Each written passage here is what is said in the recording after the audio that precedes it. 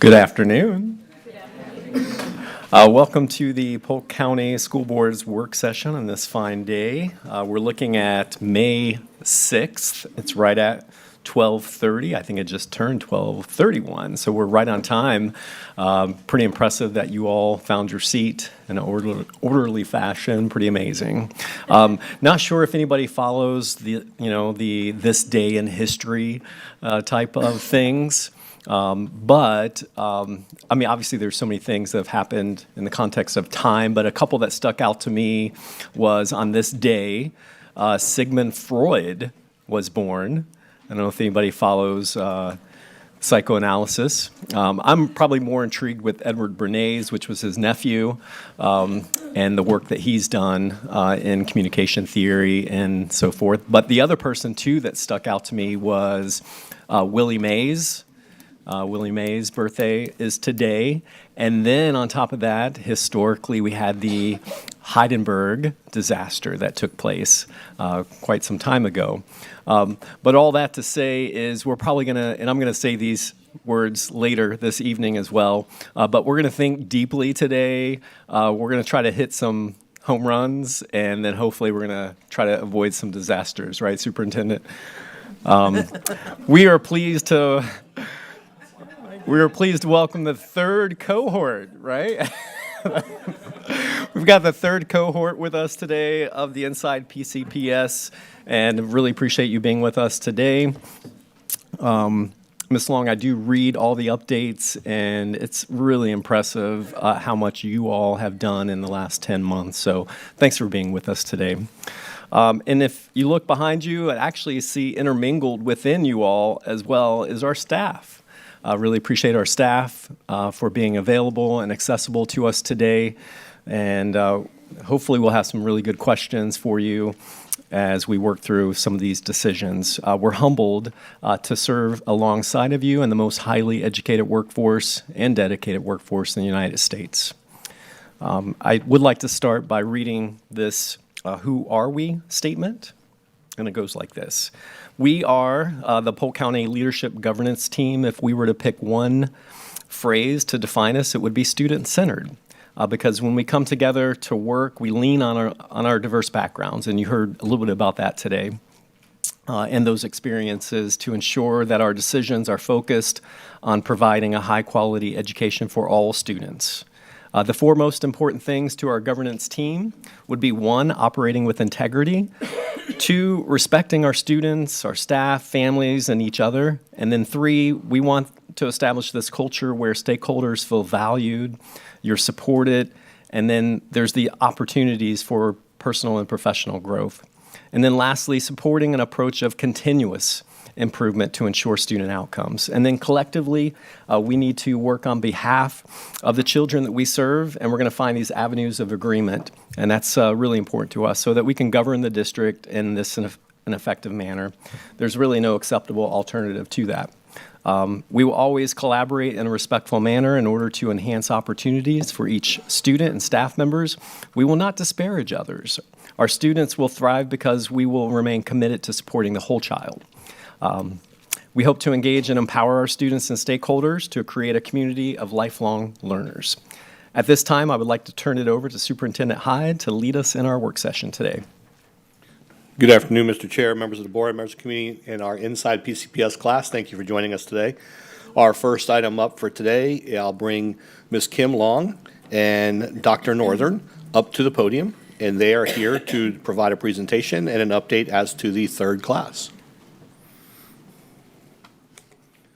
I did it. I advanced the slide on my own. Thank you, Superintendent Hyde, Chair Allen, and members of the school board for allowing us to join your work session today. We are here to celebrate the successful completion of Year 3 of Inside Polk County Public Schools Leadership Program. Polk Vision is honored to be partnered with PCPS in delivering this course.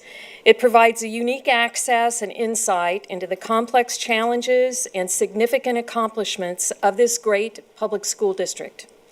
Through this program, local leaders from across the county have had the opportunity to hear directly from the superintendent and district staff, to see and hear firsthand the tremendous breadth of administrative support, and experience a wide variety of schools and classrooms, interacting with principals, teachers, and most enjoyably, your students. But rather than my telling you about this, why don't we watch this video that the communications team has put together?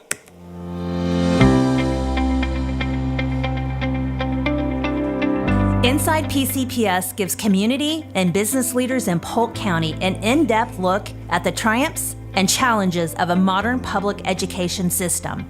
Spanning 10 months, this unique program provides an immersive experience exploring what it takes to manage a $2 billion organization responsible for offering a high-quality education to all students.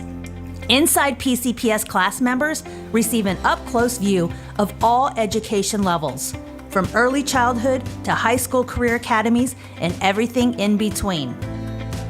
Class members will learn how they can better partner with Polk County Public Schools to support public education and help students reach their highest potential.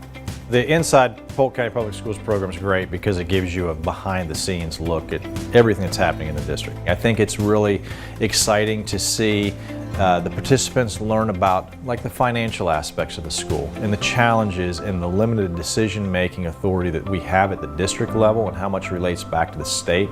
It's fascinating to see people gain that understanding and just the shock and awe of how challenging that is. I think we look at the school system as this big, huge organization and all of these different moving parts, but the ability for us as business leaders in the community to rally around a community school or the neighborhood school or the one that's closest to our business is available to us. We can help connect the business community in each individual neighborhood, and I thought that wasn't a possibility before. This is an opportunity to learn about what goes on in the school system, to learn so that you can share with the community. It's very important to let the community know. Before I was a school teacher, I never stopped to think about it. You need to think about what the needs are, how we can help, and how we can share this information so that we can make our community much better than it is today. Prospective participants should be ready and willing to receive the very practical, detailed information, but also ready to receive the heartfelt experiences, because it's the engagement with the students that is really powerful and profound, and we've all expressed how grateful we are for that opportunity. Every time I leave this program, each and every month, I talk to my wife about it, I talk to my family, my friends, and I say, man, you don't understand the great things we have inside of Polk County, and understanding what everybody has done behind the principals, assistant principals, staff, and teachers, and how special they are to our students, because each and every day they come to school, these are the future leaders of Polk County, and we need to make sure we support them in every way possible.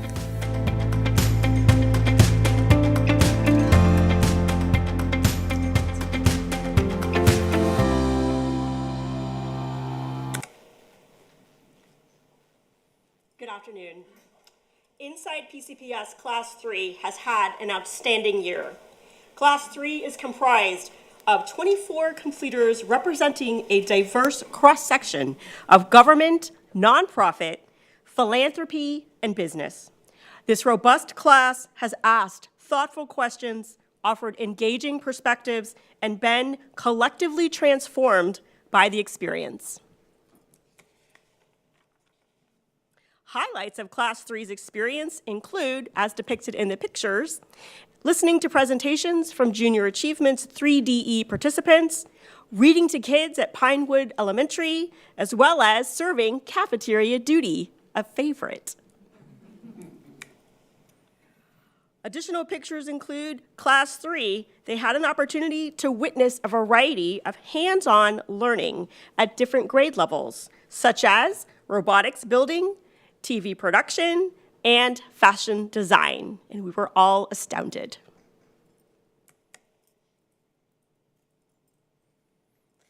Class 3 toured the county, reaching elementary, middle, and high schools, including career and technical schools and learning centers. All of the staff at the 23 schools we visited graciously gave their time and showcased their school.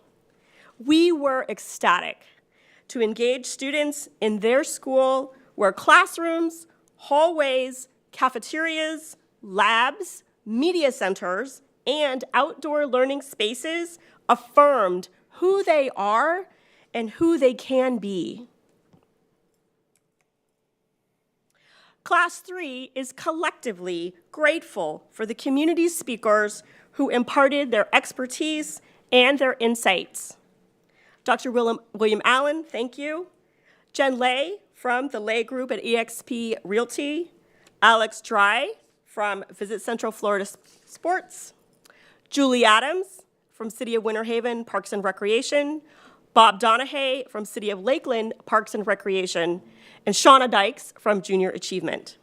And in your materials, you'll find reflections from class members describing the impact of Inside PCPS that is made on them and is making, such as presented here from MJ Carnevale.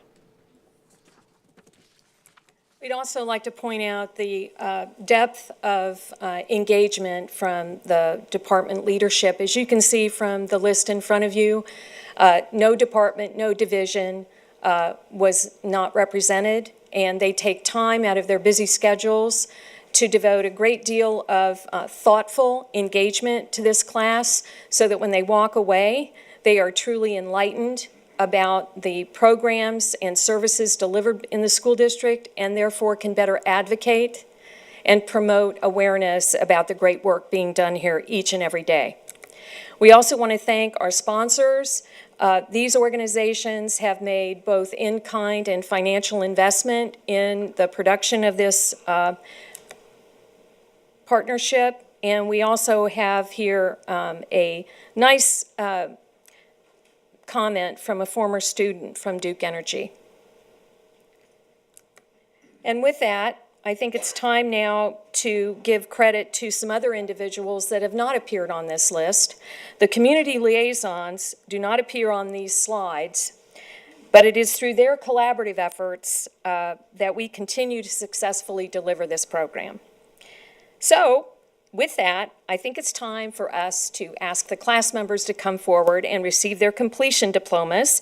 And joining us at the podium will be Community Liaison Reba Coyle and Polk Vision Leadership Program Manager Anna Saavedra.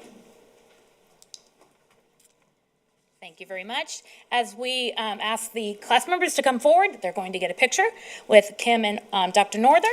So first, Inside PCPS Class 3 member is Tanya Akwete from Healthy Start.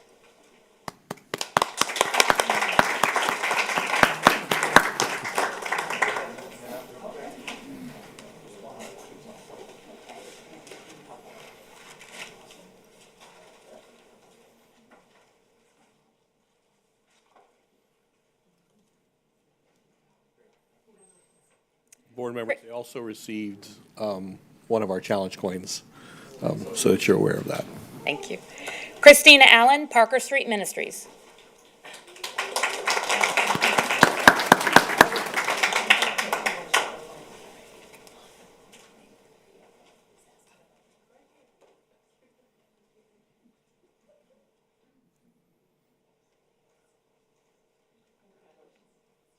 Alex Cam's Catering and Auburndale City Commissioner.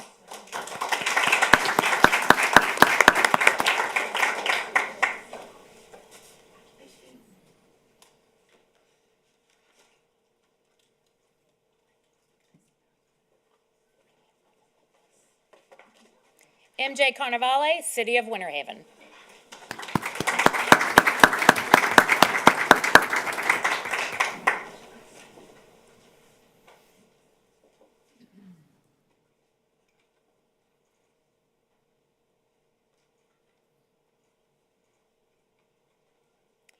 Sarah Corona, Florida Behavioral Medicine.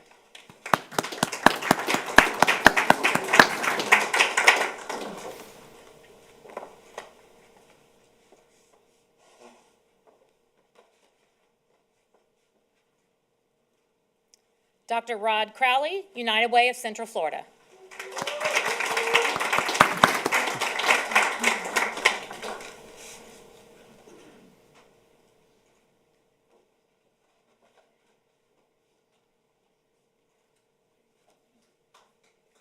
Ryan Delavaneri, IDX, Image Depot Express.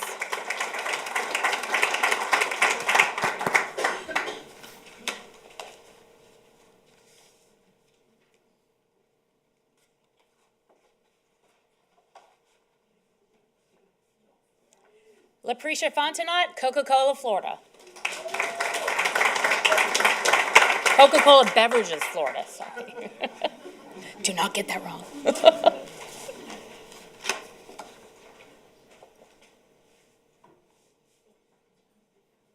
Laquita Gent, Duke Energy.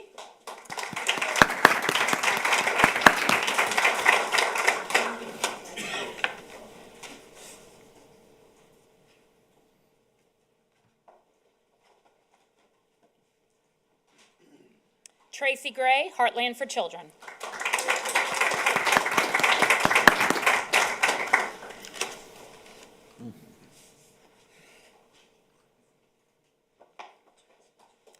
Chantel Hrubes, YMCA of West Central Florida.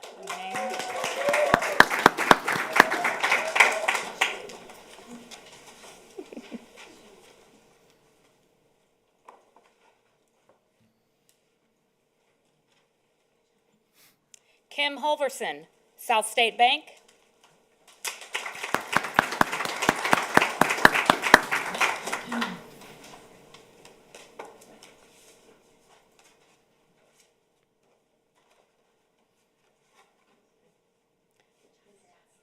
Dr. Marcia Leap, the Lakeland Rotary Club.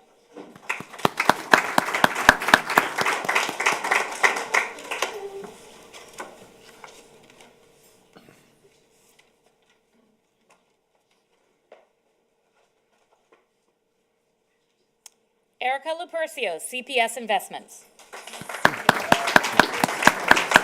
Investment advisor, sorry.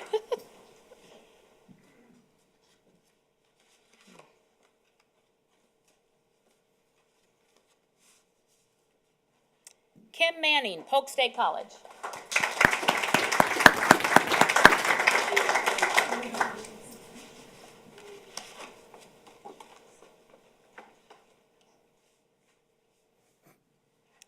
Jonna Martinez, Give Well Community Foundation.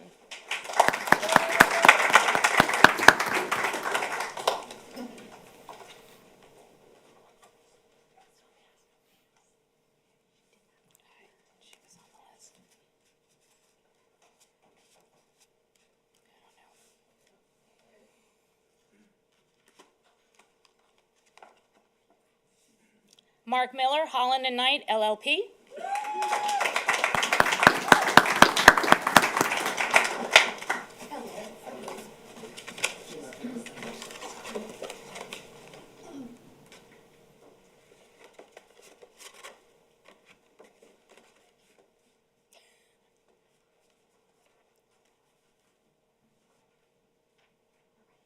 Brenda Powers, Regions Bank.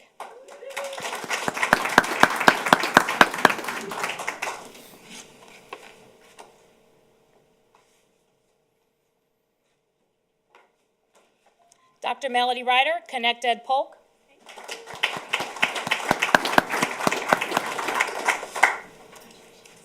It's not here, right? Are we saying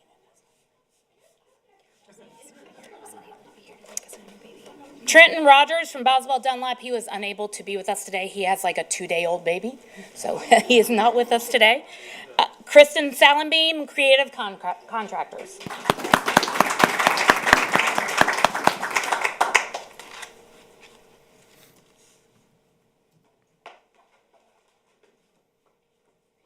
Major Jill Seymour, Polk County Sheriff's Office.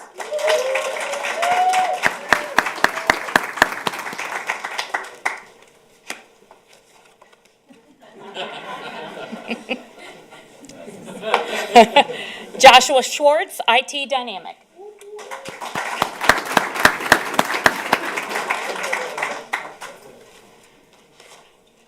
So tall.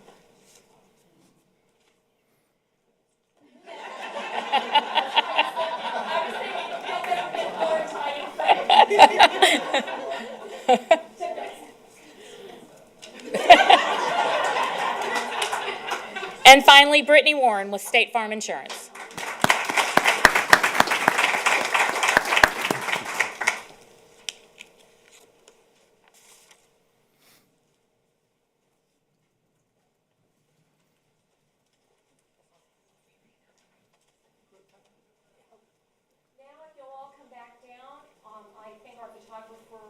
position us for a group shot.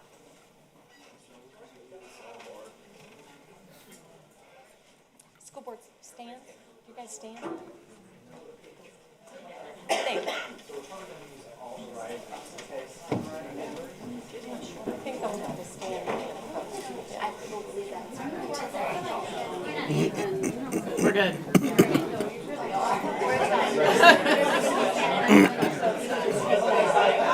Oh, I love that. So I don't need to. I'm not. If I can't see you, I'll move you around.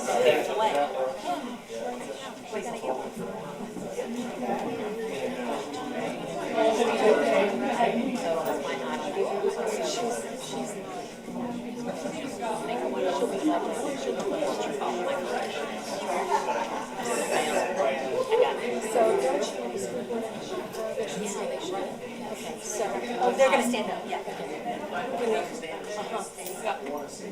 Yeah, I want y'all in the photo in the back. I'm very sorry.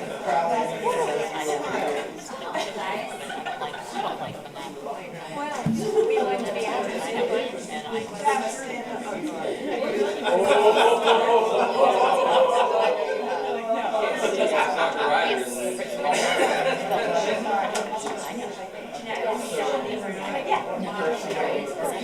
What a good looking group. Yeah. Look at all the brain in here.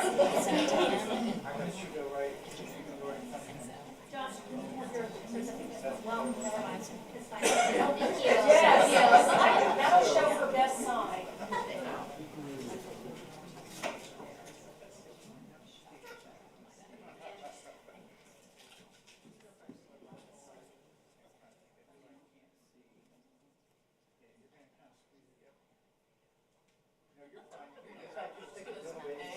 Sir, this way just a little bit.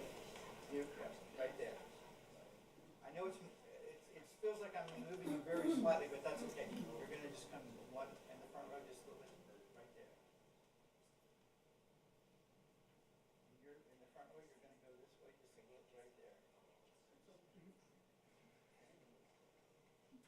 In the back row, you need to come this way, and you need to come a little bit this way. And in the second row, you need to go this way just a little bit. So I can see you in the back, this way, right there. Good. All right, here we go. Ready?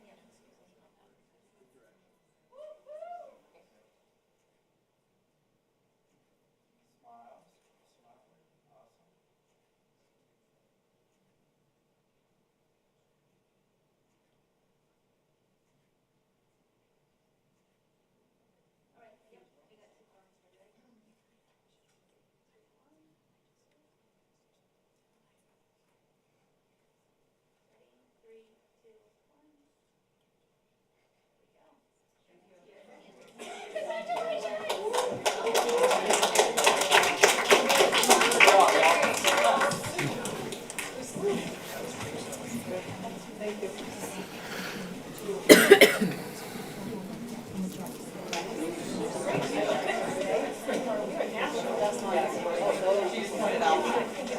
Okay, so I didn't know if they had any comments or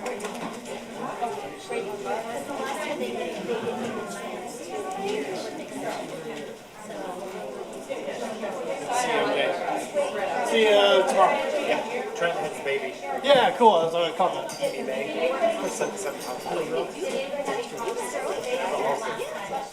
Good to hear that. Thanks. Already leaving the room.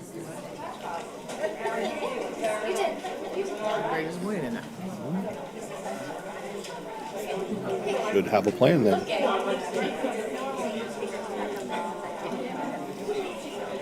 Are they all filing back in? Were there any questions or anything? That's the end of our formal presentation. For the record, am I supposed to say that? I'm sorry, I just got coached No, ma'am, on you're that. fine. Okay, thank you. There.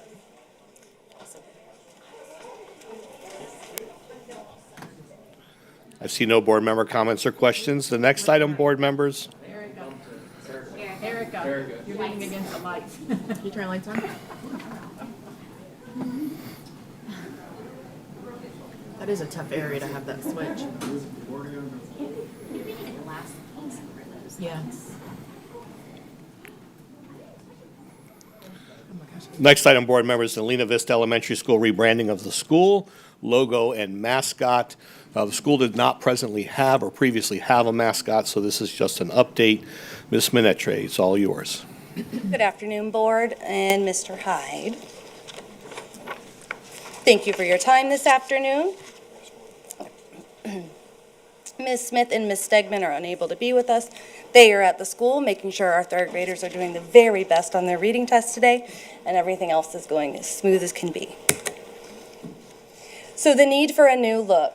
Lena Vista opened in 1956. For many years, the existing logo has been a simple paw print. Last year, under previous administration, we were seeking to create a new look for our school's logo that better incorporates our Wildcat mascot and to rebrand our school logo. The goal was to create a more modern logo with a distinct personality that can help set Lena Vista apart from other schools within the city of Auburndale. In August, we began the rebranding process, and that was brought to our school advisory council for consideration. The SAC wanted to make sure that we kept our school's mascot, which was the Wildcat, and the colors of blue and yellow. However, the SAC did approve moving forward with our updates. And then the district's PR team helped develop a new logo for us, which you'll see that shortly. So for our community feedback, last year, Polk County Public Schools established an official procedure outlining how to go through this process of rebranding. We just happened to get in at the very beginning or end of that, and the process has been very smooth, I must say. These procedures were followed, and a new branding proposal was developed for Lena Vista. We urge the community to provide feedback through social media, focused communications, school messenger. We printed some of the logo examples and placed them around school. We do have a lot of parents that come in through our front office, so we provided the opportunity for them to interact with the survey from the front office to provide us some feedback as well. We also surveyed our staff to find out if we went forward with this process, what are some swag that they might want to see at the school level to help us promote our school better. Signage was requesting feedback, was posted around campus, like I just said, and the school was invited to take that brief online survey. The results of our community feedback, where we had about 84 submissions, which seems pretty low for a school our size. Unfortunately, historically, our feedback from parents and communities hasn't been what it should be, but we are adamantly working on that to try to get more feedback from our parents and community members, since they are the ones who know their students the best. So the majority of our responses were favorable. As you can see, 68% thought it was very well, the new logo. And here's what it looks like. The new logo has been redesigned to more prominently feature the Wildcat and not just simply a paw print. We have since had a naming of our Wildcat, and his name is Whiskers. The students got to select from some names that we provided to them, and Whiskers is the one that won. So the mascot Whiskers has a distinct look that's more playful and memorable. And the new logo reinforces Lena Vista's core beliefs, values, and vision. So this Wildcat, we hope to symbolize independence, intelligence, strength, and courage. The new logo hints at these traits through the mascot's cunning, confident, and kind smile. Wildcats also possess excellent hearing and sight, which serves as a reminder to our students that they must pay keen attention to everything around them to best perform in their studies. Lena Vista Elementary, where paws lead students to successful futures. So our mascot is Whiskers, and with that we have our Lena Vista Paws Expectations, where students display a positive attitude, act responsibly, work to succeed, and show respect. And at Lena Vista Elementary, students each day for success with hard work, because anything is possible. So the benefits of adopting this new logo will create a more modern logo with that distinct personality I was speaking about. It will help maintain the school's heritage and identity while still launching a fresh new look. And it also establishes some style guides to preserve the official logo, the marks, the colors, and the fonts for years to come. So some important considerations. The new branding incorporates and preserves the mascot. The Wildcat has been with Lena Vista, I believe, since 1956 when the school opened. The colors of Lena Vista are blue and yellow, and those colors also are the same for Stanbaugh Middle and Auburndale High School. No repainting of the campus is necessary, and families will not need to purchase new shirts. They will be able to wear their existing shirts that they do have.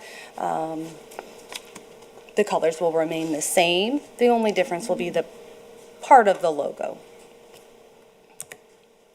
Other considerations is the logo is simple, clean, and versatile. The logo will reproduce well on anything from polo shirts, t-shirts, mugs, tumblers, letterheads, email signatures.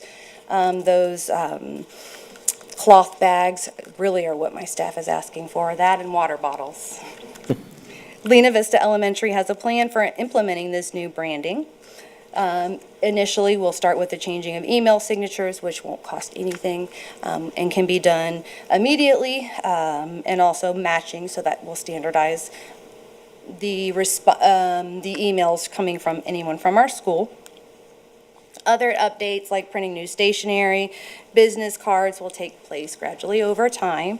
The good news is we didn't have any of that to begin with, so we really don't have anything to use ahead of time.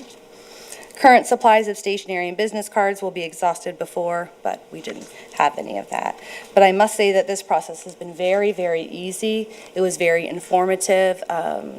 I felt like I had support as a brand new principal the entire way and didn't really have to ask many questions because it was very laid out, and I'm a fan of checklists, and there was a checklist.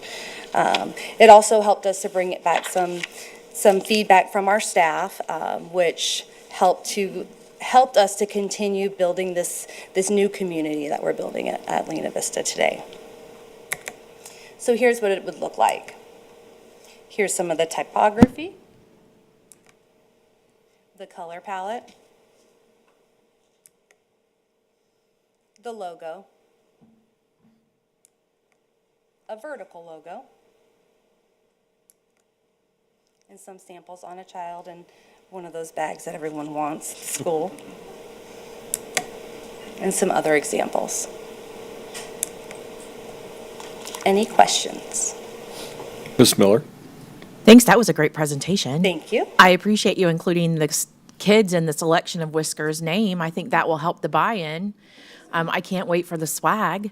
I would love to have that. Thank you for... First on our list. Oh, yay.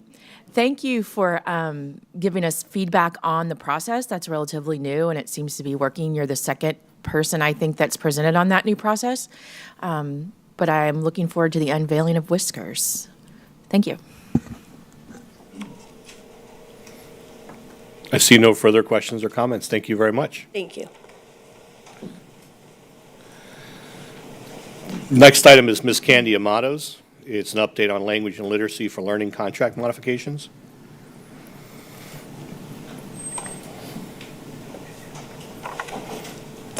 All right, good afternoon. Good afternoon. Today is something relatively simple. It's just a contract modification. Language and Literacy will be relocating to their permanent facility mid-July. So this is just updating their contract to reflect their new address. They will be keeping what they currently are using as their central office. They will be converting that to their early childhood. It is directly across the street from their new facility, so it is conveniently located. This contract will just update the address, allowing them to update their National School Lunch Program and all the other components that will now need to be reflected in their new address.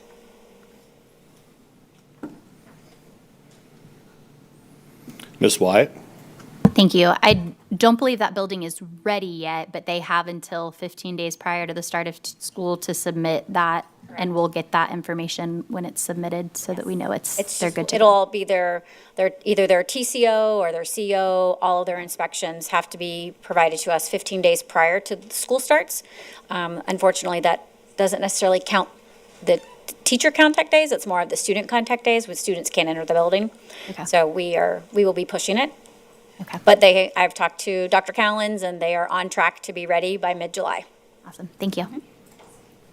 Ms. Fields? Thank you. This is an unrelated question, but I wanted to know, when does the contract end for the Language Literacy Academy? Are you? I don't have that offhand, but I will be happy to go back to my office and send that to you. Okay, thank you. Thank you, Ms. Amato. There are no further questions or comments. Next item, board members, is the updates to the Student Code of Conduct. Mr. Butler is here to present those to you. Good afternoon. Every year, according to statute, we're supposed to update and review, and then the board approve the new code of conduct. I'm bringing forward 12 modifications to the code this year. I'll go through them, and then if you have questions, that's perfectly fine. First change is on page 6. We added a section under rights and responsibilities on student rights to use district-provided technology and the responsibilities that come with that, such as use of AI tools to support learning, not to circumvent academic responsibilities, properly acknowledge all AI-generated content, and to respect for privacy, be mindful of privacy and ethical considerations when using it, and then we refer to the board policy also. The second change recommended is on page 10 under dress code.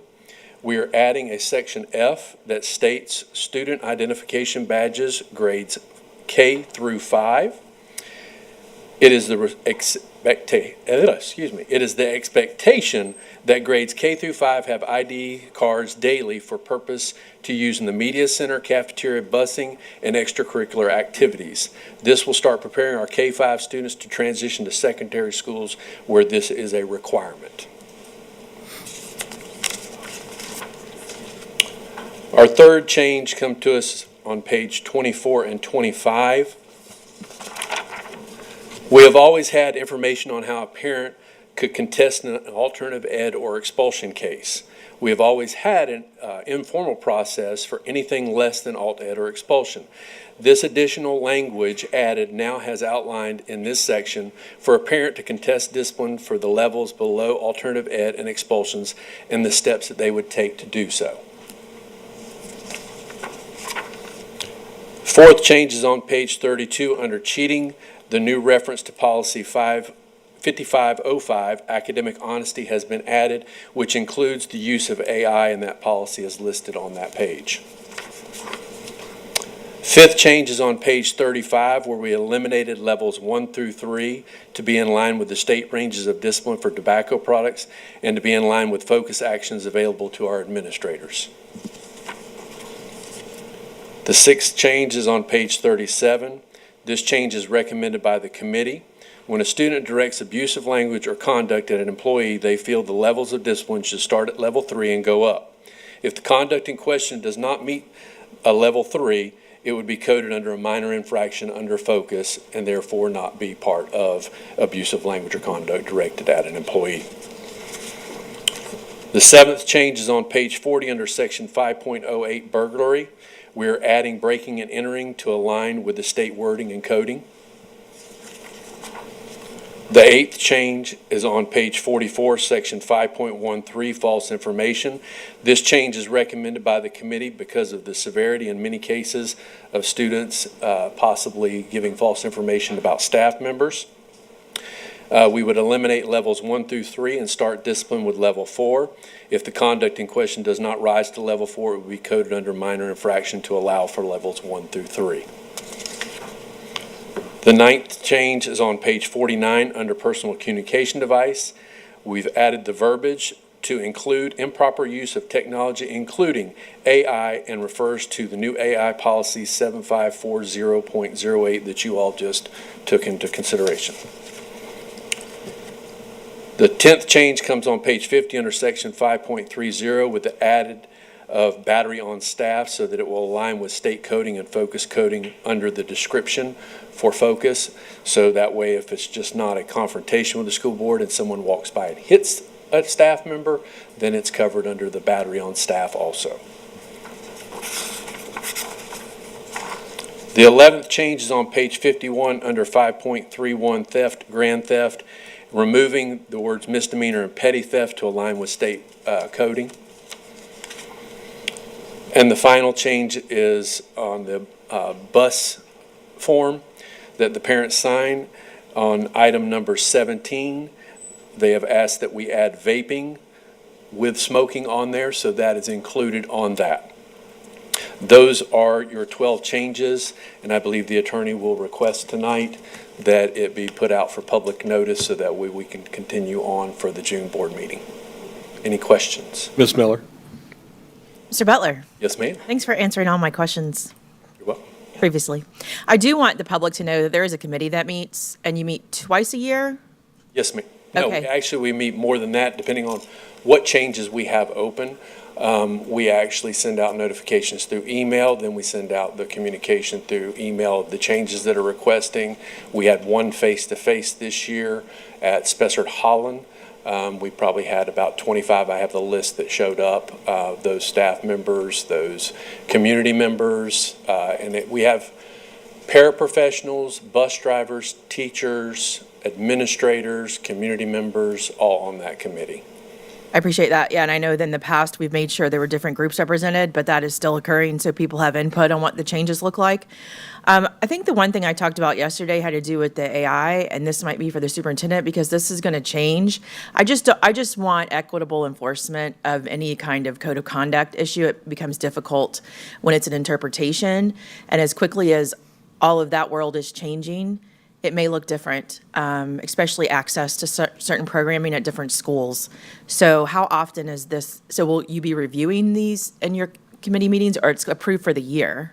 So it's approved for the year, but anytime we have an uptick in anything, we can always bring something back to the board. But where these items are listed, we have a very big range of all the way from level 1 all the way up to expulsion, depending on the infraction.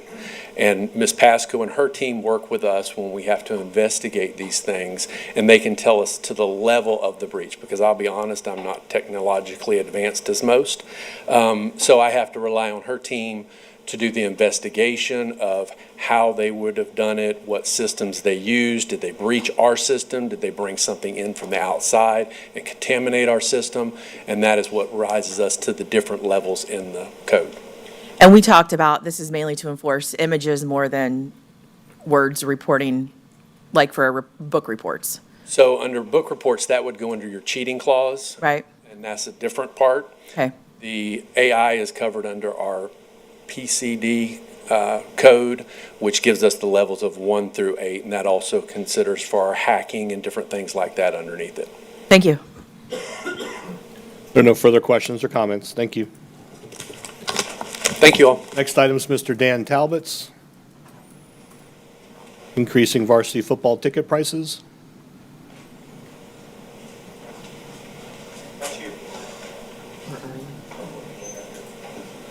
Should be here early.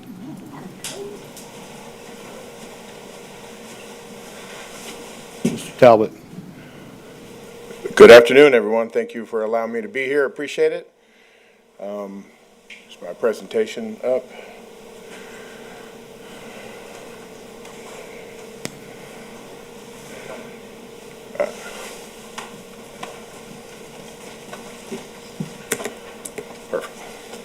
All right, so unfortunately, I'm here to talk about raising our varsity football ticket prices for the 25-26 school year.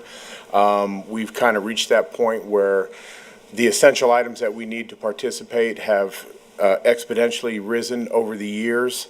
One of the reasons, obviously, inflation, equipment safety, transportation costs, and it's not so much our district with transportation, is with the shortage of officials, we're having to play district tournament games at 5 o'clock, and so obviously a school bus is not available when you're traveling to Tampa and those far places, so we rely on either rental vans or charter busing.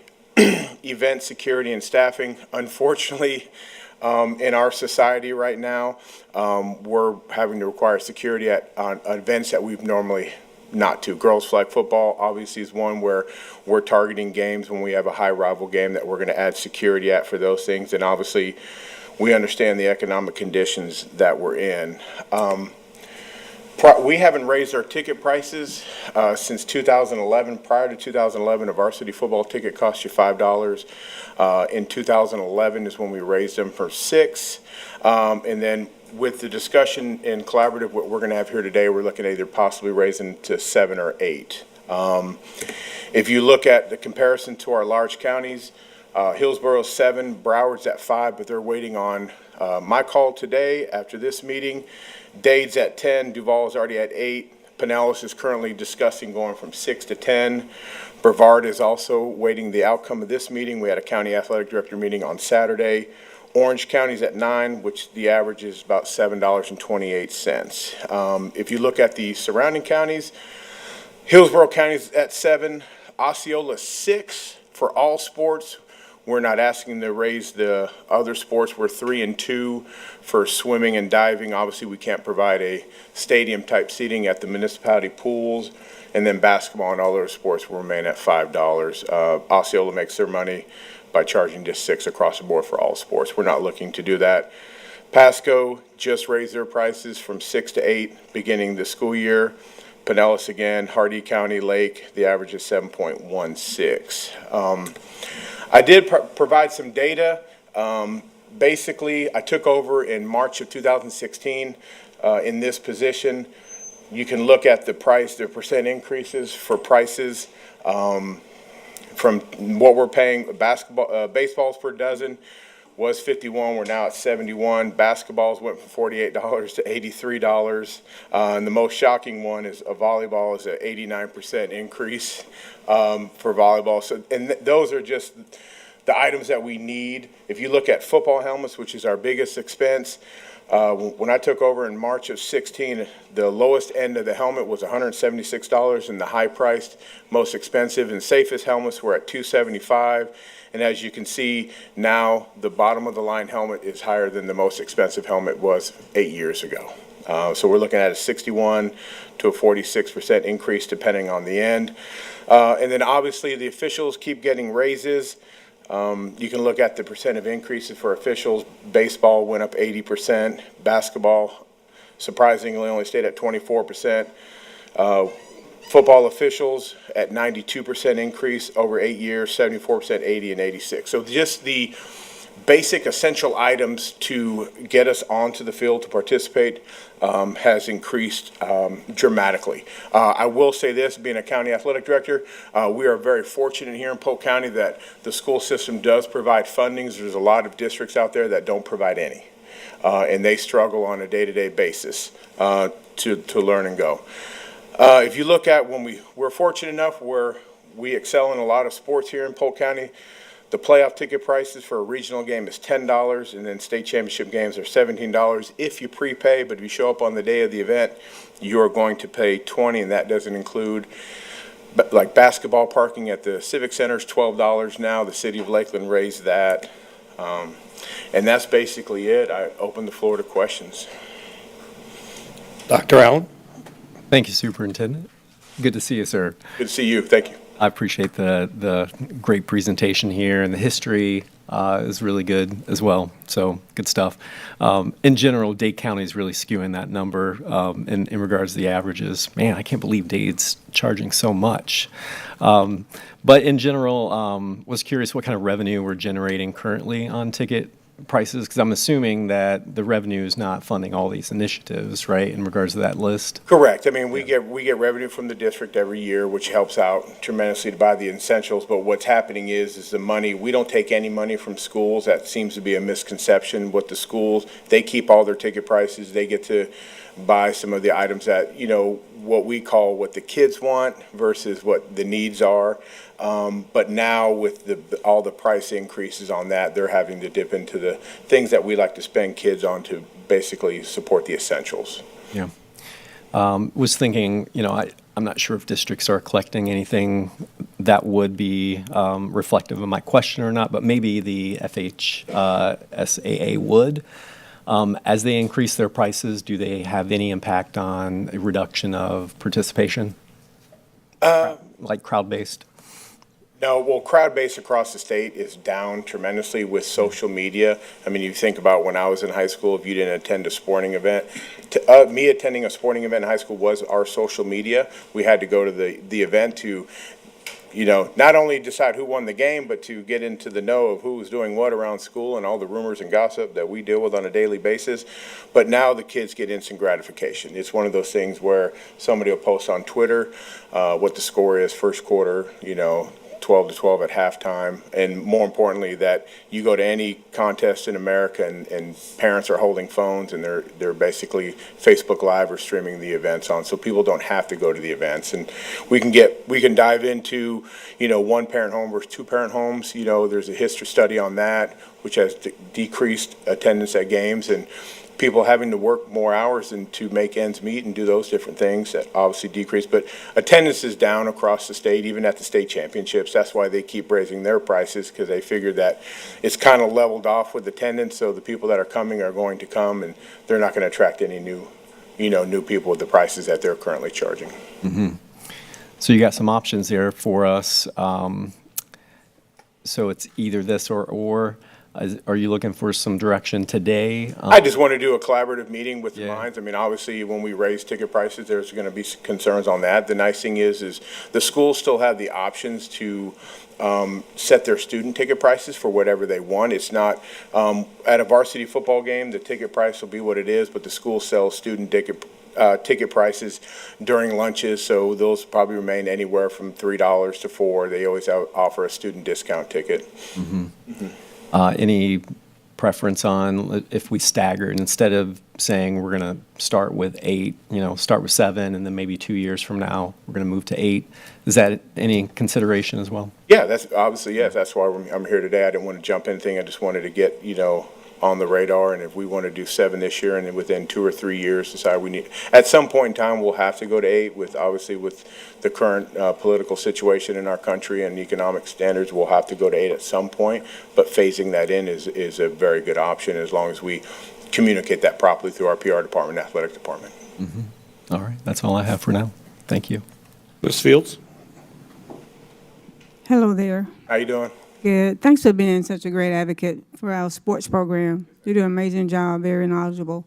I wanted to kind of follow behind Dr. Allen about what you were recommending, 7 versus 8. I would think maybe 7 for now, and then, as you said, make sure that it's known that this is the beginning, and at some point in time, there will be an increase to the next level or something like that. I don't know what the wording needs to be, but I think the wording would be in 25-26, we're going to raise just the varsity football ticket prices to 7, and then in 2 years it'll increase to 8 to give people that opportunity to plan and prepare those different things. And the nice thing is with our digital ticketing, we're offering season passes, we're offering students the ability to buy 20 punches to attend a sporting event and things like that, and we're going to increase those with the company that we're in negotiations with right now to offer families, season ticket prices and do those different things. But the one thing I think the community needs to know and everybody needs to know, that the money collected at the gate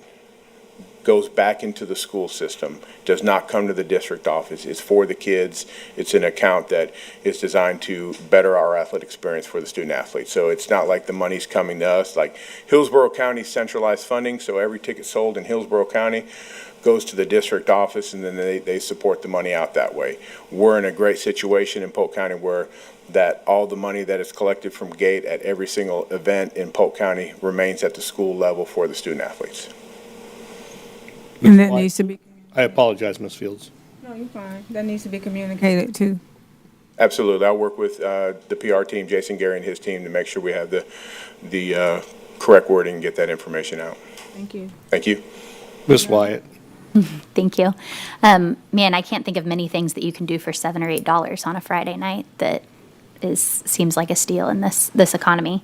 I think, it makes sense that we need to raise ticket prices. I can't believe that it's been that long, because I really thought we had this conversation since I've been on the board, but I guess we did and it didn't get approved. So No, I apologize. I've been dragging my feet to come here, and I'll Wait as long as possible. wait as long as possible and looking at the budgets. And we're obviously, it's that time of year where we're finalizing budgets. And, the idea is if, for schools that average, basically on a rough end, anywhere from 12 to 15,000 fans total for the season, just adding $1 is 12 to 15 more $1,000 in that account to benefit student athletes. So people may say, why only $1? But when you look at it, and we try to do a great job of comparing, when people say, oh, it's only $500. Well, $500 equates to cross-country uniforms. It equates to maybe getting the junior varsity volleyball team a uniform top or bottom. We try to equate everything, the money we bring in,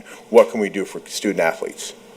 And not just say it's $500, because $500 will outfit your boys and girls golf team with polos for the year. Thank you. My question, and I appreciate you commenting on student tickets, because I know we have student ticket prices for pretty much all of our events that are lower. And many schools even use it as an incentive, whether it's for PBIS or for testing or things like that, which is great to make it free for students to attend. Do schools still have the opportunity? I know some stadiums have like reserve seatings or chair backs that they have the opportunity to charge more for those preferred seats. Yes. So this is just the base, and they would have the This opportunity would to. just be general admission, and the booster clubs in collaboration with the schools could charge a different price for the premium seating, or like Denison Stadium has the chair backs, Mulberry High School has the chair backs. And then most stadiums are putting numbers on the center bleachers to charge for the premium reserve seating, because families do like to be able to show up to the game right at kickoff and know their seats available, and that's an attractive, item for them, for those families. Absolutely. And then my last question is, I know you mentioned this was only for varsity football. Do we need to look at other sports at some point if we haven't updated anything since 2011? Clearly prices have changed a lot for. Yeah, I would like to see, if looks like we're leaning towards the $7 for the next 2 years, and then we can come back and I can give another update if I'm fortunate enough Mr. Hyde keeps me around, to where we can look at that data and see because obviously we want to keep the costs as minimal as possible to make sure that we have what we need and the student athletes have what they need to be successful. So there's no point to maybe at this time, but I'd love to see how the impact of this affects all, because obviously if we don't have to raise those ticket prices, that's what we want to do. I mean, we want to make it affordable for our families to, obviously not stay at home on a Friday night or a Tuesday night basketball game or a girls soccer game. We want them obviously with their student athletes and the fans and create an attractive environment to, it's like we want the kids in school. We want kids and families at our sporting events. Thank you. Mr. Sharpless. Mr. Talbot? Sir. The question I have for you is, it's $7 or $8 is what we're talking about. So an increase of $1 or $2. What's going to, what kind of, with our cost, what's going to be our break even on that? Or not, I wouldn't say break even, but at what point do we feel confident that is $7 going to be enough? I'm just wondering from your expertise. Yeah. I know you're suggesting either 7 or 8, but there's a reason why 8's on the table and there's a reason why 7's on the table. So just 8 was put on the table just because that's what other districts are going to, and our families, when we travel outside of county, that's what they're paying. And if you travel to a game in Hillsborough County, all that money goes to the district office, and to rest assured our community that the money stays at the school level and is spent on the student athletes at the school. It's really hard to predict, just for the fact that it really, unfortunately, we're in the times where if you're doing well at that sport and you have an attractive team on the field, more people are going to come and attend because they want to see them. And if it's a down year or a rebuilding year, so it's going to take a couple years to kind of look at that and balance it out with, because depending on how many home games you have during, this year versus next year, some teams right now only have about 4 games this year, but they're going to have 6 next year, the following year. So it's going to take us a 2-year, window to look at, what the exact effect is. But we feel pretty decent. I mean, the thing is, what people need to understand is we're not in the business of making money. We're not a business. We want to provide everything our student athletes have to be successful on the court and the fields. And sports is a big part of Polk County, but we're not a business and we're not an enterprise, so we're not looking, to make money off this. And obviously, if we're financially stable, in 2 years, when we're looking at to increase it 8, then we can always say we're not going to. It's a lot easier to say we're not going to do it than try to surprise them at the last minute and say we're going to do it. But I agree with Ms. Fields about putting it out there that we're going to, and we can always, if we're financially doing well, then we can always not raise them if we don't have to. Like I said, we're not looking to make money. Okay. Because my only concern would be if the communication doesn't happen as clear as we want, and we're almost adding an extra step in it. So it's like, do you want to rip the Band-Aid off, or do you want to trickle it out slowly, you know? And so that's just a concern. But I mean, you know, I'm going to take your recommendation because you're living this, you know. And that's why I'm here, because your phone's going to ring just like mine is, and Mr. Hyde's phone, and Wendy's going to answer those phone calls. But I mean, it's one of those things where, you know, rest assured that the money's going back to the student athletes to provide those things, you know, that they want. That's all I have. Ms. Miller. Hi, Mr. Talbot. I do think messaging is the key here. My question is, I have 3 high schools, and the programs that, I forget how you describe the teams, attractive teams that, you know, have huge crowds. This will benefit them exponentially. I think why Hillsborough may have a different setup is for the schools who don't have those kinds of crowds, who the parents may be more affected by a price change. Can you talk about, you said a little bit earlier about the options to buy tickets early. Is there an incentive to buy things early or buy the season pass? Like there's a break in the price when they do that? Yeah, obviously when we offer a season pass, there's going to be obviously a break in the thing. We want to get those tickets out and bring the money in and be able to, you know, pay our bills and do those different things. But every school operates in their own entity in that thing. They do offer different things. Some offer, you know, season tickets for just sports, or they offer what's called a punch card where they can go to different events. It doesn't have to be just for football. I mean, football kind of its own entity, but when you look at all the other team sports, they usually put punch cards, so they can go to a soccer game on Tuesday, they can go to a basketball game on Thursday, or they can go to a wrestling match on Saturday, and they can scan the QR code and get the student athletes in. Is that up to each school to market that to their families? Yes. Mm-hmm. Okay, so it's not done district-wide? Correct, yes. Okay, I'd be interested in doing a campaign district-wide so people would be Absolutely. notified of that. Thank you. Thank you. There are no further questions or comments, Mr. Talbot. Thank you very much. Thank you.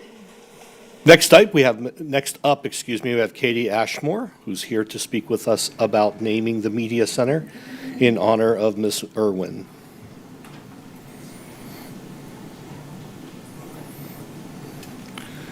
In fact, we have Christopher Roberts, who's here to speak with us. Good afternoon, Chairman Board, school board members, and Mr. Hyde. Ms. Ashmore is en route, but I'm going to go ahead and do this if that's okay, so we don't have to prolong this. Ms. Ashmore, I'm going to go ahead and read this letter. I will say that Mrs. Miller has written a letter in support of this as well. Dear Superintendent Hyde and school board members, it is with great honor we ask you to consider this letter as a formal request for consideration in naming Walter Caldwell's Media Center after our media specialist, Mrs. Tamesia Irwin. Ms. Irwin began her teaching career at Caldwell in 1980. She spent the first 14 years of her career as a classroom teacher. She then earned a master's degree in media science and has been Caldwell's media specialist for the past 31 years. Mrs. Irwin has dedicated 45 years of her career to growing readers and leaders at Caldwell. We stand in awe of Ms. Irwin because even in her final year of serving, she is retiring this year, she is still creating new ideas and initiatives to get students excited about reading and achieving. Caldwell is a better school because of Mrs. Irwin. The proposal for naming the Media Center after Mrs. Irwin was presented to our SAC on Tuesday, February the 11th, 2025. The motion was made by Michelle Bolds to name the Media Center after Mrs. Irwin, and it was seconded by Veronica Calandris. The motion was approved by all SAC members in attendance. It is our sincere hope for the school board will consider and accept the recommendation to name our Media Center in honor of Mrs. Irwin and her commitment to Caldwell. Joyfully, Katie Ashmore, Principal. Ms. Miller. Thanks for standing in today. I was super impressed. Anyone dedicating 45-plus years to students should be recognized. So I gladly supported this, and I look forward to that unveiling and renaming that we'll do there at the school. And I'm sure I know Auburndale City pretty well, that I want her honored there as well. And I talked to the city manager, and I'm sure they will be doing that. Anybody who has that kind of service is unbelievable. And I know that they said that she was one that, did a lot of parent nights and all the stuff we considered extra, the authors program, and it made the kids feel that reason to come to school and feel valued. So I'm excited to do this, and thank you for presenting today. Ms. Wyatt? She truly is an incredible educator, for those of you that have not had the opportunity to meet her. I just wanted to ask, and you may or may not know, is this a surprise? No, ma'am, not that I'm aware. Okay. Yeah, I think she's aware, yes. Okay. I just, they so often present to us and it's a surprise and we're told to keep it a secret that just felt like I should ask. There are no further questions or comments. Thank you, sir. Thank you. Thank you. Next item, board members, is our summer learning programs. And Mr. Ty Bruner, Senior Director for High Schools here, as well as Ms. Tammy Ferens, Senior Director for School Improvement.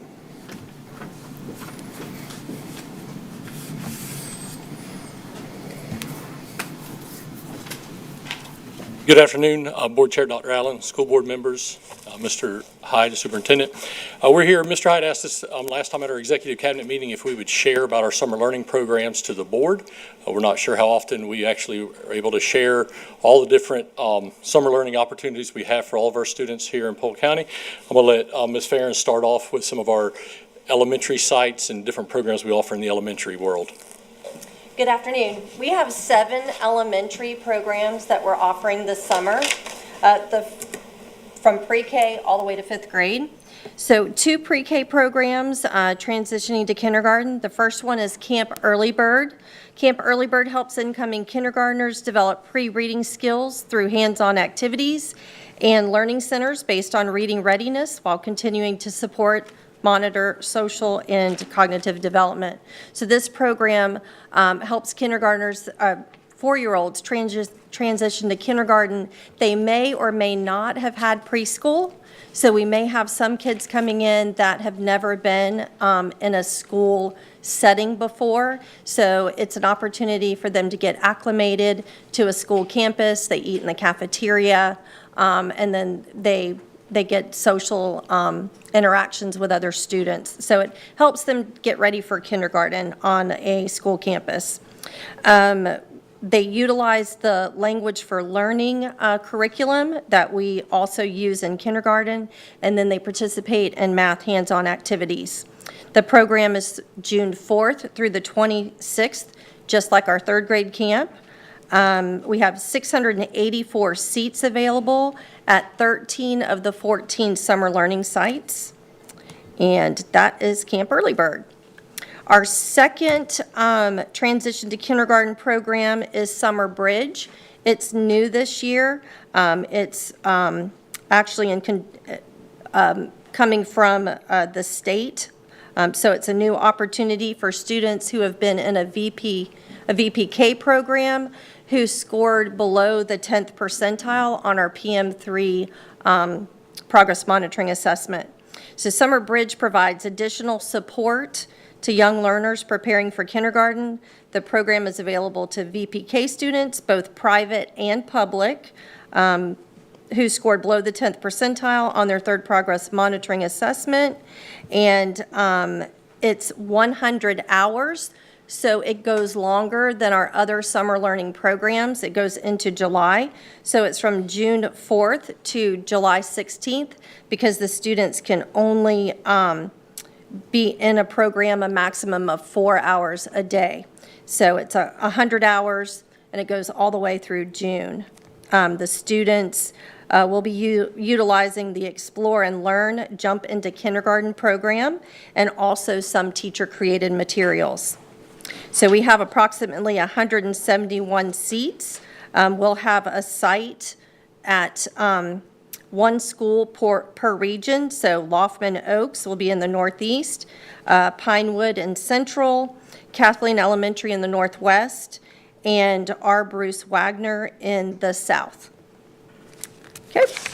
Our next elementary program is the third grade summer learning program, and that's for it's a 5-hour program that's available at 14 sites this year, and it's for our third graders who earned an achievement level of 1 on the spring 2025 ELA FAST assessment and who have not met good cause promotion criteria at this time.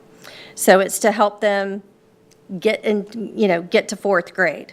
So it provides extended year literacy instruction for students who are still working towards meeting promotion requirements. The students engage with a district-designed reading curriculum through multiple pieces of the literacy benchmarks, and they also spend about an hour also working in math. That program is from June 4th through the 26th, 14 locations. Last year we had about 1,118 students who attended. We're looking around that number this year. It may be a little less, maybe a little more. Over the last 4 years, the attendance has ranged from 900 to 1,200. So we're still within that, that range, and it all depends on, this year's cohort of third graders. Our next program is the elementary migrant program, and that program will be hosted at Willow Oak and Juanita this year. It's designed to support migrant students who can benefit from additional academic instruction. It supports elementary students, kindergarten through 5th grade, and the migrant office invites those students to attend, and it's based on academic needs and availability. So the curriculum that this program uses is teacher-created materials, summer scholars, language arts, and mathematics, along with National Inventors Hall of Fame Camp Invention STEM activities. And that program also is from June 4th through the 26th. Last year, we had about 64 students attend at 2 locations. This year, we also have 2 locations, and we're estimating about 60 students to attend. Our next program is the elementary ELL NES program, and it's available to students in grades 1st, 2nd, 4th, and 6th, and it's offered to students who are non-English speakers to help them develop their English language arts skills and nurture an immersive environment for them so as they're still in that language acquisition phase. So the program also fosters cultural integration, providing students with opportunities to better understand and adapt to their new surroundings. So we have 8 classrooms that we're offering this program for this summer, and it's about 104 students. Last year we had 5 classrooms, 64 students, so we have an increase this year with that program. And the curriculum that they're going to be using is from phonics to reading, that has scripted lessons. Imagine Learning and Literacy, that's a program that will continue from the school year. They're already involved in that program during this regular school year. And then they'll also be working on math benchmark lessons. Okay, and Mr. Bruno is going to go through a couple more. So for the extended school year, the ESY better known, we work hand in hand with the ESE department and provide extended school year for students who have it on their IEPs. Our 3 learning centers, they offer ESY every year, and then we also pick some other schools throughout the district to offer for the elementary sites. So any student that is a secondary student that has ESY on their IEP, they do attend one of the learning centers, either Gene Odell, Karen Siegel, or Doris Sanders. And then obviously you see our other sites, Frostproof, Ben Hill Griffin, Pageant, Sandhill, Southwest L, Spessard Holland, and Caldwell. There's only 2 programs that offer transportation. ESY is one of them, and third grade reading camp is the other that offers transportation for students for that part. One of the biggest curriculum areas that they use, that they focus on for ESY, is they do use Teach Town. All the teachers are trained. If they're not familiar with Teach Town, they do the training 2 days prior to that before students start on June 4th. It runs the same time as our normal summer school, June 4th through the 26th. With that, a lot of our sites, we have quite a bit of staff through ESY because a lot of our classrooms do have 3 adults. They usually have 1 teacher and 2 pairs in those classrooms with the students. They are some of our most neediest students that we have as far as the district, and medical needs and different things like that they just through their disabilities. We approximately have about 325 students attending at 11 sites this year. Every year we usually have more seats than we have kids that will show up. We always have that they're showing up, and then when we get into it, we usually missing about 20 to 30 students who really never attend that. So we're always looking for more ways to increase that if we need to as well. The Magnet Enrichment Program, this is something that the Magnet program started several years ago. We offer it through Bethune Academy, Blake, Garner, and Stevens Academy, and it's just really trying to get some STEM education in front of students, some of the magnet programs that the students will need to be successful. Ann Everett's team has really worked on creating that cross-curriculum experience through all the benchmarks that are coming up. So they're kind of previewing their benchmarks that are coming up to the next grade level and using a lot of STEM and through their fabrication labs, things like that for the students. It serves incoming 4th and 5th graders. So coming out of 3rd grade, then we invite those students.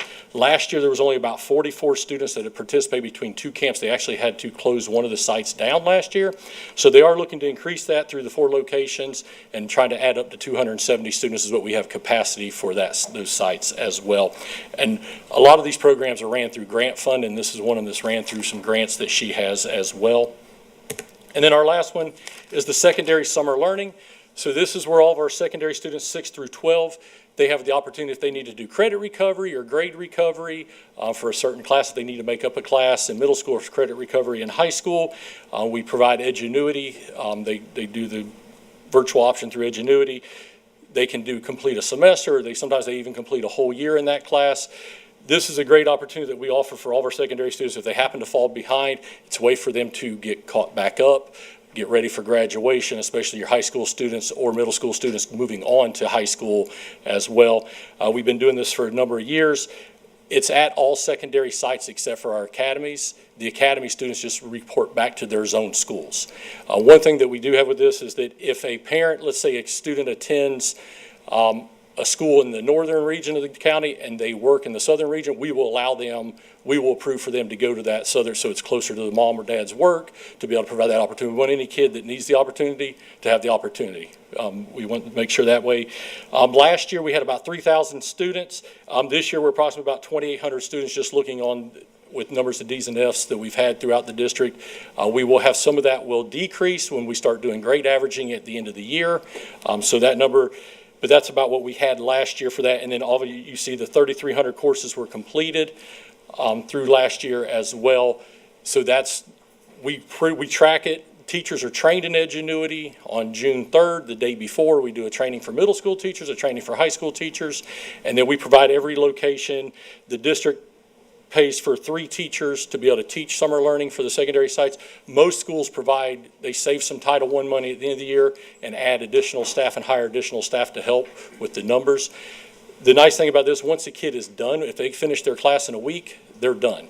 They can go about it their summer. They don't need to stay the whole entire 14 days.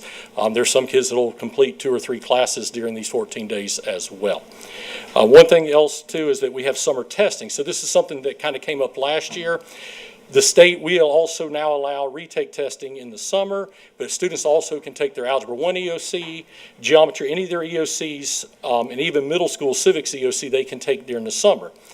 And we offer it July 21st through the 24th at the high schools. So parents by June 6th have to notify the campuses that, hey, my student's wanting to test. A&E puts them on the list. The high schools know, they reach out to the student. And this helps with a lot of students. Think about if a student, let's say they took their FAST ELA and they were a sophomore, they didn't pass, they can come back in July and retake this. So it may be able to keep them, they're already earning their graduation requirements, things like that. So this is a huge initiative for all of our students. If they're needing testing over the summer, for them to be able to sign up, and we offer that as well. Also, one thing we couldn't do without for summer learning is our Captain Shea's team. They really help provide all the support for the summer sites. Last year there was 72 sites that we provided deputies or guardians at, so we work hand in hand with them as well. It's a big undertaking for them as well, so we do appreciate their collaboration with us when we do summer learning. Is there any questions? Ms. Miller? Thank you. That was a lot. I have a couple of questions. One, I'm now learning about the Magnet Enrichment Program. I think that's a great opportunity for parents.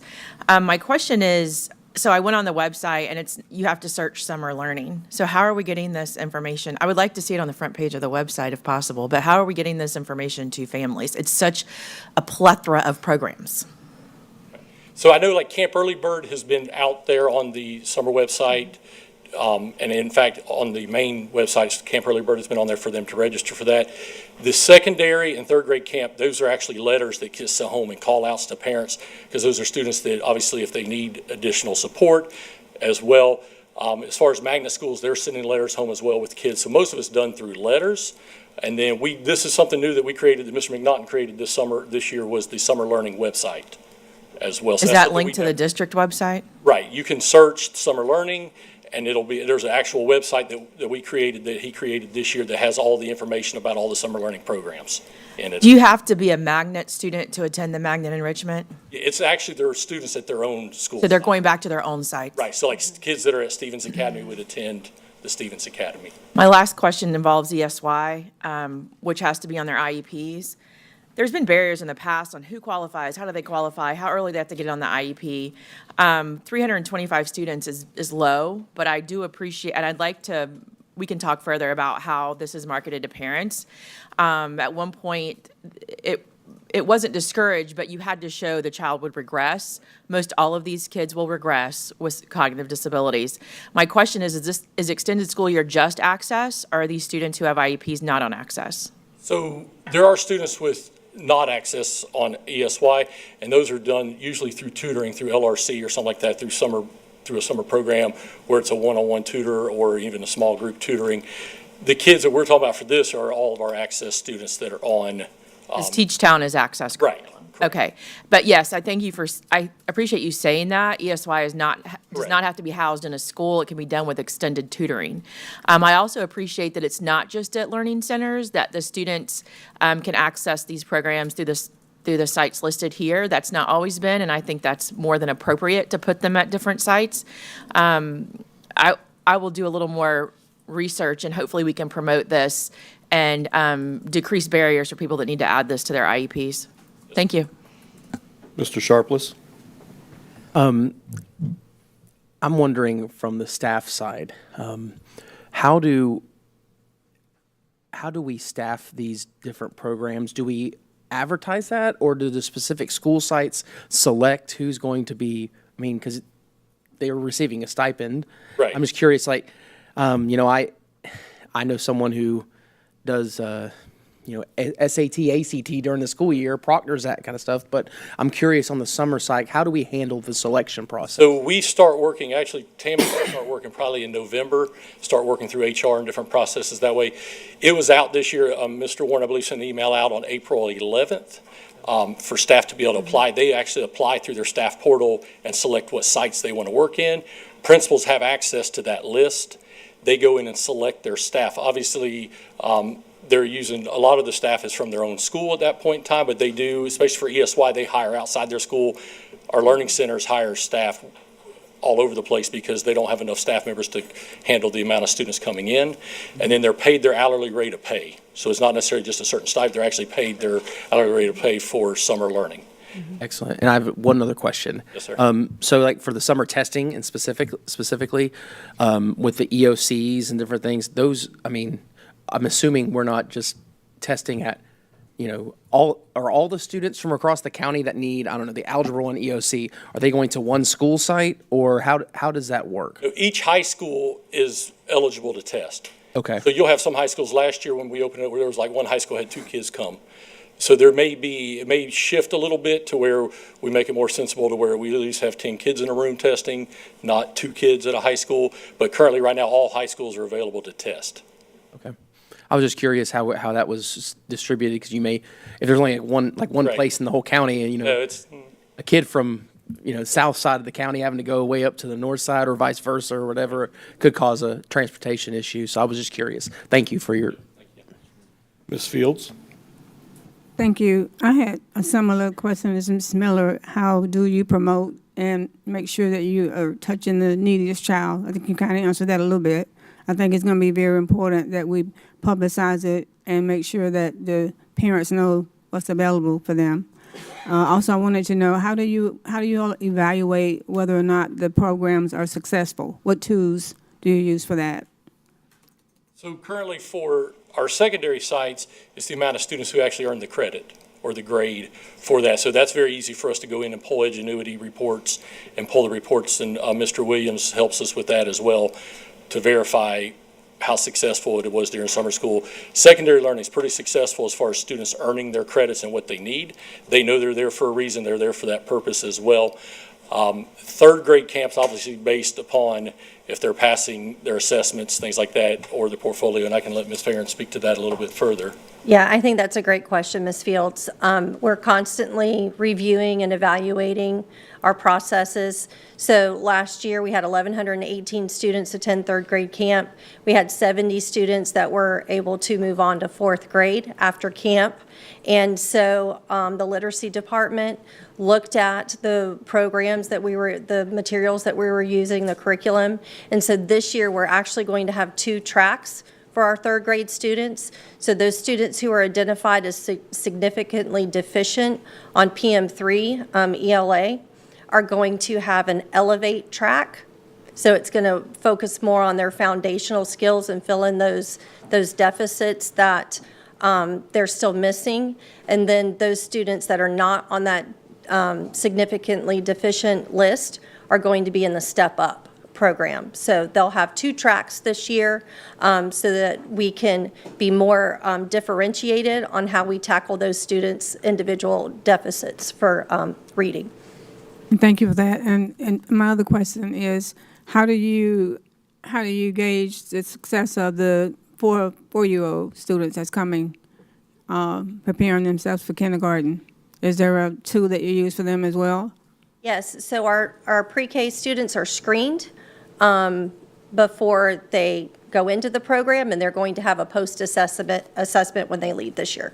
And that's good. And then I would imagine that the lunches are provided through the summer feeding program? Yes, ma'am. Breakfast and lunch. And there's no transportation, correct? Just for third grade, and those will be hubs. So they'll go to their zone school, get on the bus at the zone school, and it'll transport them to the summer learning site. Thank you. Mr. Keys? Good afternoon. Thank you. I will say that I'm excited about hearing about Summer Bridge. You know, early childhood education is essential to long-term success. My question is, and I'm also excited about seeing that's grant funded. My question, first one, is how long does that grant last? Do we have an idea? Is that a year to year? We have to reapply for that? Do we know? We had to. Oh, Mr. McNaughton. Honorable board members. Mr. Keys, with that, this is for the summer only for this project. So this is the first time the state of Florida has done this grant. So it was based off of last year's projection of how many students that Polk County overarching. Now that doesn't mean just our pre-K providers, but all the private pre-K providers in our district that works the Early Learning Coalition. So we've been working with Mark Utek and that group with it. So this is the first year. We'll see how that part goes.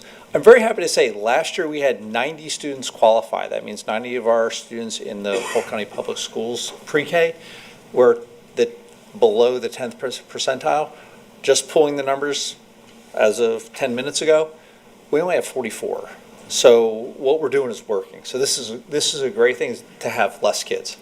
Well, that answered my next question, because I wanted to know about early interest in it, because I see on the website, and thank you, Ms. Miller, for bringing that up, that we see these programs listed on there. My question next was going to be, you know, have there been any early interest in it? What do we see looking like that? But if you tell me that's it, where actually the need is smaller, that's encouraging, right? Just to let you know, we've already had webinars with all the opportunities for all the private providers to have webinars. We have how to sign up to work with the parents to go ahead and to try to get interest in this program. Well, you're so good because that you actually answered my next question. There we go. Was my final one was how are we marketing these to those early child, those VPK providers, saying, hey, if you have a child that's in that lower 10th percentile, that they're offered the opportunity to engage in this program? I'll tell you, our partnership with the Early Learning Coalition has been great because we've been able to communicate with them and through them and to try to go ahead. And I've been in communication with Lori Allen and Victoria McKenzie to go ahead, communicate with all the providers, let them know, have had multiple emails and communications, but they're calling my cell phone and just asking questions. We had a webinar last Friday on it, so just to make sure everyone is in, so no child who has the opportunity to attend won't go. That's awesome. Well, I'm excited to hear what the outcome is of the program. Thank you, sir. Thank you. Thank you. There are no further questions or comments. Appreciate it. Next item, board members, I have Mr. Rob Davis, who's here, Assistant Superintendent for Support Services. The item before you is not a new item that the board has seen before, although some of you newly appointed to your roles may not be familiar with the program, but the district does use a lease agreement process. It has resulted in considerable savings for the district over the years. Mr. Davis is proposing that we accelerate our current process due to several things that are taking place, in particular how tariffs and others are already starting to impact the cost for vehicles and parts and machinery parts. Mr. Davis. Good afternoon. Thank you for letting me have this time. Hello to the board. Hello to Chairman Allen, Superintendent Hyde, and all of the support people behind the scenes that make this board meeting and work session happen. So with that, as Mr. Hyde led into, we're just going to go through a quick timeline because some of the board members weren't here at the time we started this pilot program. But we started working with Enterprise Fleet Management after a work session that we held in September of 2021. The work session was held the following month. We had the item go up for a pilot for 56 vehicles that was approved.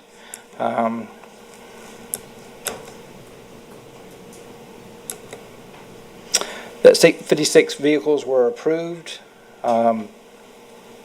And then we worked with Enterprise to order those vehicles. As I said, the pilot started in September 2021. The agreement approved in October of 2021. And then we ran into a thing called COVID. So COVID hit, we had some stumbling blocks, nothing to do with Enterprise, nothing to do with the district. It is simply parts came to a halt, vehicles, orders just disappeared. And so the pilot that we had hoped to have done in 16, 18, 24 months went out quite a bit further. But I can tell you 38 units that we had over a 13-month period, the district had a return on of investment at $76,354. So those vehicles, that's with every fee, payment, lease payment, the sale of the vehicle, the savings in fuel, savings in maintenance, and we had a $76,354 return on the investment. So the results of the pilot were pretty clear. We purchased 15 Nissan Titans. Unfortunately, we had one Nissan Titan that was driven for 2 days and then was totaled. Not our fault, but unfortunately they didn't have enough insurance to cover the cost of the vehicle. But overall, if you look at those the numbers, we exceeded every area that we had set, to the point that we exceeded it by 233% above expectations. So after that, so the pilot met and exceeded all of our expectations, even with COVID causing delays experienced in the automobile industry. So our next steps was we decided, okay, let's see if we can continue this because of the one, the vehicles were meeting our needs. Two, they were safer. Three, more efficient. And then we brought back to the board an expansion plan with Enterprise. So in February of 13th, we brought it as a work session to discuss the pilot and then discuss the expansion and continued growth of the program. In December 10th of 2024, we brought the agenda item back to the board, and the board approved the expansion of the lease agreement with Enterprise. And so, why are we here today? Well, for a few reasons. There are significant cost increases that are being in the industry that are saying that we will receive. So if we do a similar plan like this a year from now, that could cost us up to $2.5 million more over that lease period. The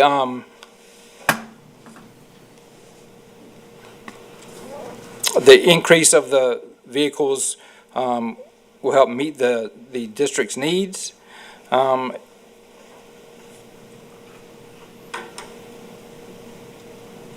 I'm sorry, my notes are... Okay, we did an inventory. We also did an inventory district-wide in July of 2024. During that inventory, our vehicle services sat down with every department, looked at all of their vehicles, and decided that 63 of those vehicles that we had were surplus, that there was not a need for those vehicles, and have been pulled out of the numbers of vehicles that our district needs to utilize. And those vehicles will be sold at auction. We have an item that will come to you in June to sell 24 of those surplus vehicles at an auction in Sebring. So with that, I'd like to turn it over to Mr. Sheldon Brown, and he's going to discuss a little bit more about Enterprise program. Okay. Thank you, Mr. Davis. Thank you very much for having me here again, everyone, and happy National Teacher Appreciation Day. Very important day in this district, especially here in this room, huh? So just to talk through a couple of things, and as Mr. Davis said, we got a history since 2021 of working with the school district here, providing newer, safer, more efficient vehicles, and ultimately providing recommendations along the way to Mr. Davis and team, who have been absolutely fantastic to work through. So, in terms of kind of an agenda today, a lot of that is around the analysis work, but I wanted to take a moment and reiterate that Enterprise's commitment to not only its partners, but government entities that we work with. It's not a program where we just say, hey, this is what you should do and good luck with it. We truly believe in one of our founding values is that we strengthen our neighborhoods one community at a time. And again, I've said that before in this room. It's something that we partnered with Sarasota Public Schools last month. Again, the same sort of thing, providing newer, more efficient vehicles at a lower cost that's going to help not only save the school district money, but keep people in safe vehicles. So support will continue to be provided throughout to Mr. Davis and team. So just to give you guys a glimpse, again, at what the fleet looks like today. So whilst it's come a long way, we've got 131 leased vehicles currently, there are still a significant amount of aged vehicles within the fleet here itself. So average age of 12.2, that is down from 14 on the initial partnership. We've made some inroads there with the acquisitions that we've been making. Still averages to hold the vehicles roughly 15 years. So while the district does not put a lot of miles on its vehicles, the vehicles do show significant age. That comes with a lot of differences between safety features and then the economics behind maintenance, reliability. Another thing just to point out is that there's a lot of different classes of vehicles as well, that buying vehicles because they're available on lots versus do we standardize and have the exact needs for what's in the fleet itself. So that was another mission that we went through with Mr. Davis and team. Again, most importantly is the safety aspect. So being in this room before, I believe Mr. Sharpless, you said, quote that stuck with me ever since, that we're able to provide safer vehicles that could prevent an accident, a death, and if it's even net neutral, that's huge. But there's a savings component to this program, and that's exactly why we partner not only with school districts, but government entities in general. So as you can see here, I'm just going to read just one of the two items in the top left. So forward collision, anti-brake came available as a feature in 2018. 62% of the fleet currently in use, the white fleet today, does not have that feature. And there's a 50% reduction in front to rear crashes just by having this feature. So obviously that you guys can read from there on down, but huge safety advantage. We see where technology is going. It's only going to keep moving forward and safer, more efficient vehicles. So with that in mind, you guys have seen an analysis before in this room. We've worked with Mr. Davis's team. We worked with the finance team to really make sure that we're putting forth the best product possible. So I did put in here the assumptions that were used for, again, this analysis today. So ultimately, a lot of numbers, 131 current vehicles. We're recommending replacing all vehicles 5 years and older. In doing so, the county here is going to save $1.6 million over 10 years. So a reduction in cost because utilizing Enterprise to sell vehicles, it's something we do very well. We sell over $1 million a year. That's how Enterprise as a company makes a lot of its money, right? So it's something we're extremely efficient at. It's going to reduce the amount of fuel maintenance needed in these vehicles as well. So overall, throughout this 10-year plan, you're going to have at least 5 years or younger aged vehicles and working and operating them at a lower amount than currently today. I sure can. Yeah, so another thing that Mr. Davis and team tasked us with is what other resources do we have in Polk County as well?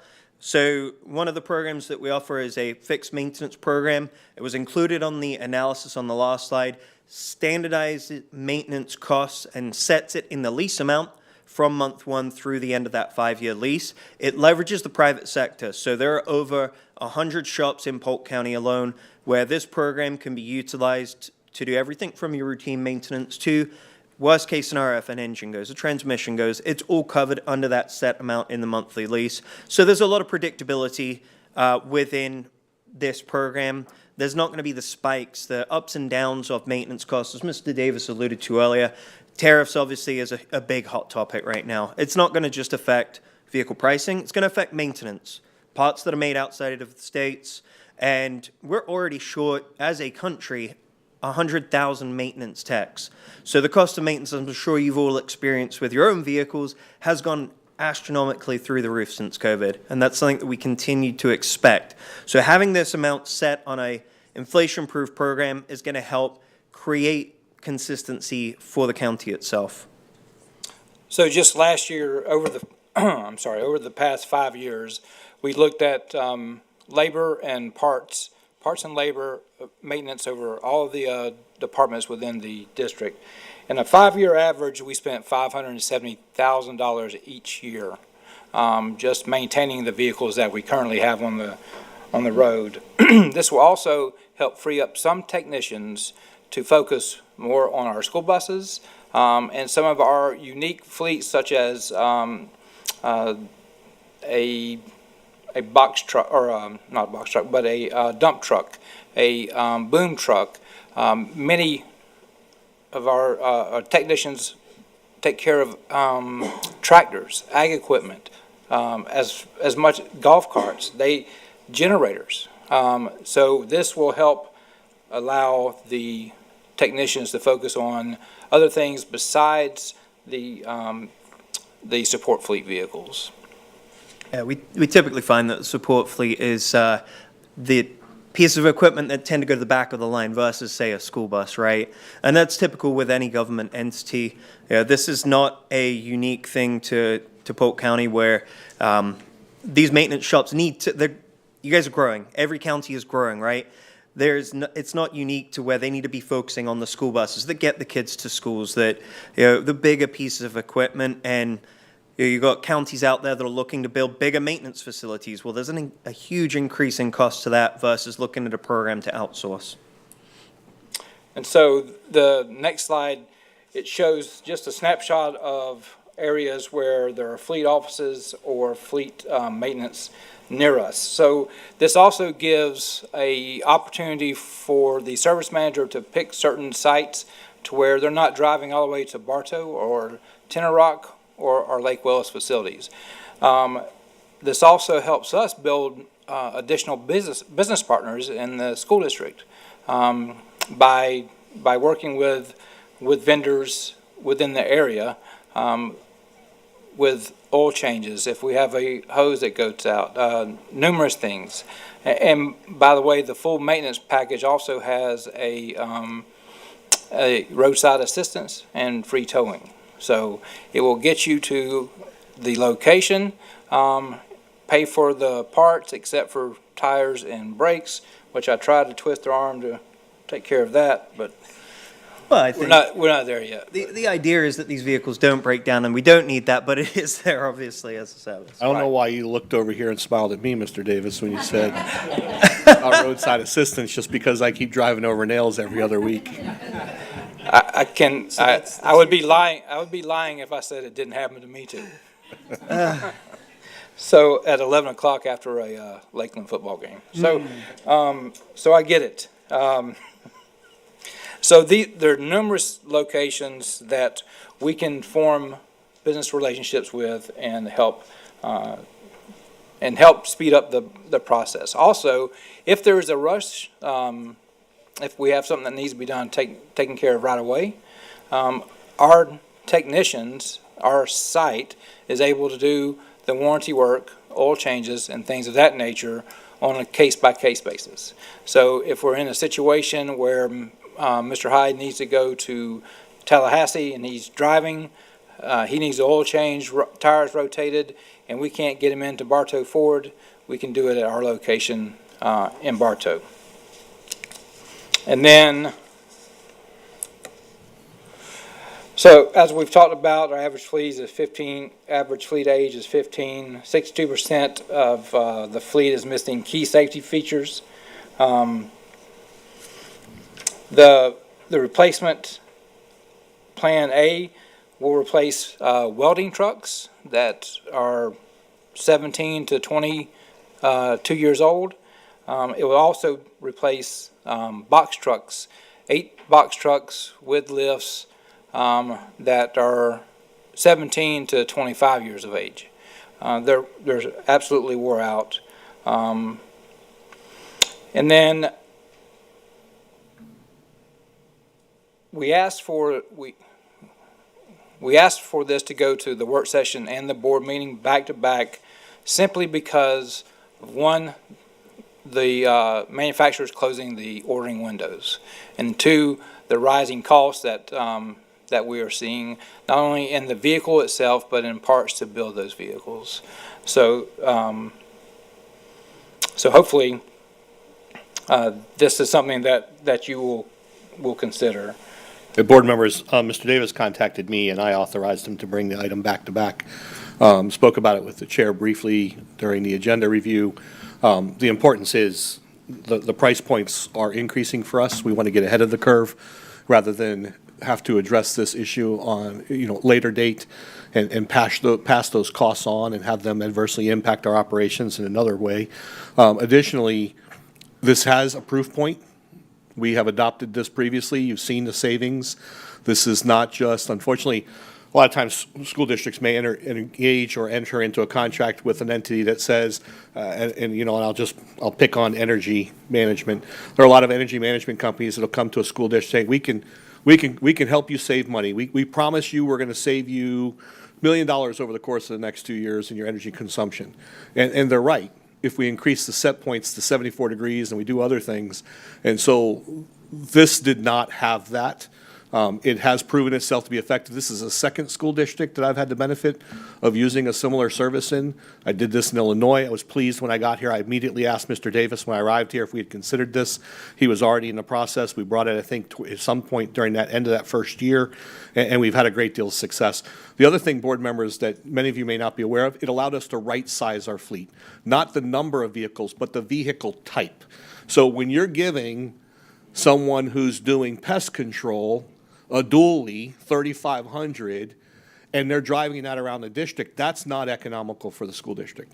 And so what we've been able to do is put them in the appropriate size vehicle. And then especially during that first year, we worked with all of our trades groups to make sure that the toolboxes and the accessory boxes that end up being bolted to the chassis were the ones that were appropriate, and they didn't have a lot of transfer time, moving items back and forth, and so we've done a really good job of that, and the fleet has been very well maintained. In addition, what I liked about the proposal too, just to give you, because this comes as part of my recommendation to the board as well, is the number of service facilities.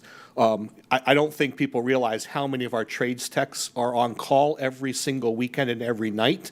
Those that are on call are allowed to take their vehicles home with them, so if there's an emergency and their vehicle needs service, we can immediately get that taken care of and then provide them with a supplemental vehicle as needed. But not having to rely solely on our workstations is a huge benefit, because as we joked before, I had a couple nails in my tire, was not losing air pressure, thank goodness, but I called Mr. Davis to say, okay, what's the process for employees who drive a vehicle? Where do I take it?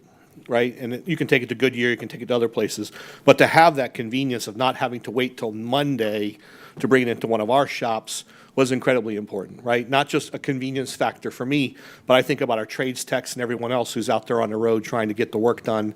It's important for them to have access wherever it's convenient to their work site or to their home. So I just wanted to say thank you to Mr. Davis. Thank you to our representative. They've been great thought partners with us on this. There's been a lot of work that's gone into this, and I would encourage the board to think positively and take some action on this evening.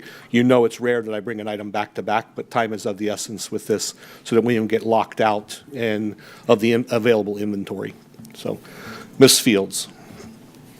Thank you, Superintendent Hyde. I was basically going to downsize that a little bit. You did a very good summarization, but I remember before we implemented this program, we were using a lot of old, dilapidated vehicles, and they weren't safe for our kids and for our employees. So I think this is a no-brainer. I think that we definitely need to move forward with it, and we want to make sure that whenever opportunities comes, it's going to make things better for our students and for our employees, that we jump on it. So I am very much in support of this. And Mr.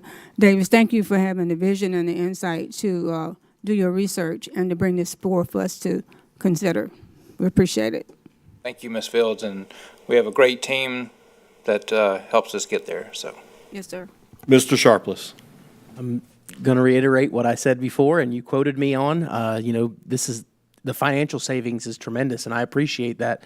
But even more important to me is the safety of our students and our staff, and the fact that we're going to have safer vehicles. It's a no-brainer. So thank you, and I agree with Superintendent. Time is of the essence. So I look forward to supporting this tonight, and thank you both for being here. Thank you. Gentlemen, there are no further questions or comments at this time. Thank you. All right. Thank you. Thank you for your time. Board members, I'll ask you to hit the refresh button on your websites for board docs, because I did relocate and reassign one of the topics to old business. The board will address the food policy, but that's been addressed by Board Member Wyatt and Mr. Murphy. That is not something that myself or my staff have been involved in. So I have moved that to old business. So the next item before the board under the workshop agenda is Alta Vista. Board members, you have this attached. It will be provided for the public to see, but I have attached it for your view. Alta Vista, as you know, we brought this proposal and recommendation to you previously. I'm providing you an update and also asking the board to provide consensus for my ability to move forward and begin the communication process with our students, our families, and our staff.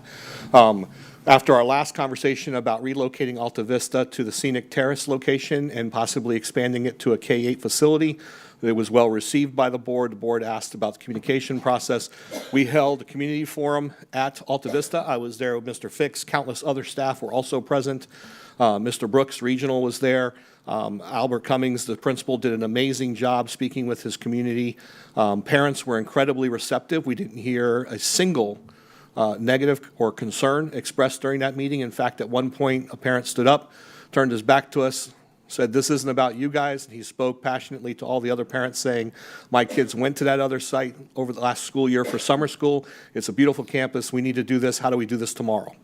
And received applause from the audience.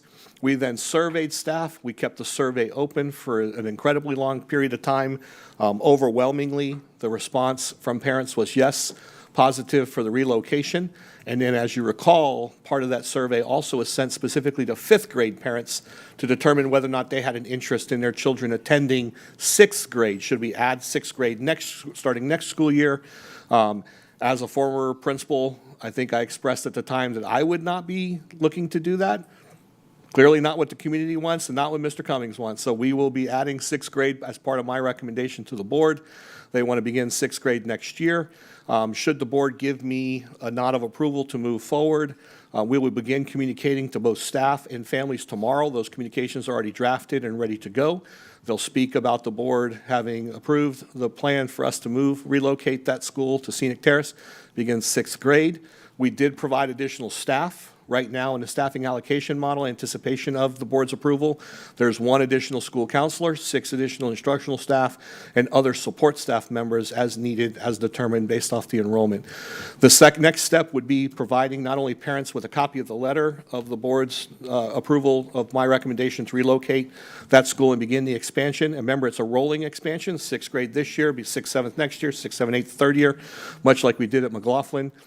Parents would also be asked, 5th grade parents, rising 6th graders would be asked to complete a form indicating that they do intend to attend that school next year. And that way the principal can go ahead and begin the scheduling process for those students and families. It's available in English and in Spanish to make sure that we can capture those families. Those have already been developed and those are already ready to go. So I just wanted to give the board an update and address any questions that you may have at this time. Mr. Sharpless.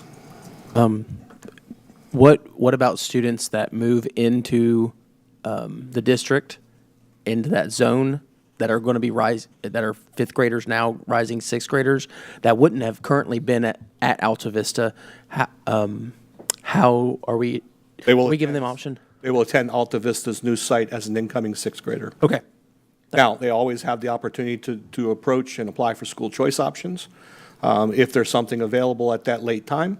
But we would know the majority of those at this time. Okay. But any move-ins, it does still have its attendance zone. Okay. And so any student within that attendance zone will attend there for 6th grade. Thank you, sir. Mr. Keys. Well, I'm obviously a big fan of this, as you know, being in this area and seeing it every day. I guess my question is with the rolling enrollment on it, long-term, how does that look like for Mr. Livingston at Boone? And more specifically, you know, have we projected out with the 19, I think it is, 18 or 19 portables that are currently there? What are we seeing as far as relief to him on a long-term basis, numbers-wise? Do we have a projection of that? Yes, we did, and I believe that's part of the presentation that you have, that the projected impact for Boone Middle School, if I recall correctly, was 260 students total. Once built out, I know Mr. McLemore is here. I don't know if he recalls that number specifically. That's about right. I'm getting you're close, Mr. Hyde. I do believe the number 267 stands in my mind. I'm going through the PowerPoint now to see if that's there. But no, yes, sir, we did provide that potential impact to you last time. That is as Dr. Allen has pointed out previously, it's one of the reasons why we had Scenic Terrace was to provide some relief to Boone. We used it as a flex site initially for Elbert. They'll be returning to their natural school zone or school location, even though it's bright yellow. And but we are ready to move those students, accept those students. Boone also, this will actually have an immediate impact on Boone, not necessarily a reduction in student enrollment, which it will have, but Boone also has vacancies in their instructional staff positions, so this will actually help them. So we can reduce their staffing as we increase the staffing at Scenic Terrace based off the students' actual enrollment.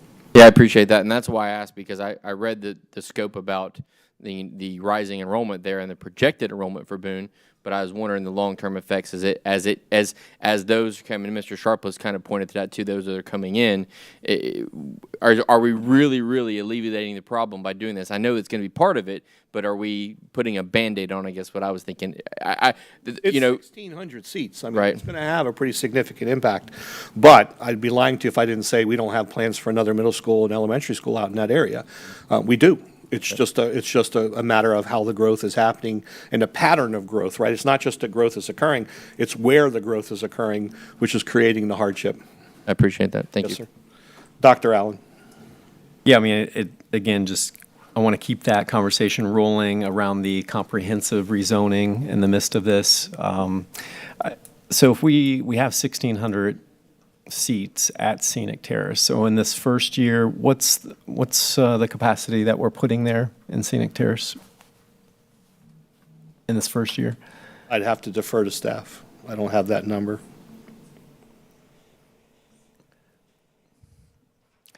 And I think at the heart of my question is, how much of that school is sitting empty?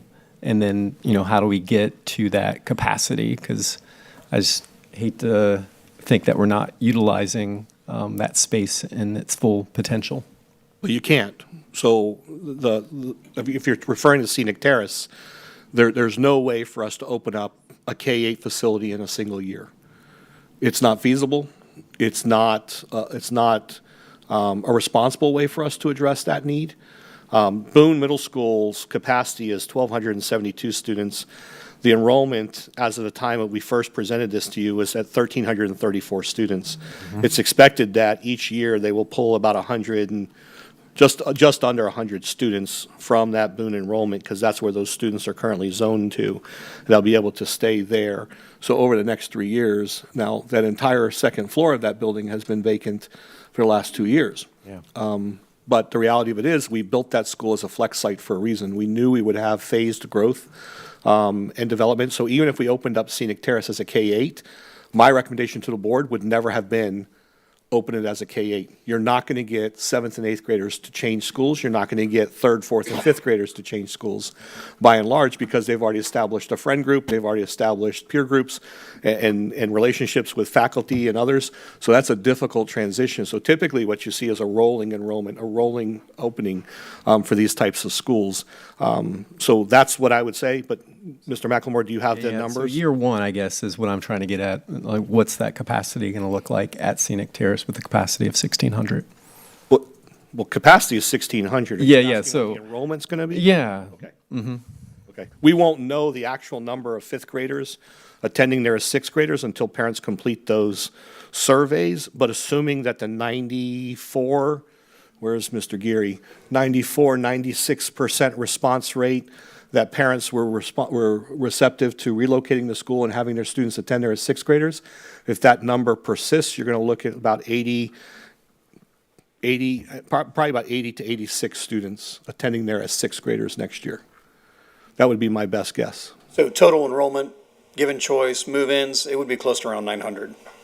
All said and done with including pre-K, kindergarten, all the way through 6th grade. Mm-hmm. So the facility has more than the capacity to support it. Gotcha.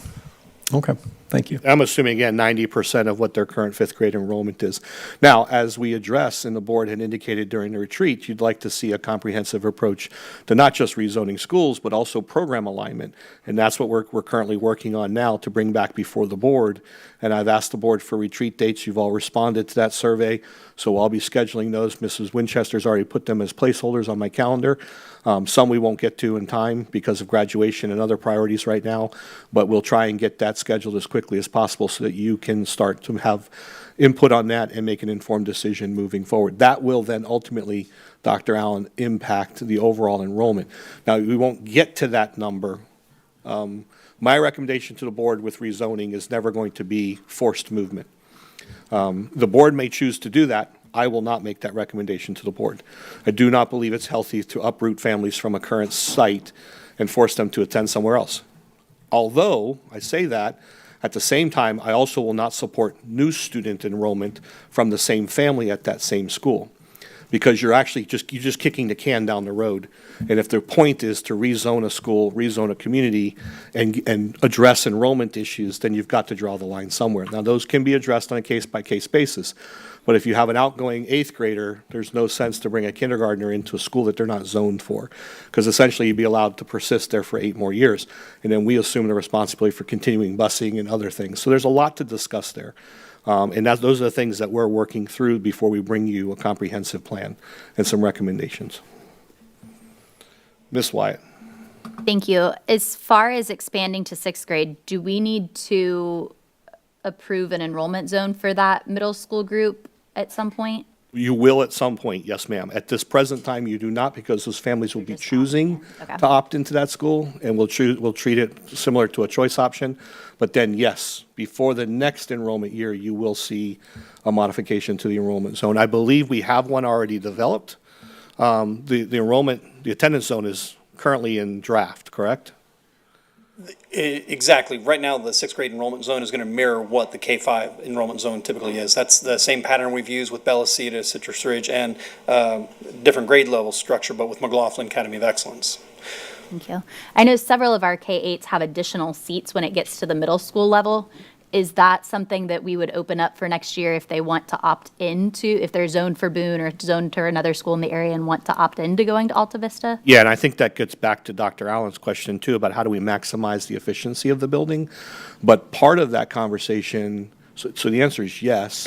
The question that I will pose to the board as we go through the rezoning and we go through program alignment is, are we looking to bring a program to that school to serve as an attractor for the students that are not currently zoned there? Because what we don't want to do is adopt a zone and then have it be a rolling zone because we're not getting the enrollment that we anticipated, either due to competition with local charter schools or other options within that area. So that is something we're also considering, is what don't we have that we would want to replicate in that area. But we don't want to be premature with that because we're coming back to the board to work with you on that program alignment, the feeder pattern process that you all discussed with me at the retreat that you'd like to see us formalize and revisit. Thank you. My thoughts behind the question were more that from a staffing standpoint, obviously 86 kids at a middle school, when you look at all of the opportunities that are typically at a middle school, is how do you justify an art teacher when there's only 86 kids, which I know we have some itinerant positions where they'll move around and things like that, but I just want to make sure we don't water down the experience for those students as we're building the program there. And that's really where we work very closely with Ms. Cummings, because we just met yesterday to talk about some of this to make sure that our allocation model continues to reflect our investment and our belief in the arts. And it does. But at times, a school, we have to take steps to prevent someone from saying, okay, strings, for example, is not flourishing in Polk County. Many of our schools have less than 20 students taking a strings class in 5th grade at elementary school. Some have as few as 8. And so that becomes a difficult program to sustain, so that we have to start asking deeper questions.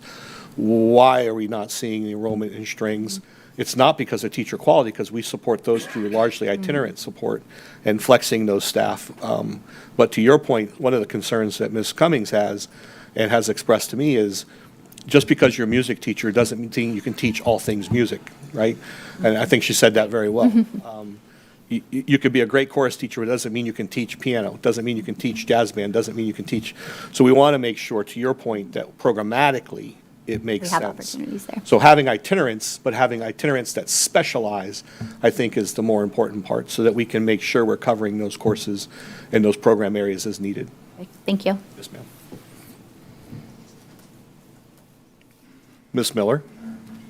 This isn't really about programming right now, but in doing that, I think some of our best success stories have been students not exposed to strings or other things, and we give them that opportunity. So I look forward to the conversation about programming. With choice, moving our kids who are showing talent already to one school, I'm afraid we're going to lose a Mozart in between. So I look forward to having that conversation about planning. So Mr. Murphy, I want to turn to you since it's not an official action of the board. So if I can reach consensus of the board or direction that I can go ahead and communicate with the community that I have board support for the recommendation to relocate Alta Vista to the Scenic Terrace site and to add 6th grade for the upcoming school year. I think you can have consensus of the board to do that. It doesn't require a board vote or approval. If it does not, then you've got what you need, the consensus to move forward. So do I have consensus or do I need? Well, I think you should get a consensus of the board. I'm asking your guidance on that. Yes. Sir. So isn't that what we're doing? Is that what we're doing right now? Oh, yes, sir, if I may. Yes. I would just ask for an indication. I would indicate whether the board members are favorable to that or not. Yes. We're not voting, but we're just drawing a consensus or supporting it. I see no opposition, so we are good. Thank you, sir. Thank you, board members. And to the extent that you need to bring something back for some official action, that can be done. Well, we will have to bring back the attendance boundaries. We will have to bring back programmatic recommendations. I'll also provide the board with an update. May 23rd or 26th is the due date. I'm looking, I don't see, 23rd is the due date for parents to respond in writing as to their children's interest in staying at that school. And we have had a handful of families say, no, they still want their child to attend Boone, so we will continue to support that. But there's a lot to this, including busing and whatnot, that we'll have to bring back before the board. Because there are currently students that are not bused that will now have to be bused, and Mr. Davis is already working on that through our plotting and planning software to make sure that we're prepared for that. Okay.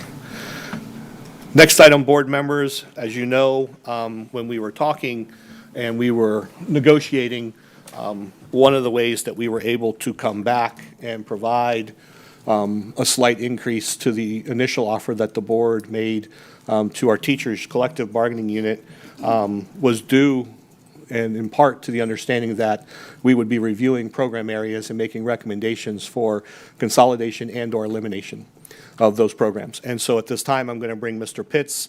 Mr. Bruno's also here, so I'll ask him to move to the front. I'll ask Mr. Warren to move to the front. We also have Tracy Collins. So they're all here to be able to speak to this topic, answer any questions that you may have. I did receive questions last night from a board member. I have the final answers, and so I'll be sending that to all board members this afternoon.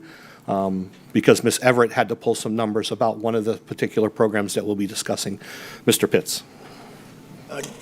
Good afternoon, board members. Thank you for this opportunity to speak to you today about consolidating several of our multiple pathway programs. The first program that I'd like to talk about is Fresh Start. So just a little bit of the purpose of Fresh Start. Fresh Start provides an opportunity for students to earn a Pennsylvania high school diploma for those students who meet any of the following criteria. 1, have a certificate of completion. 2, have dropped out of school. 3, are fifth-year seniors who have not earned the necessary credits. When Fresh Start was first introduced, the district did not have a dropout retrieval program to support students in earning a high school diploma. Currently, multiple dropout retrieval programs are available within the district to assist these students in achieving their goals. The Fresh Start program operates across 3 current locations, serving 81 students district-wide. It's supported by 2 assistant directors, 1 school counselor, 2 secretaries, and 5 teachers. Alternative programs that could replace Fresh Start. Number 1 is Grad Alliance. That's a district partnership that serves as a dropout retrieval program, offering students the opportunity to earn a state of Florida high school diploma. Number 2 is the Graduation Enhancement Program, GEP. Each high school is provided funding for a dropout prevention initiative known as the Graduation Enhancement Program. This program supports students who are behind in their credits and it also allows a fifth-year senior to enroll and complete the necessary credits required to earn a high school diploma. New Beginnings, which is a charter school with multiple locations across the district, which is dedicated to dropout retrieval for students seeking to earn their high school diploma. Penn Foster, an online dropout retrieval program that allows students to independently enroll and earn a Pennsylvania high school diploma for a fee of $1,499. Second program that we'd like to discuss is Pope Virtual. Pope Virtual offers students the opportunity to complete their K-12 education requirement through online classes. These lessons are delivered by PCPS teachers who provide tailored instruction and ongoing support to ensure student success. Pope Virtual School is a franchise of the state-sponsored Florida Virtual School. There is a contract cost associated with accessing the courses and curriculum for each course offered. When Pope Virtual was established, the district was mandated to provide a virtual option for students in kindergarten and grades K through 12. However, recent legislative changes have removed this requirement, allowing districts greater flexibility. The current status of Pope Virtual, it serves both full-time and part-time enrollment options. Currently, there's 462 full-time students and 502 part-time students. The program is staffed by the following personnel: 1 principal, 3 assistant principals, 5 school counselors, 4 secretaries, 1 testing coordinator, 1 academic coach, 1 network manager, and 53 teachers. The total cost to run all virtual programs is approximately $6,011,500 per year, while earning $2.5 million in FTE revenue for a net loss of approximately $3.4 million per year. The average FTE per staff member is 8.60, creating a problem with federal comparability. And what federal comparability looks at is to make sure that we're not supplanting, that we're supplementing and not supplanting. And that's sort of how this year Pope Virtual ended up on our immediate radar, was the problem with comparability. And we have to submit a plan to the state here in the next couple weeks on how we're going to meet that federal comparability. Pope Virtual School Alternatives. If we close both the part-time and full-time Pope Virtual programs and transition students to the following alternatives: Florida Virtual, which is the globally recognized online learning provider offering engaging and innovative educational experience. This program ensures students have access to a safe, reliable, and flexible education in a supportive environment. District Zone School provides in-person learning with a traditional school setting, offering direct instruction across all subject areas. Also, the Family Empowerment Scholarship, which expands educational options for K-12 students, including the opportunity to attend participating private schools. Families can apply and renew annually through approved scholarship funding organizations, SFOs, which manage funding distribution and eligibility determinations. The third program that we'd like to talk about is Real Academy. Real Academy is an alternative public school dedicated to supporting students in grades 4 through 9 who are 2 or more grade levels behind their peers based on their kindergarten start year. The program's goal is to provide these students with the opportunity to catch up academically, return to their appropriate grade level, and graduate on time. This program supports students in grades 4 through 9, utilizing the Edgenuity platform combined with direct instruction to enable students to complete 2 years in one. Currently, it serves 223 students, the majority of whom are in grades 6 through 8. The program is staffed by the following personnel: 1 principal, 3 assistant principals, 3 school counselors, 2 secretaries, 1 testing coordinator, 2 guardians, 2 custodians, 1 network manager, and 27 teachers. The total cost per student for the 23-24 school year was $14,460 for an average of 10.9 FTE per teacher.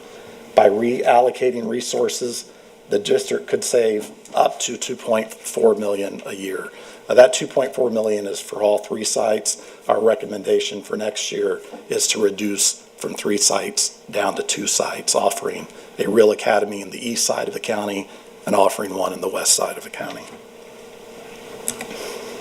When Real Academy was established in 2015, its primary purpose was to provide students who were 2 years behind their cohort with the opportunity to complete 2 school years within 1 academic year. However, changes in 3rd grade retention policies and expanded opportunities for high school students have contributed to a decline in Real Academy enrollment over the past several years. By reallocating resources, the district could achieve significant cost savings in the amount of $2.3 million a year, which could be redirected to support other critical areas. Additionally, current staff can be reassigned to other schools to help address critical vacancies. Those are our recommendations for the 25-26 school year. And I want to say that we're not talking about anybody losing their job. We're just talking about reallocation of where those jobs will be at for next year. Ms. Miller. Thank you. It's the non-attorney in me, but you said the district can save 2.4, then you said up to 2.4. So are you saying it could vary based on? The 2.3, if we shut down all 3 programs, we're just recommending reducing the site this next year from 3 to 2. So the recommendations, the follow-up for students and what that would look like and how we message it to them will begin quickly? Like if this is decided? We'll begin tomorrow. Okay. Receive the. I just don't want anybody to be surprised by our changes because we all talk the language every day, but not everyone is watching YouTube. Thank you. So the actual recommendations begin on slide 15. For Real Academy, we reduced from 3 locations to 2 locations. On slide 16, for Edgenuity, we would retain that contract for next school year. Grad Academy, the recommendation is retain the program for the 25-26 school year. Grad Alliance, it was retain the contract for the 25-26. We really start to get into program alignment and consolidation and or elimination on slide number 17. For Fresh Start, it would be close the program and transition students to Grad Alliance, reassign staff to other schools across the district. Polk Virtual School, close the program and assist students in the transition to other PCPS school sites or Florida Virtual, and reassign staff to other critical vacancies in schools as needed. K-12, recommendation is cancel that contract for the 25-26 school year, transition students to Florida Virtual or their zone schools, and then Proximity Learning provides live online instruction. The recommendation is cancel that contract for the 25-26 school year and use district-created lessons to equip long-term substitutes with scripted materials in critical areas. The final slide shows you the estimated savings. And so back to Ms. Miller's question, while consolidating or eliminating all 3 Real Academies could result in up to 2.4, right now the estimated cost savings would be 1.4 and the ability to reallocate or reassign up to 39 staff for Real Academy. So Fresh Start, the savings would be about $443,000. For Real Academy, 1.4. For Polk Virtual, 3.1. And then contractual savings, by eliminating some of those contracted services, we'd save an additional $645,000, which brings us to 5.590 or 5.5 or almost $5.6 million, which would be sufficient to cover the cost of the increase that the board agreed to bring to the table during bargaining and collective bargaining to provide teachers with that additional raise. I just have one other question. Polk Virtual, we've ran in the red, as they say. So is the 3.1 that we're saving, in addition not being out the money that we spent every year on a program that wasn't bringing in the dollars? That is the net. That is the net. Okay. Thank you. Dr. Allen? Thank you, Superintendent. Yeah, I appreciate the response and you being so responsive to that full set of questions that I had. I was curious on the Fresh Start. I could see the savings, but in the presentation, I didn't notice what the revenue was on that one. Like all the other ones, you would note it, like what the revenue option was and that savings. So Was it just the 81 FTE count? it is the 81 FTE Yep, count. okay. Yes. And then secondly, I mean, 1,000 students, that's a lot. And you can see the revenue generation off of those 1,000 students. I'm wondering, as we communicate with those families, is there a way to enhance our communication around every choice option that we have available within the district, just to really, be very direct and precise, because I'd hate to lose those students and families to Florida virtual. So I don't know what our strategy is. I'm sure we've got something in place, but maybe we can put a little extra finesse around that so we don't lose those students. Absolutely. And I can bring that back to the board, or provide that to the board in between the board meetings. I can provide you a summary. Ms. Fields? Thank you. This is a lot to chew on. The Real Academy, you said east and west, and I don't see it here, and I might just be overlooking it, but what cities are we speaking of? So the east side is currently located at East Side Elementary in Haines City. There's Dwight Smith is a current location in Auburndale. Dwight Smith. Did I say that wrong? It sounded right in my head. So we have Auburndale, we have Dwight Smith in Lakeland, and we have East Side in the Haines City area. And the recommendation is to close the Auburndale site and open the west side at Gauze on a totally new campus next year. Gauze is currently a underutilized campus. So transporting the students from the Lakeland campus to the Bartow location? Yes. And I know you don't have an answer, but how many of those families do you think will consider transporting their babies from Lakeland to Bartow? And isn't Lakeland the largest population? It is, I know. I believe it is the largest. East side is. Oh, East Side is the largest. East Side is, Mr. Bruno? East side campus is the largest between all three sites, and then Auburndale and Lakeland campus are pretty similar to size. can you tell me what the enrollment is? You don't have to tell me right this minute, but, excuse me. And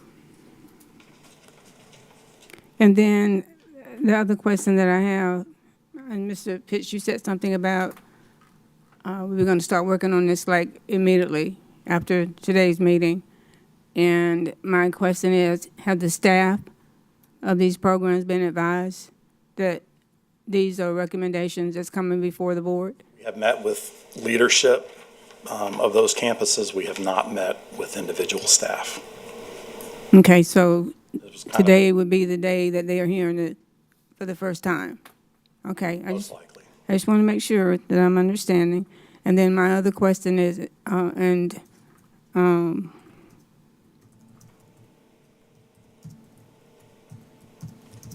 the timeline as far as when are we going to be expected to vote on this, Superintendent Hyde? Is that going to be at the next board meeting or? No, ma'am. Okay. Those are all the questions that I have right now, and once Mr. Bruno can give me those enrollment numbers. And so I can be more specific, Ms. Fields, in all honesty, the board's had this information for several weeks. I've tried to address any questions in the interim. Hopefully, we're using the workshop to address any final questions, so I would be looking for consensus today to move forward with this and communicate this to staff and our families. We have met with school administrators. We have done the due diligence to make sure, but if there's remaining questions, happy to defer that to June 10th, but that would be the latest. But that puts us in a difficult situation with communicating with families. So if the board does not want to reach or does not reach consensus at this time, then I'm in a position where I must at least inform those families that this will be on the agenda to be discussed.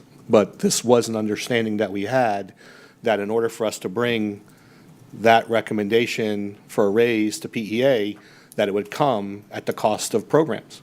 We were very transparent and very clear with that, about that, unless the board's changing its position about the fund balance. And if that's the case, then that's a different conversation. But the only way for us to maintain our fund balance was to eliminate existing programs. In this case, the team has done a great job actually looking at programs that are not necessarily being successful. They're programs that are overfunded, and the outcomes, while in some cases have been beneficial, does not necessarily demonstrate the most or the best possible outcomes for our students in our community, nor the district as it relates to a cost. So that's why it's before the board.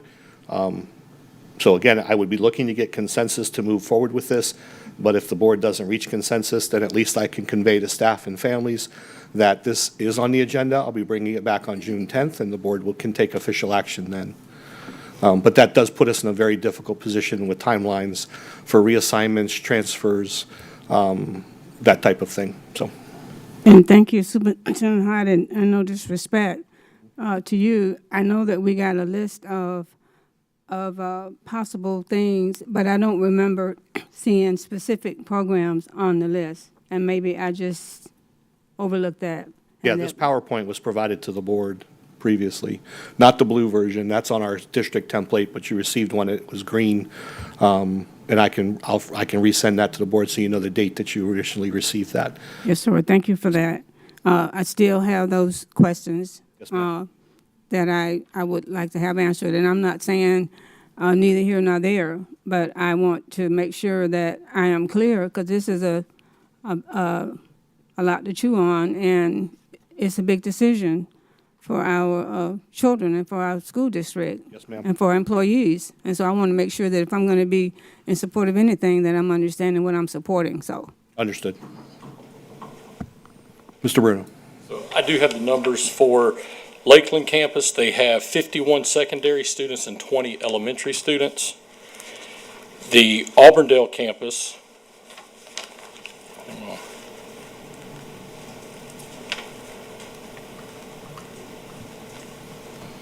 has 45 secondary and 22 elementary. And the East Side campus has 63 secondary and 17 elementary.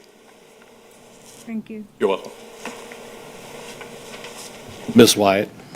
Thank you. And I want to say thank you to the team for really digging in to find those programs that are not flourishing as we had hoped that they were, or that we had state requirements that we no longer have state requirements for.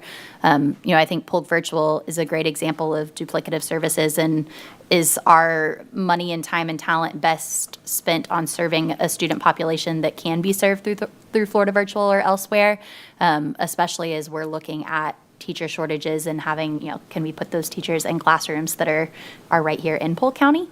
I'm happy to support this. My biggest concern is how are we communicating with the staff? I understand we've communicated with leadership, but my expectation as one board member, knowing that some of them very well may be watching this meeting, do we have a letter that's going out to all staff members that would potentially be affected by 5 p.m. today to say, hey, this happened during the work session, and making sure that they're not hearing about it?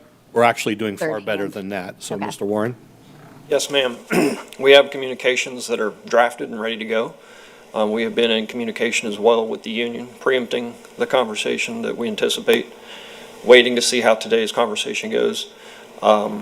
We will be out presenting, there'll be an electronic communication that we would like to send out tomorrow morning that would go along with the family communication as well. Secondary to that is we will be out. This is the part we're working on.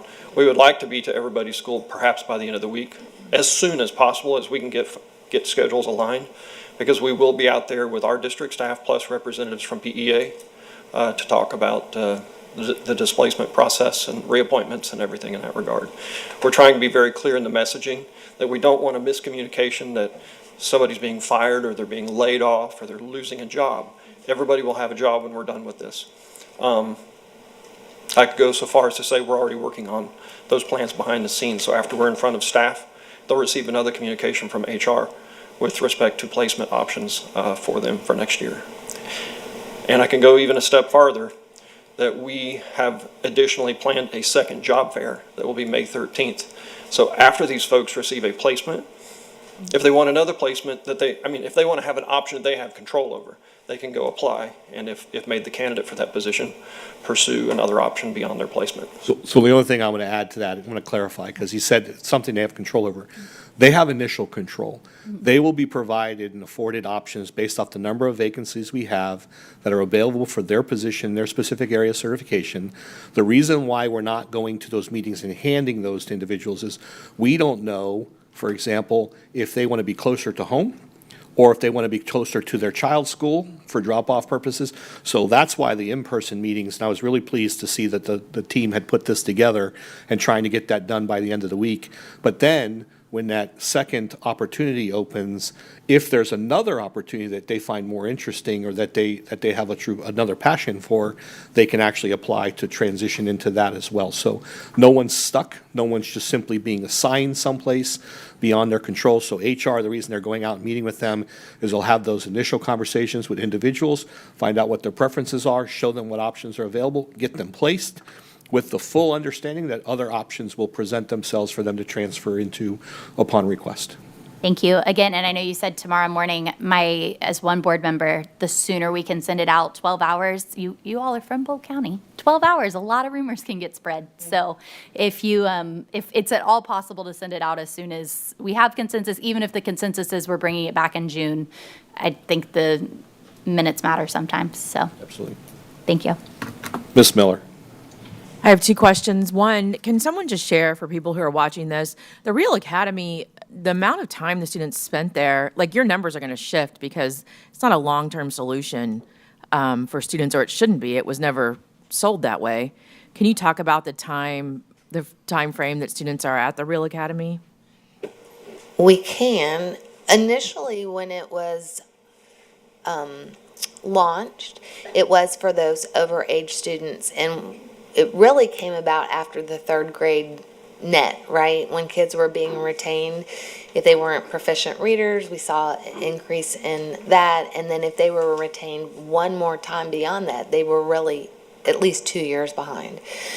And so that was introduced many, many years ago. What we've been looking at, and I want to stress, since multiple pathways came under the divisions of schools, which is now 2 years, we've been looking at these programs for a few things: redundancy and effectiveness. So this just coincides with the charge that we were given as far as reduction of expenditures and making sure we're getting a return on investment. The issue with Real Academy is we're not seeing the return on investment. Kids go there. Sometimes we don't do what we said we were going to do. We don't catch and release and send them back because some of them like it very much there. We have some high achieving kids there that just like it being small. They're operating at 4s and 5s and they're actually not behind. The other thing is, we looked and we pulled data, and I believe the kids over time, of all the kids we've ever served through Real Academy, I think we have an 18% graduation rate. Part of the problem is we have to do better by this population of kids. If you looked in the slide deck, it says that we're trying to catch them up really with Edgenuity, which is a computer-based program. Mr. Bruno and I, we have gone and visited other counties. Where do they do this really well? These students have to get time. They have to get direct instruction. We have to invest in them to get what we want, which is to catch them up. Real Academy, I think by consolidating it down to 2 sites, Mr. Bruno and I can really start to work with introducing more direct instruction, kind of weaning them away from just getting courses and classwork finished and actually build in some pieces that meet the intent, which is to catch, bring them back up, and then release them with supports for them to be successful. We also looked at a continuum. When Real Academy first started, it served up to 11th grade, which at the time we needed. We no longer need because we have other programs that serve the 9-12 population. And so we, in conjunction with Ms. Everett's office, who oversees acceleration, innovation, and guidance counseling, we've been trying very hard to establish pathways for students based on student profiles. Getting rid of, as Ms. Wyatt said, getting rid of some redundancy and duplicative services, and also reaching down and figuring out where we're missing, because there are gaps in what we're missing. We have spent a lot of time this year working on graduation enhancement, really working on our grad rate, which I think you guys have seen in the data and will continue to see in the data. The other arm of that is dropout prevention. And that's a whole, there's some crossover, but there is a whole lane for dropout prevention. And so while we may be reducing, we are also looking at just doing better in that lane and building out systems and structures to support dropout prevention as well as graduation. It was a long way around. Thank you for But that detail. Yes, yes. I do want to say I appreciate that you mentioned providing supports when you send them back to their zone schools, because without that, they fail again, either socially or academically.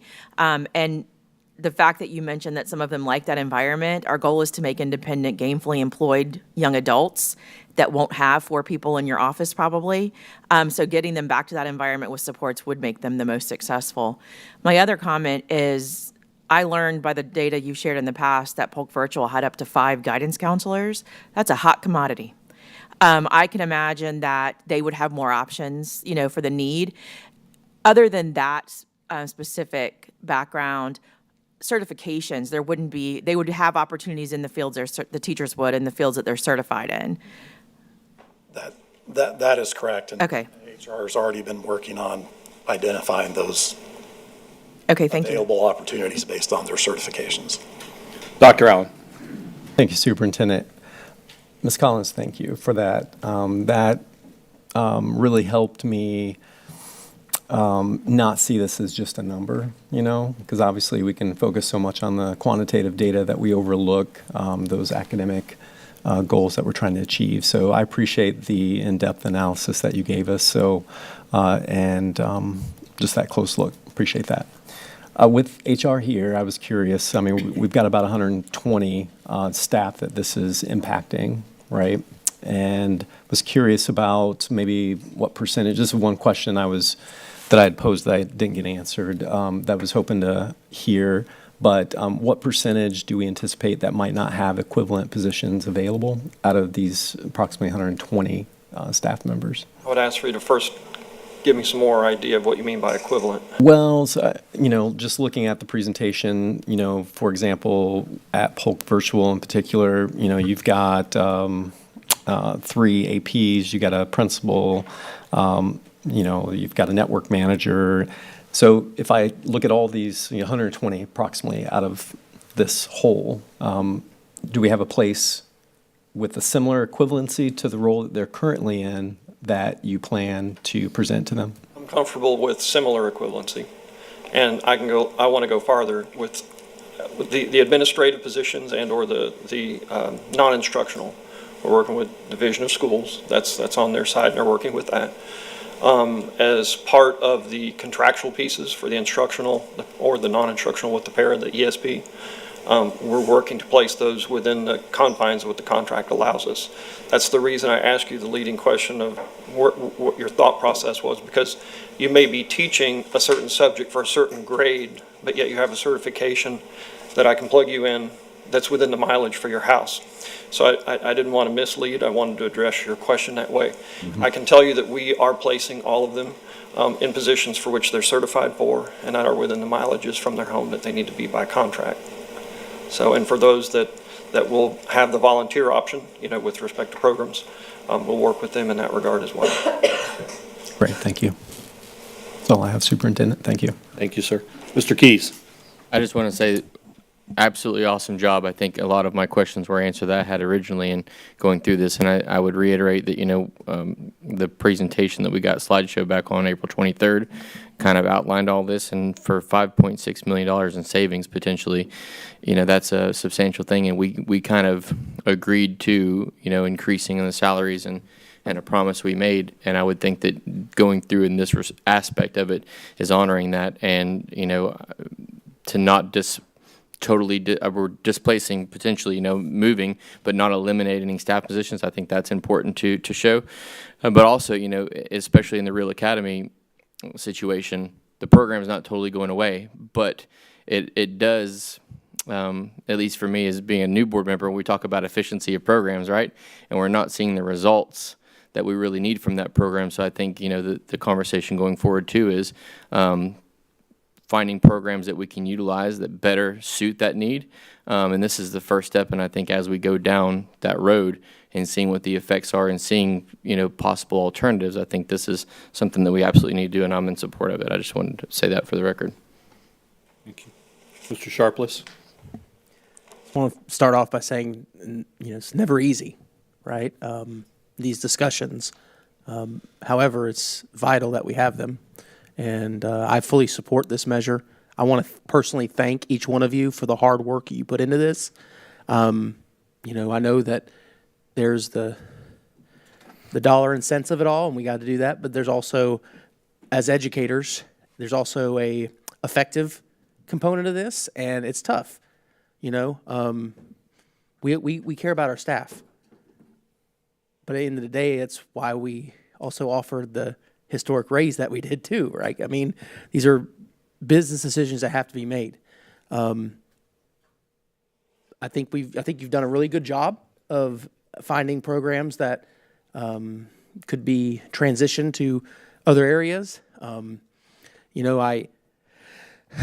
curious. The one question I have, and it might have been addressed a little bit earlier, I'm not 100% sure, but when we go from 3 sites to 2 sites, and we are having to bus those students, things like that, are savings net of all the potential costs that we would increase on that? Or how are we looking at it from a financial standpoint?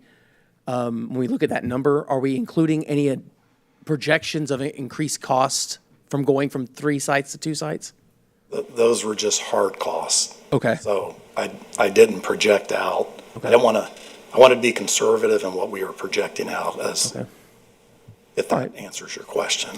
Yes, sir. I mean, you're going to find that in any, when you're having to make, decisions, you're going to have to try to project the best you can. But sometimes, you don't know the data yet. So, and Mr. Bruno, sorry. Mr. Sharpless, I think that one thing we can realize is like Gauze already has busing that picks students up from around the county and already transports them there. Okay. So there's already hubs created around the Lakeland area, different areas for Gauze, that students will be able to ride that same bus that are already going to Gauze for that purpose. And same thing with the east side, the Real Academy and east side, they already have stops for that school as well. Okay. Excellent. Thank you for that. So anyhow, I fully support this measure. We have to tighten up the belt and somewhere. So thank you. There are no further questions or comments. Thank you very much. Board members, I believe I have consensus across the board. Do I ask if anyone has any comments to the opposition, or how do I do this, John? I'm listening, and it appears that you have a majority consensus, if not. I do have a majority. If Yes, not, sir. a broad consensus. You and I and others probably need to work on the Process. implementation of this and making sure that whatever contractual notices and whatever, contract matters arise. This is the first time Yes, sir. seeing this, so we want to make sure that we walk down that pathway carefully as well, so that we do realize the savings that you're projecting. Well, I think to Mr. Sharpless's point, what we could do is, once we have actual student ridership, because in many instances, these students are already receiving transportation, but now we may be transporting them slightly further, so there is going to be an impact, but that impact and that addition should not eliminate or erode the entirety of the savings based off positions and facilities and those types of things. And then ultimately, that will become a further conversation for this board. As you know, we're currently working on a proposal to come before the board for vocational trades high schools. And so we have some opportunities for that will be coming to you this summer so that we can get some direction from the board. And so this also helps us with some of that site relocation and opportunities moving forward. So, thank you. All right, board members, the next item is the superintendent's cabinet reorganization. This is my cabinet's reorganization. Sorry, I didn't get anything to that effect. So I'll speak for a couple minutes. So the people in the magic room with the cameras can be prepared and transition. I've had a request for a break, Mr. Chair, and others. It is 3:20. Can we come back at 3:35? Is that sufficient? 3:34 or 3:35? 3:35. Thank you. I didn't get a text or anything from anybody.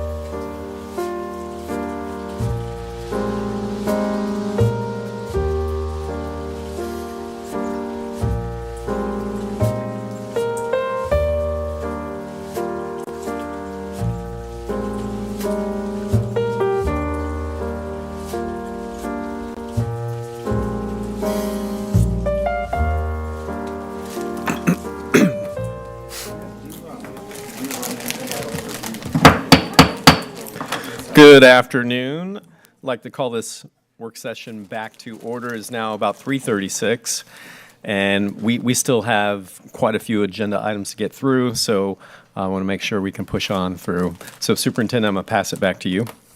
Yes, sir. Thank you. Mr. Chair, thank you, board members. At this time, the next item before you is the superintendent's cabinet reorganization. This is a reorg that's being triggered by the pending retirement of our deputy superintendent, Mr. Wayne Green. Mr. Green will continue with us till the end of June, at which time I will be making some changes to my cabinet level positions. In talking through with the board, I've provided you with a copy of job descriptions. I've provided you a copy of the organizational chart. I provided you with a copy of the executive summary of said proposed changes, but I'll walk you through a few of the highlights of the proposed changes. Essentially, what we will be doing is eliminating the position at this time of the deputy superintendent. When I first came to Polk County, just for a reference for newer board members, there were 9 senior administrative vacancies at some point during my first few months here in Polk County. All but one went to current PCPS candidates, and that was Mr. Green. I don't think anyone would question the success that we've seen over the last 3 years, and that we should continue to see at the end of this school year academically. So I want to say thank you to him for his time and effort, and that of the entire team and our teachers and our administrators who really bought in and have worked very diligently. As you know, there's been a lot of work aligning our interventions, aligning staff supports, transitioning to site-based budgeting. All those things play into the overall success that we've seen and the successful outcomes that we've seen. As you've heard me say before, you'd be hard-pressed to find a district that's seen the level of improvement across the board in school performance as Polk County has in the last 3 years, historically.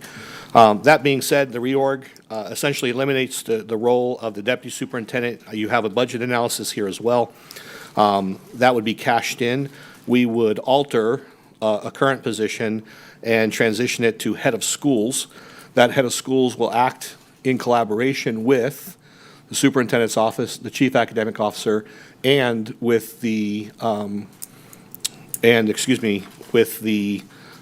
chief strategy officer, otherwise known as chief of staff, to basically facilitate everything on the academic side. So you were also provided with duties and responsibilities. You were provided with a highlight of key roles and responsibilities for each one of these positions. That would create a vacancy in the current regional structure. My proposal is I would move Ms. Tracy Collins into that role of the head of schools. Mr. Bruno would then succeed her as a regional director, regional assistant superintendent. I did ask, and in my proposal, there are 2 positions, one of which the board is already aware of, which is chief of schools, or chief of staff, excuse me. Chief of staff is currently the title that's assigned to Mr. Pitts. Although I think you would all recognize, anybody who's worked with a traditional chief of staff, Mr. Pitts, his duties and responsibilities have primarily forced him to focus more on being the deputy superintendent of operations. He supervises technology, operations, finance, maintenance, construction, transportation, HR, all of those duties come to him.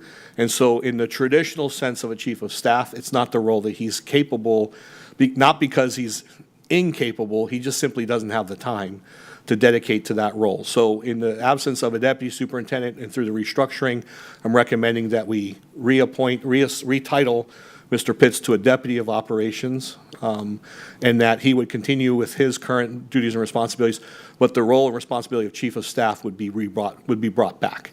And again, I've outlined what that person will do. They'll help me coordinate. They'll help me manage and make sure that the key deliverables are being submitted, that there's follow-up in meetings. They're helping with master scheduling and alignment. They'll be working directly with board members on other things, and we'll talk more about that in the future.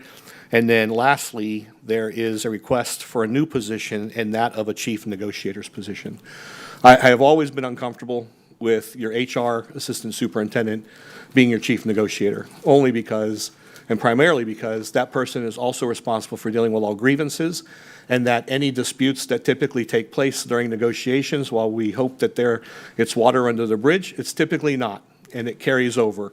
And so the duties and responsibilities of HR The way we bargain in Florida, in particular, on an annual basis, it's a full-time job between negotiating with the non-union group, which really isn't a negotiation, but they're still responsible to work with us to determine how we're going to support that group.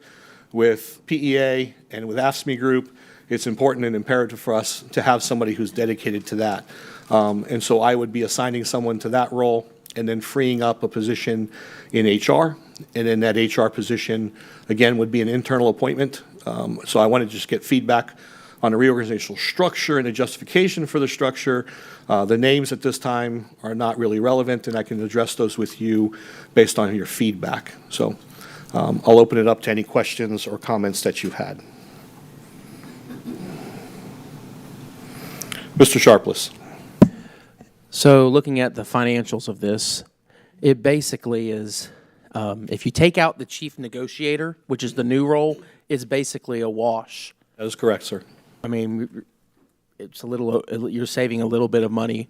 Again, really, the chief negotiator is where the cost is coming in. So I just, if we're asking other groups to, we're not asking other groups, that's not the right word. We just are eliminating some programs to try to save money. I'm wondering where, okay, so you said the chief negotiator really is a vital new position. You made the case for that. I'm just wondering how we can, I don't know if my thoughts are with me the way I really want them to be right this moment, but I'm just concerned that we're adding additional cost. And really the only thing would be the chief negotiator that is the additional cost. And so I'm just wondering, do we have any kind of analysis on, is this the typical salary range for this? I mean, I would like to have some more information on that particular position. All the other ones make sense to me. Yeah, that salary amount is the projected salary for the individual who's currently serving in another role that would be moved into that role. Okay. So it's an actual salary amount, but I can double check that number. Okay. That would just be my only concern, is that we're, again, take that position out. We're net neutral on cost here. So that's fair. I just don't know that I can continue to accomplish some of the things that we're accomplishing without expanding the bandwidth in certain areas. Okay. But if it has to come at the cost of me cutting other positions elsewhere, I'll be more than happy to do that. If that's what the board wants, is this for this to be completely cost neutral, then I will go through the entirety of the staffing chart and I will start eliminating vacancies and other positions to the extent that I can to offset that cost. But I think if you take into consideration the prolonged and protracted negotiations that took place, the amount of time that this takes, and the fact that somebody who currently has to perform these duties, Mr. Warren in particular, also has to manage an HR department, I would challenge the board to show me how that continues to be manageable for any individual without a dedicated person in that role. And so that's why this helps the organization move forward as a whole. And I have been talking about this position for some time now with individual board members, and so I was excited to be able to bring it forward. This was going to come forward to the board as part of my proposed reorg regardless, but I'll be happy to go through departments and other contracted services and eliminate contracted services to help cover the cost. Because at the end of the day, this is going to be beneficial to the district. Well, and I'm only one board member. No, I understand. So I would like, ideally to have more of a net neutral. Certainly. So anyhow. Yes, sir. Dr. Allen. Thank you, Superintendent. Looking at your chart, that's towards the end with the numeric values, where I'm just not seeing the Deputy Superintendent of Operations in that list in the budget analysis. Because it's an existing cost, so it's cost neutral. I didn't put it in there because there's no increase to the position. There's no decrease to the position. It's simply a title change.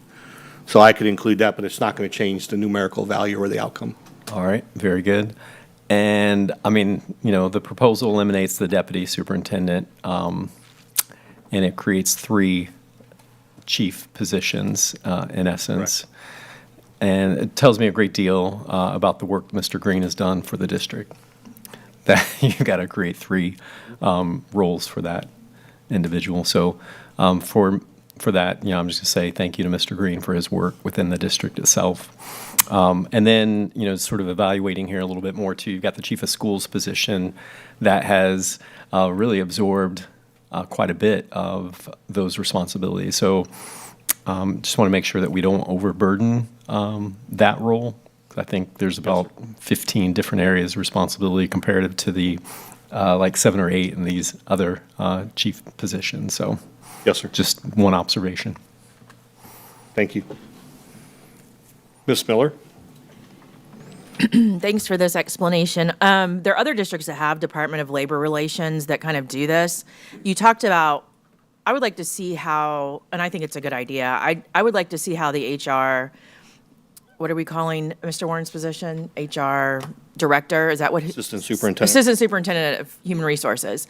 How that will change that job description, because this says the negotiator will also administer and coordinate all grievance processes as defined in the employee contracts. I didn't know if you wanted, I thought earlier, maybe I misunderstood, that you wanted that to be different. So he would still be, he or she would still be involved in grievance processes and bargaining. I think I would just like a description of what the Assistant Superintendent of Human Resources, other than managing people, because this would change a job description, because this was in the original job description for that role, like how your vision for that role moving forward, taking this piece away. So essentially, it's the existing job description with negotiations and grievances removed. They would still be responsible for helping schools with their staffing, helping with recruitment initiatives, better focusing on retention. There is an expectation that I've already established that HR will be realigned, and it will be comprised, instead of as a district-wide team, it will be reassigned and realigned to be regional teams, and teams will be staffed differently in accordance with historical data on persistent vacancies within certain communities, certain areas, certain regions.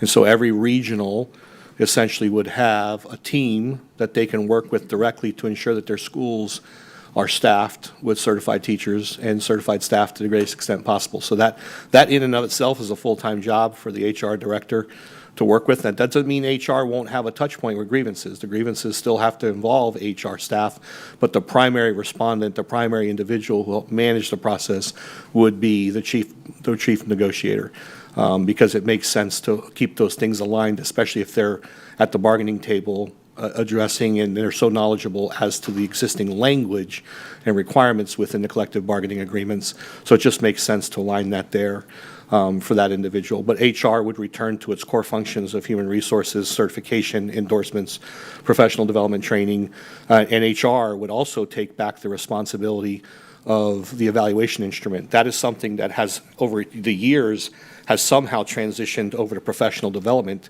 And while professional development has an obligation to train staff on the evaluation instrument and how to complete it for both administrators and employees, it should not be a responsibility that professional development retains as far as the development of the criterion for the evaluation instrument.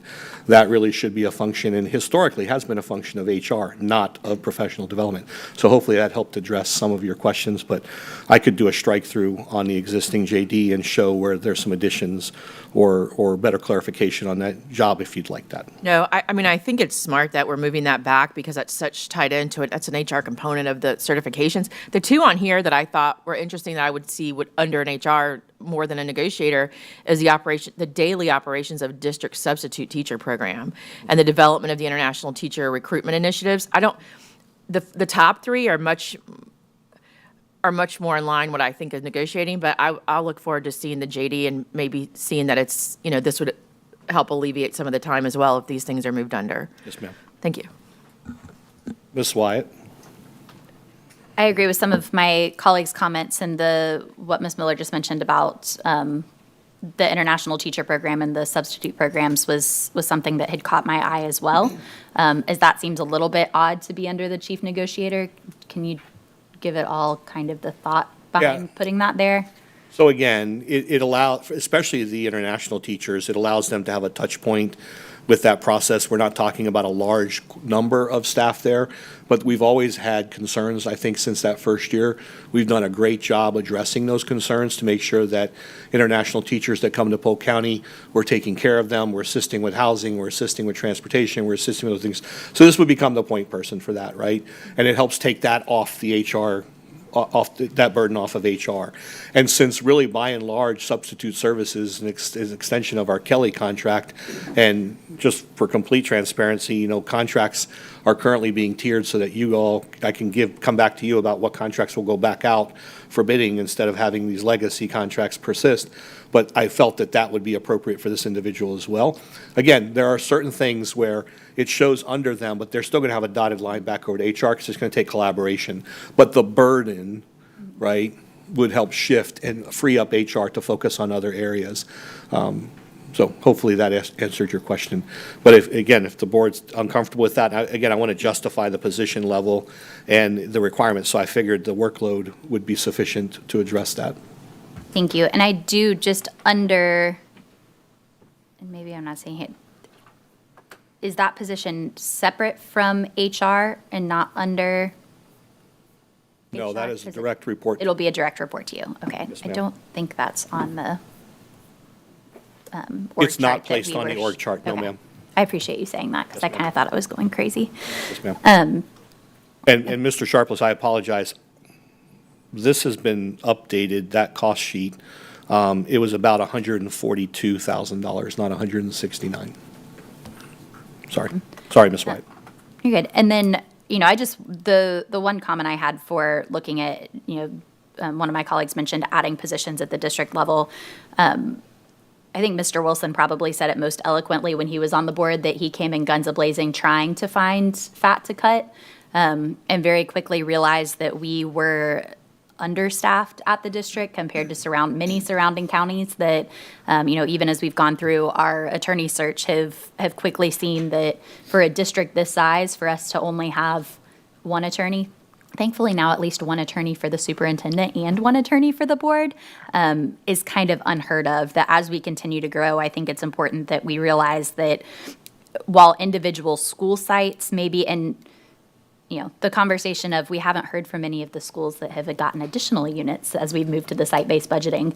But looking at from a district perspective, we have to be able to support the services as we're adding additional schools. Just since I've been on the board, I think we've opened 10 new schools at this point, maybe 12.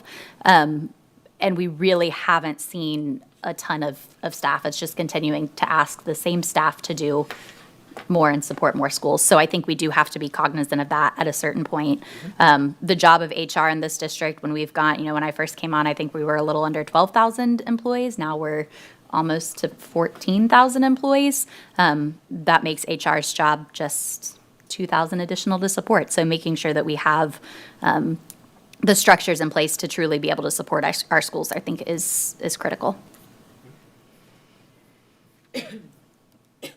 Ms. Fields?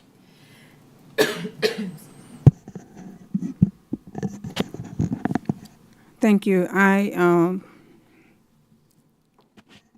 think the idea of the chief negotiator is a good thing, and I think the division that you have for the HR department is good as well. Thank you. And I was wanting a clearer understanding on the chief of staff position, and you answered that. But if you could maybe repeat the exact title. I know you're going to have to do a job description for that position. But I want to make sure that if we're going to be doing some movement, that we take care of folks that have been committed and worked hard and did their very best. Yes, ma'am. Based on whatever the situation may be. So. And thank you for the opportunity to clarify. Everyone needs, and this is not directed at the board, but this is really directed at anybody else who may be listening or in the audience who's making some assumptions. This has nothing to do with work quality of existing staff. Nothing at all. It simply has to do with the realization that many of them have been overtaxed And if we want to continue to see progression, if we want to continue to see innovation in some of these departments, it's going to require some restructuring. So I have spoken with all of the individuals involved in this to ensure that they understand why I'm making the recommendation. It has nothing to do with their work performance, has nothing to do with my trust. But if you were to look at the original job description that this board approved that exists for a chief of staff, Mr. Pitts does not fulfill a traditional role of a chief of staff. It's just, and it's not because he's not capable. From a perspective of professionalism and his abilities, he's not capable because of the workload he currently has. And so I just won't continue to ignore that, and that's why the recommendation is coming forward to restructure, to free that up. And I think the same thing's true for HR.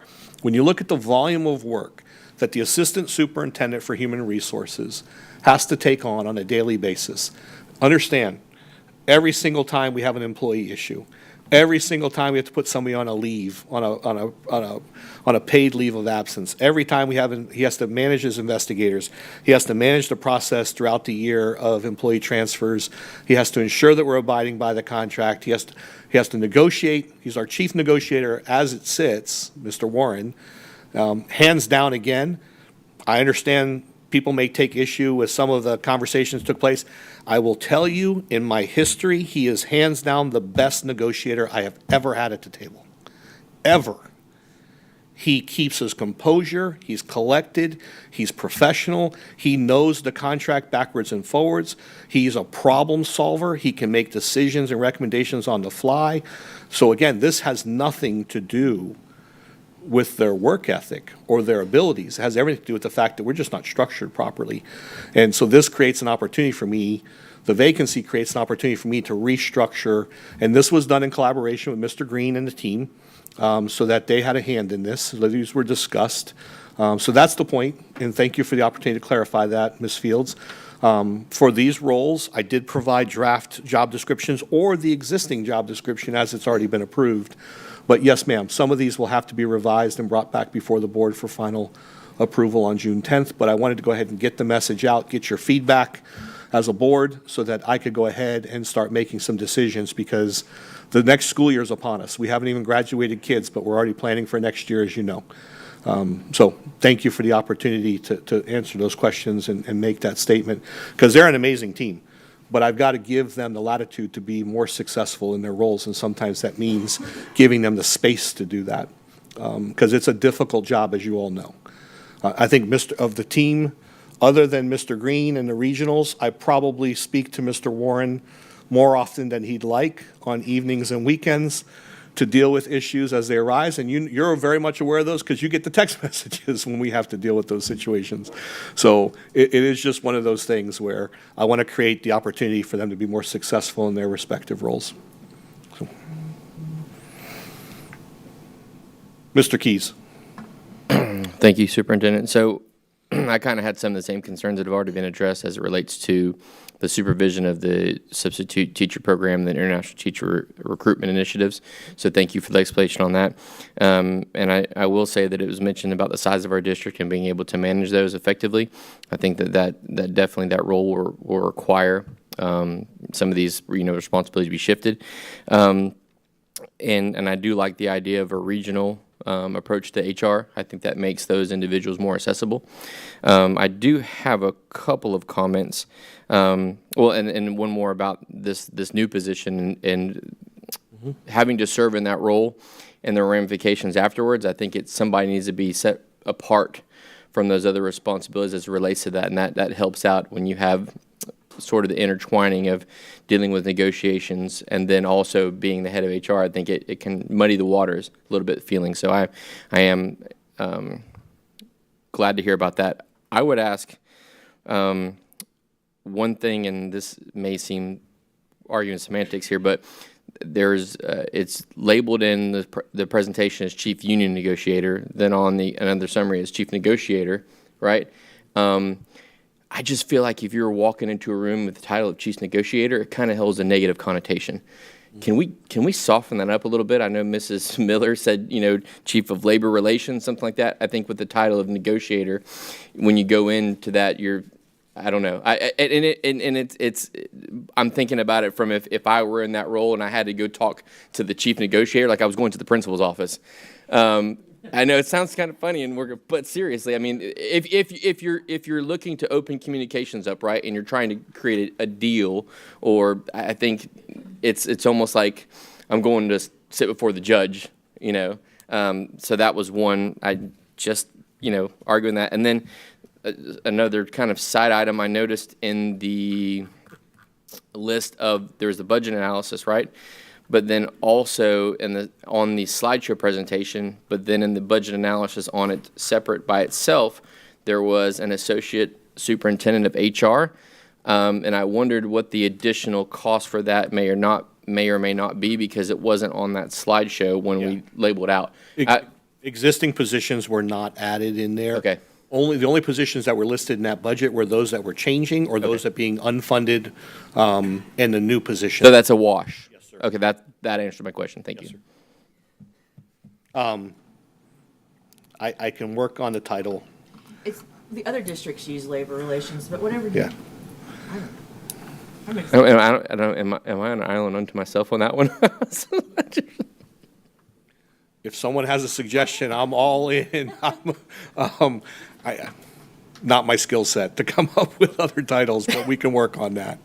But I appreciate that. Ms. Wyatt. Good PR. Thank you. I'm glad that you brought that up because it was on my list, but I made my list in my brain and not writing it down, so I forgot to say it. But I like the idea of labor relations. I think that that's where I was struggling with having the substitutes and the international program under there. Is, does it make sense for those programs to be under a negotiator? Are they negotiating their contracts, or I think that's where I was struggling a little bit with, why are those programs under that person? But it would make sense if it's labor relations, because that is some of our labor. So I'm not married to that. Travis has great ideas, so maybe we should ask him for more names. But I do like the idea of moving away from negotiator and moving to something more relationship focused. Certainly. Easily done. Ms. Fields. In the current HR department, is there a position that already has labor relations in it in some form or fashion? There may be a JD in there, but I don't know. Yes, it is. Can you come down to the microphone? There's a director of a labor and. I heard him, but he has to be on the record for the recording and for those watching. Yes, we currently have a director of labor and employee relations. Director, though, so it could be a chief. Okay. Okay, just want to make sure that we knew that. I can pull it.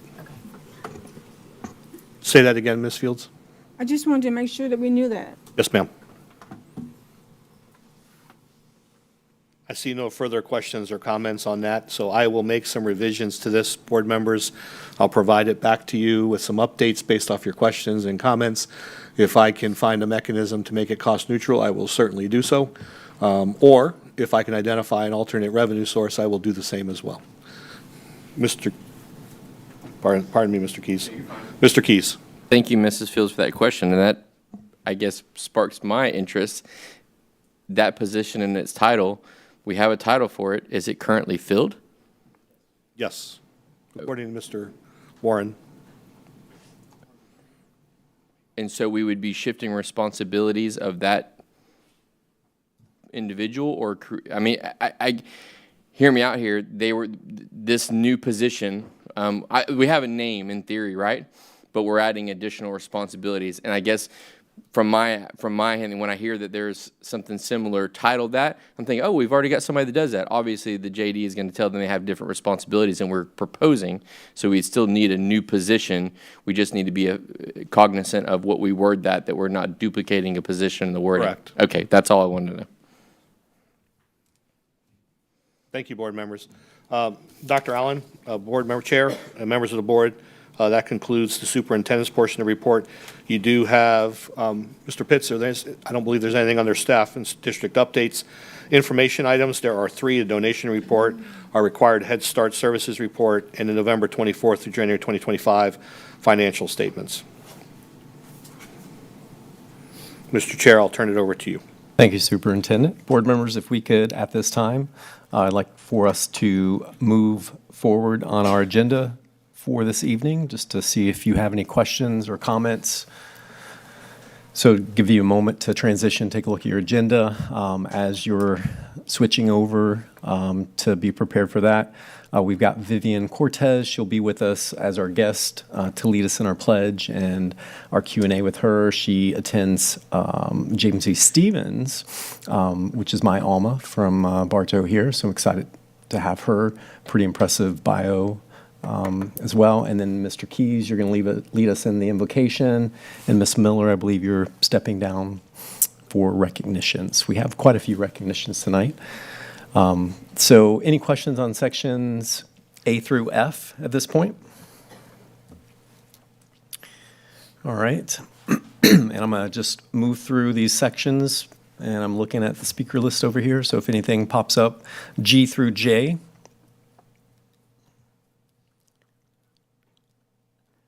Sections K through M.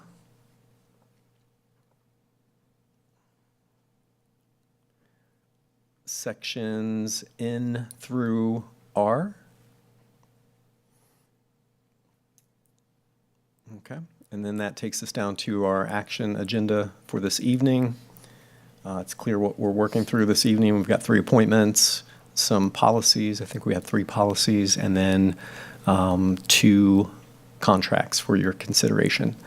Moving beyond that, Ms. Wyatt, you're recognized. Thank you. I was just going to ask, in the future, if updates are made after it goes out on Tuesday, can we get an email to if things are added to the agenda? Because there's a couple things I've noticed that have been added since I reviewed it last Wednesday. What items were those that were added? I know and I had asked for my travel to be added because it was not previously, but then also there's an additional charter review team nominee that was not on the agenda when published. So just for the future, I'm not questioning any of these items. I'm just saying for the future, if something is changed after it's published, if we can get notice of that we need to go back and review. All right, thank you, Ms. Wyatt. Thank you. All right, seeing no other comments, we'll have superintendent's report. Do you have something for us tonight, Superintendent? I do, sir. All right, Mr. Murphy, looks like you have something as well. Yes, for the code of conduct. Yes, indeed. All right, thank you. And then Ms. Matthews, again, I appreciate the several audits that we've received since. And then we'll wrap up with our comments and public comments. Any other questions on the agenda at this point? Pretty straightforward tonight, board members? All right.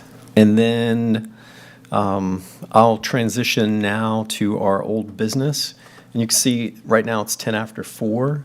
So let's just be aware of time because we do need to work through quite a few heavy items. So if we can be timely in our discussion around these next few items to keep things moving forward. So the next one is old business, which is food policy.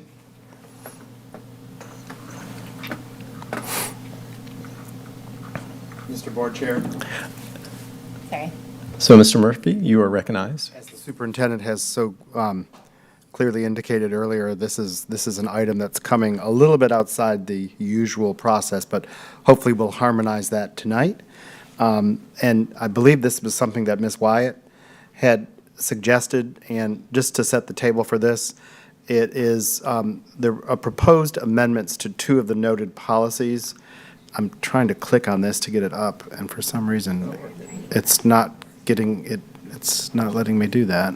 And just as you're working through that, Mr. Murphy, this is something that would potentially go through the rulemaking process. So Correct, yeah. we're really just here as a work session to bring it forward. We're going to have 2 public hearings on it before it would come to us as an action item? Okay. That's correct. And in fact, that's part of the reason it's coming before you all is to make sure that there's a majority view of the board to do so. And then it will be implemented, if you will, through the normal policy process. And this was something that Mr. Murphy and I worked on after our board meeting, I believe in September was the first conversation we had about it. This has been what practice is that we have, families can choose to send their students with their lunch. If there is a severe peanut allergy or things like that, classes will get a note from the school at the beginning of the year saying this classroom's going to be a peanut-free zone. It's what has always been done. However, we realized at the start of the school year that is not in policy, that has to be done, which we had great conversation in September, October about that being a parent's rights issue, that they can choose to send their child with their own lunch to school. And at that point, I offered to get with Mr. Murphy to look at our policy and see where that would best fit. And the team at Boswell and Dunlap this is what they have come up with. Again, this is really just codifying what the process has always been. I said at that time, and then had a former school board member call me and say, "You're right, this wasn't in policy because we never realized that it needed to be in policy to make sure it's what was happening." So that's why those are there. The first one addresses that students have the right to bring their lunch. The second policy addresses the fact that the district does have the right to present a list of restricted food items, such as energy drinks or things that are severe allergies in a specific school or classroom, those types of things, and that the district can present that list each year. All right, board members, any comments on that? Mr. Sharpless, you're recognized. I don't know if this goes, who exactly this question goes to, but the 5335, the list of restricted food items, I know Superintendent has also emailed answered some questions he had about that. Is that list something that we will have to approve at the board level, or is that more of a is that going to be under your purview, Superintendent, if this policy were in place? The procedure and the annual list will be developed by me and my team, by staff, in conjunction with the Department of Health and with the Department of Food and Nutrition. So this isn't something that will come before the board. That's what I'm asking. The board can request that we bring it before the board once a year, but it's going to be constantly revised. So that's the only thing the board has to keep in mind is, one of the questions I received was, even when we send home a parent notification, the potential enrollment of a new child or a change in a child's medical response to a potential allergen is unknown, because it could trigger at any time. A child could have contact with something initially first or second time and have no reaction, and all of a sudden have an incredible allergic reaction. So we could provide a list to the board, but it would be generic, and with the understanding that list will be fluid over time. Now, it's not going to change on a daily basis, and it's not going to change considerably every year, but we may become aware of a new allergy that we weren't made aware of before. So I'll take it to the extreme. Someone's allergic to the classroom pet now. That could happen. And it's not a food allergy, but it's an allergen that could cause a reaction. So it's one of those things we have to take into consideration. But by and large, allergies typically fall within 9 categories. But the severity of the reaction can vary. And that's why in the response I provided, it asked, how do we manage this? So typically, a student who has a severe food allergy is assigned to an allergy-free table, whether that's in the classroom or whether that's in a cafeteria. The problem becomes more serious when the allergy is an airborne allergy. It doesn't require consumption. It could be simple touch or it could be inhaling it.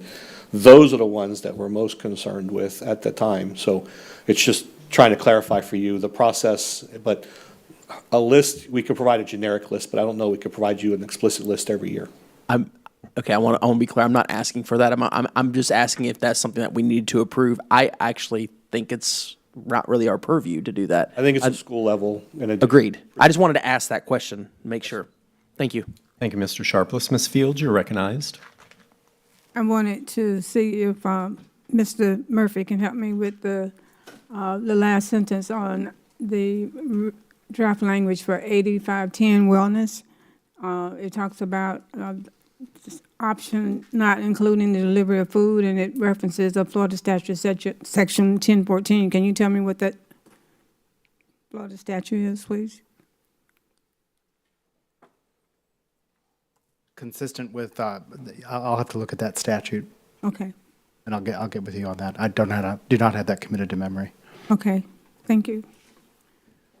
I mean, I think the one question I had when I saw the policy, I understand the situation that we were in that brought this forward, and this would be for you, Mr. Murphy. What does this policy do that the parental rights policy that we currently have doesn't do? Would be my only question, and that would be for Mr. Murphy.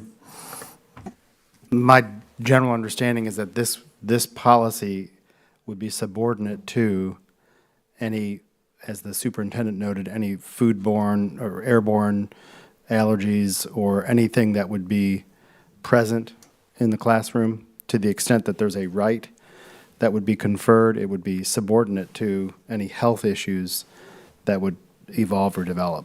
So I think that's how I would read that. I will tell you, as a practical matter, and we looked at this with the superintendent and with his staff, we did not, Neola doesn't address this. We couldn't find this in any other district. Certainly we have, we have a new attorney potentially that's coming on board, so that's always helpful. But this is a somewhat of a novel approach, or perhaps something that I'm not seeing replicated in other districts. So, as we move forward with this, we'll certainly want to harmonize it with appropriate state law and whatever other rules and regulations may apply. Mm-hmm. Does it increase any risk at all for us by? I think it can. Mm-hmm. Yes. Okay. And more than likely, we won't see this until July. Is that correct? At this point, when I think given through today's- our public hearing process. Correct, Mhm. given that today is May 6th, and just my general understanding of the timeline involved, that is probably likely. Mr. Davis apparently has something to say. Mr. Yeah. Davis, you're recognized. I can speak to the rulemaking process. So we would do a notice of rulemaking for the June work session. At that point, we will have a draft of each of the policies with all of the underlines and strike-throughs so that you can see how it fits within the policy. And that will then be considered your first hearing when we bring it to that work session. And then we would then have the permission to notice for public hearing. So it would come in the July board meeting with the proper notice for the public hearing. And then in the August board meeting, you would take action on that if we were to follow the steps all the way through. All right. Thank you, sir. We got a full list here. Ms. Fields, you're recognized. Oh, that was before, and we had Ms. Wyatt and Mr. Sharpless. You're recognized. Did you have something else to say? Okay, stand by. Ms. Wyatt, you're recognized. Thank you. I was just going to clarify that Florida statute that's referenced in rights. 8510 is the Bill of Parental Rights. And it was referenced partially because when we went through the Bill of Parental Rights, while we had that conversation, that's definitely something that should fall under parental rights. It is not explicitly set. Food is not explicitly listed in the actual state statute. So, but there are many other things that are, which is why we reference back to that.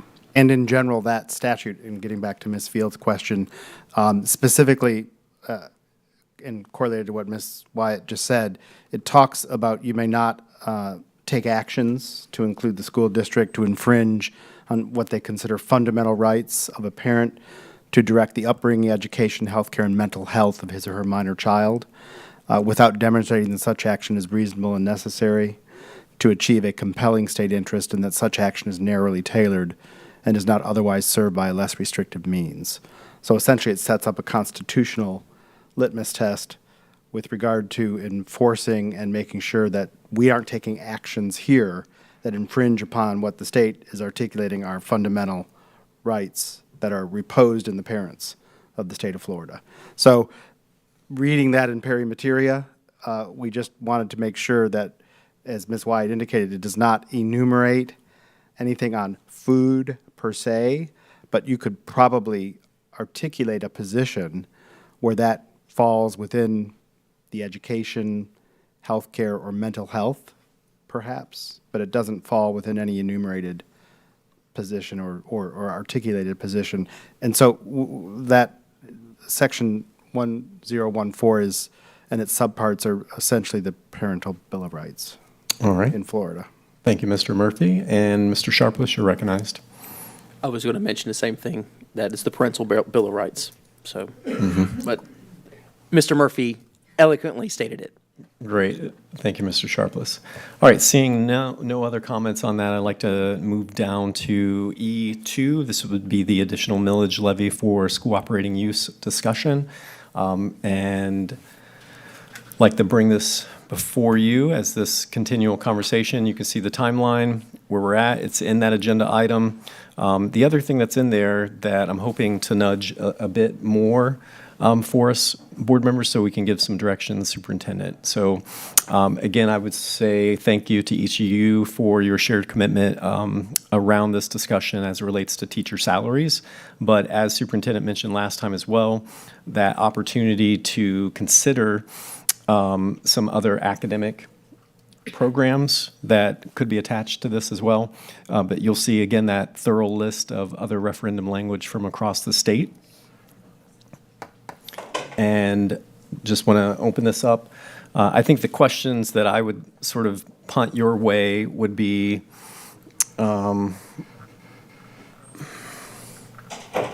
what academic or enrichment areas do you believe resonate most with our community? And how do we ensure that priorities are reflected in the ballot language around that? So I don't know if y'all had a chance to look through this list and referendum language from across the state.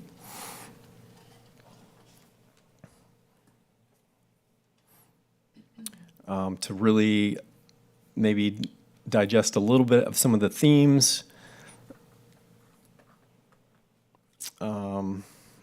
You've got STEM, arts, career and technical education, early learning literacies.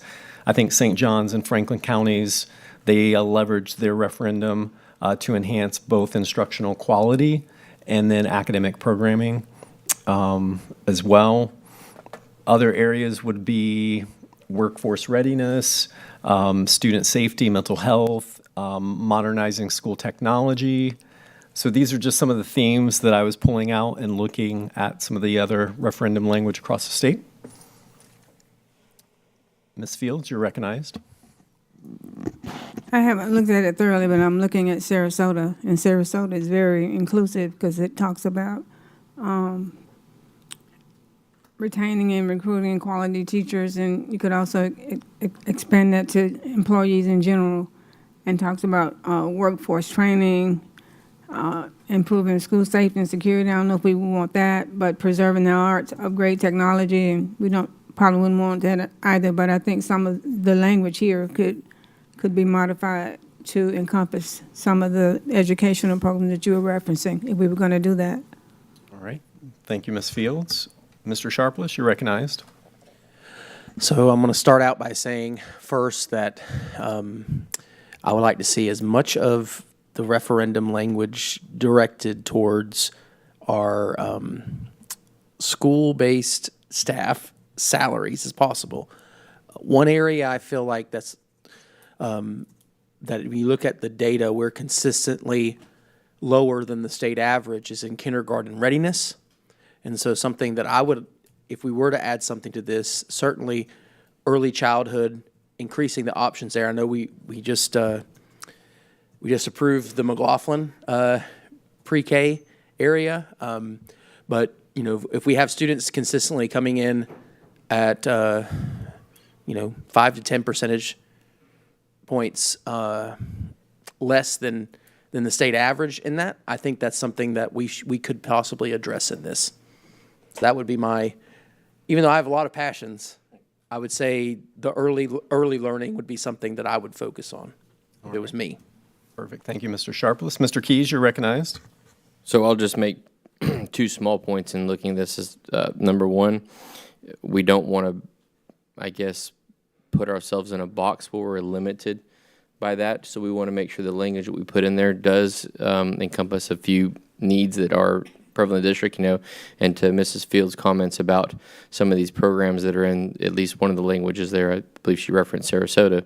it is good to identify those specifically, but I would also mention that as we do this, that if anybody's been following along, that the intent of what we're going to do was directed specifically to an area, and that if we get too far into the weeds on that, it may hinder upon our success of having this pass. So I'd just say we should be cautious of that we should be laser focused and know that whatever we do include, that we'd be confident that we'd get the support of the taxpayers. That's all I'm saying. So no particular area? I'm just saying that we need to be laser focused in that. So I would say definitely we need to say, those instructional positions need to be the highlight of it, right? And if we are going to throw in funding for, again, I think Ms. Fields mentioned it, school safety and security, I wouldn't think that'd be in there.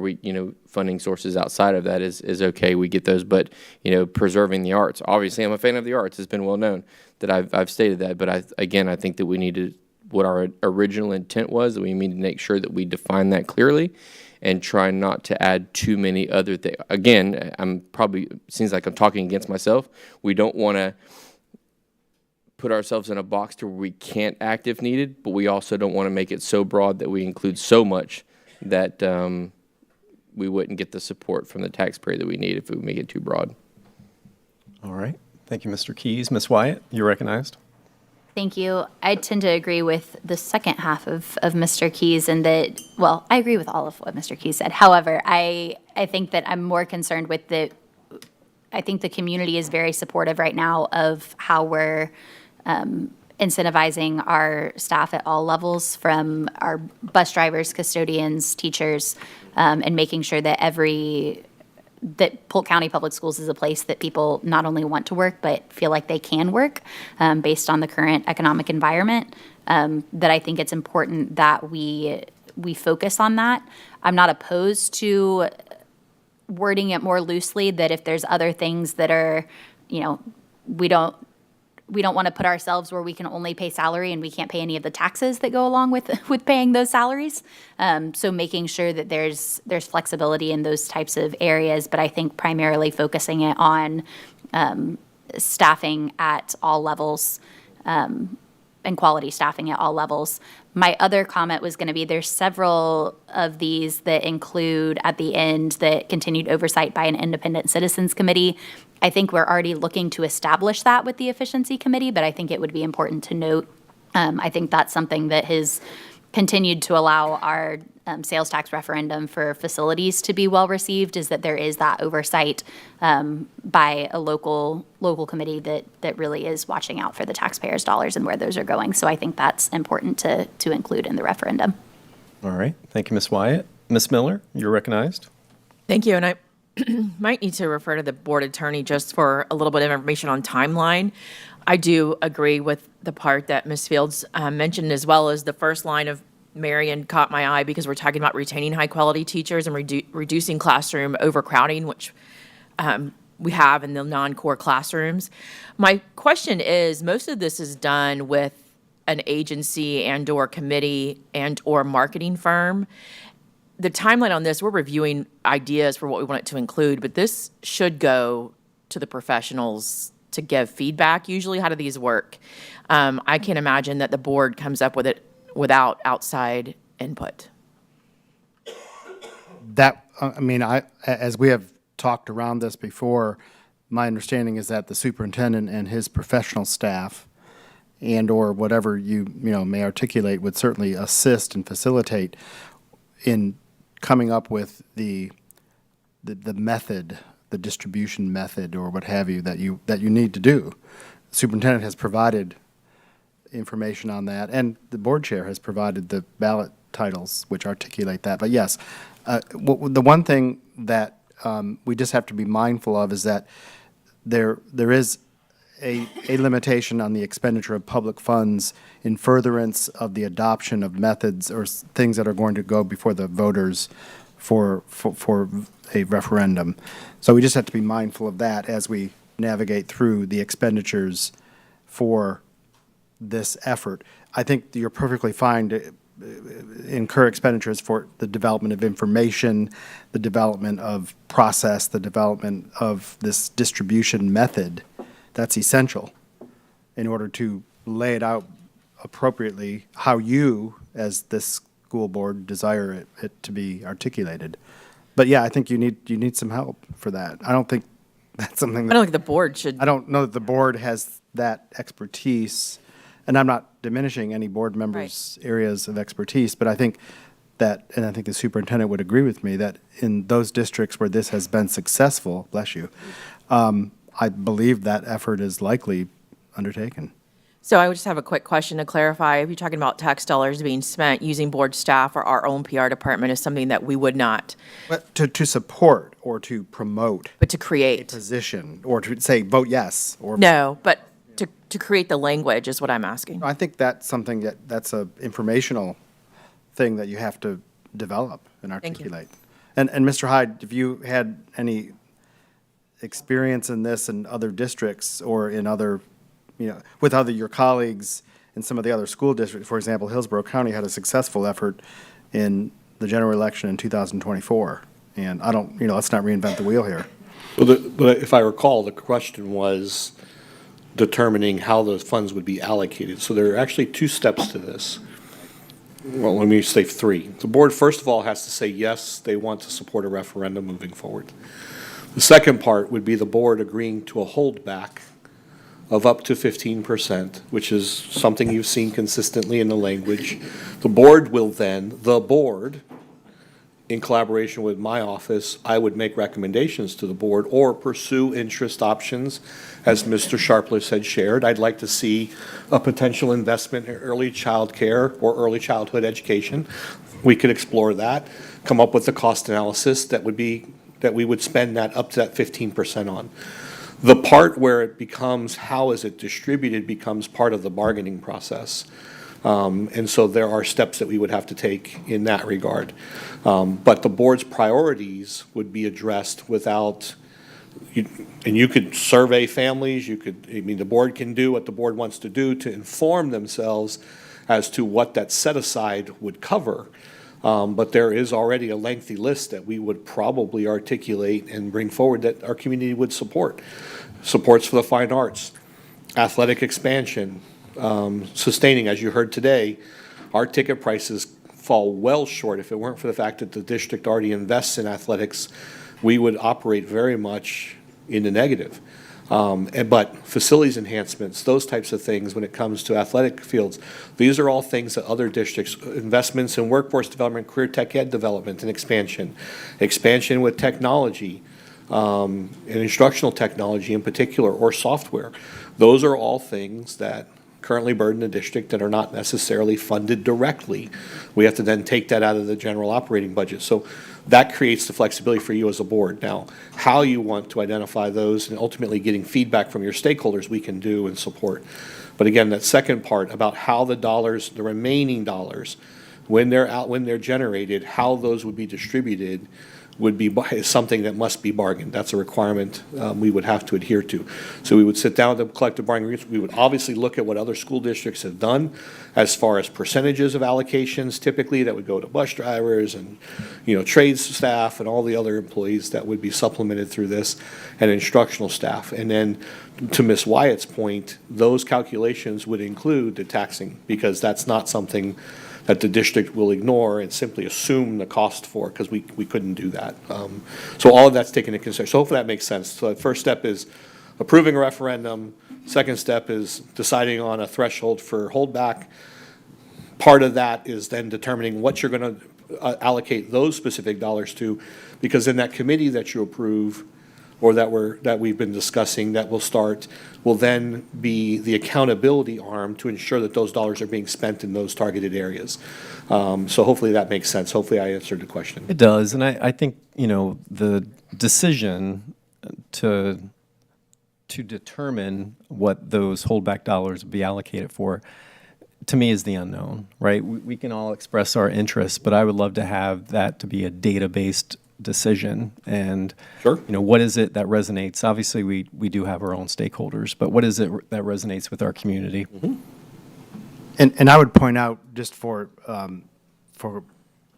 template or for following the dialogue, the March 14, 2025 memo that we prepared, if you look at page 5 of 8, it lays out the first, second, and third initial steps that we understand that the board would need to take, and that was between March 10th of 2025 and March 24th of 2026 or earlier.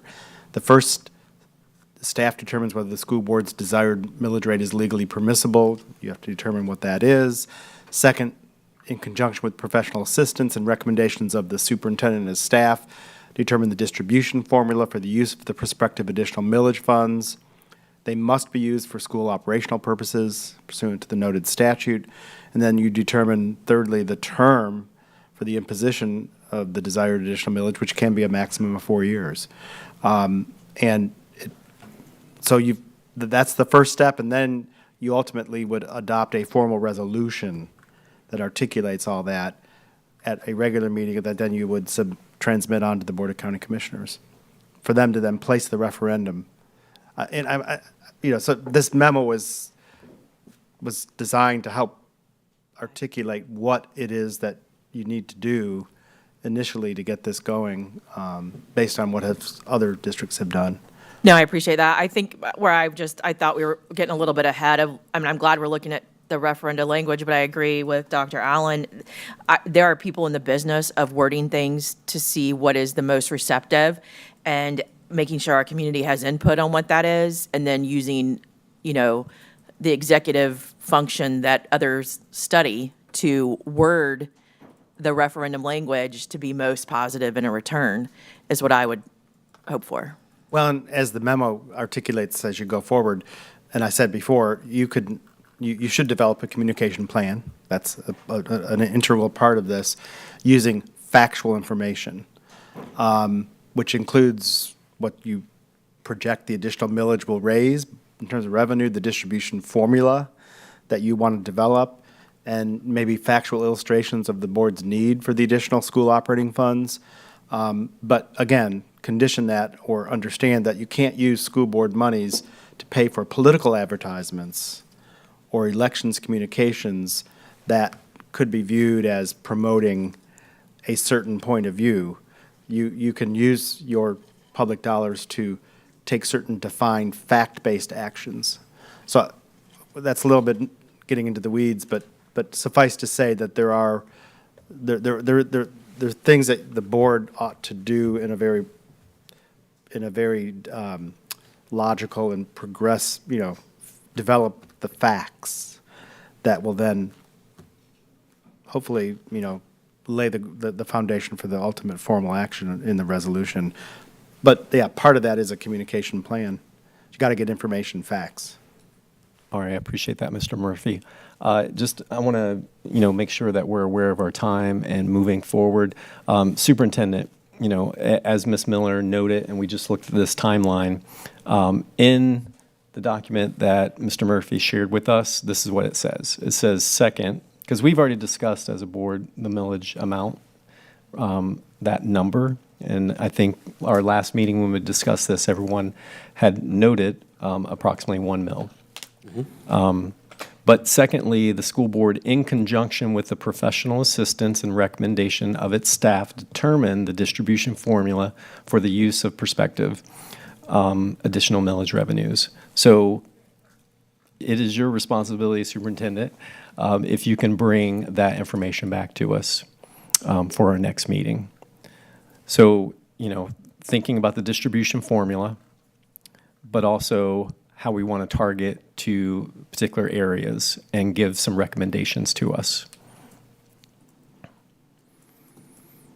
Is that possible, Superintendent, for you to address that? Part 2 easily. Yes. Part 1 is going to be the difficult part. I don't believe I have the authority to identify the distribution of the remaining dollars, because that's a bargainable item. We're going to be issued a demand to bargain, in fact, should the referendum pass. But so we'd like, and even in the planning stages, rather than waiting for the referendum to be voted on, we probably want to take action to work with the collective bargaining units to go ahead and resolve that now, So we could give you regular updates as to that and what the proposal would be. We could start with an initial proposal. I'd be comfortable with that. I just don't want the board to operate under the assumption that that's going to be the final number. I just don't know until we get to the table. But I could easily, Dr. Allen, come back to the board with some recommendations for the holdback dollars and how we would allocate those based off the data and our analysis. Yes, sir. Okay. All right. Thank you. Mr. Warren, I don't believe I'm speaking out of turn there, correct? Okay. All right, board members, we're going to now move down to new business. I think we have two gentlemen possibly. I'm not sure where this one landed, but it's entitled PFM Financial Advisors Presenting on Financing Options. I don't know if we can have some context on that one.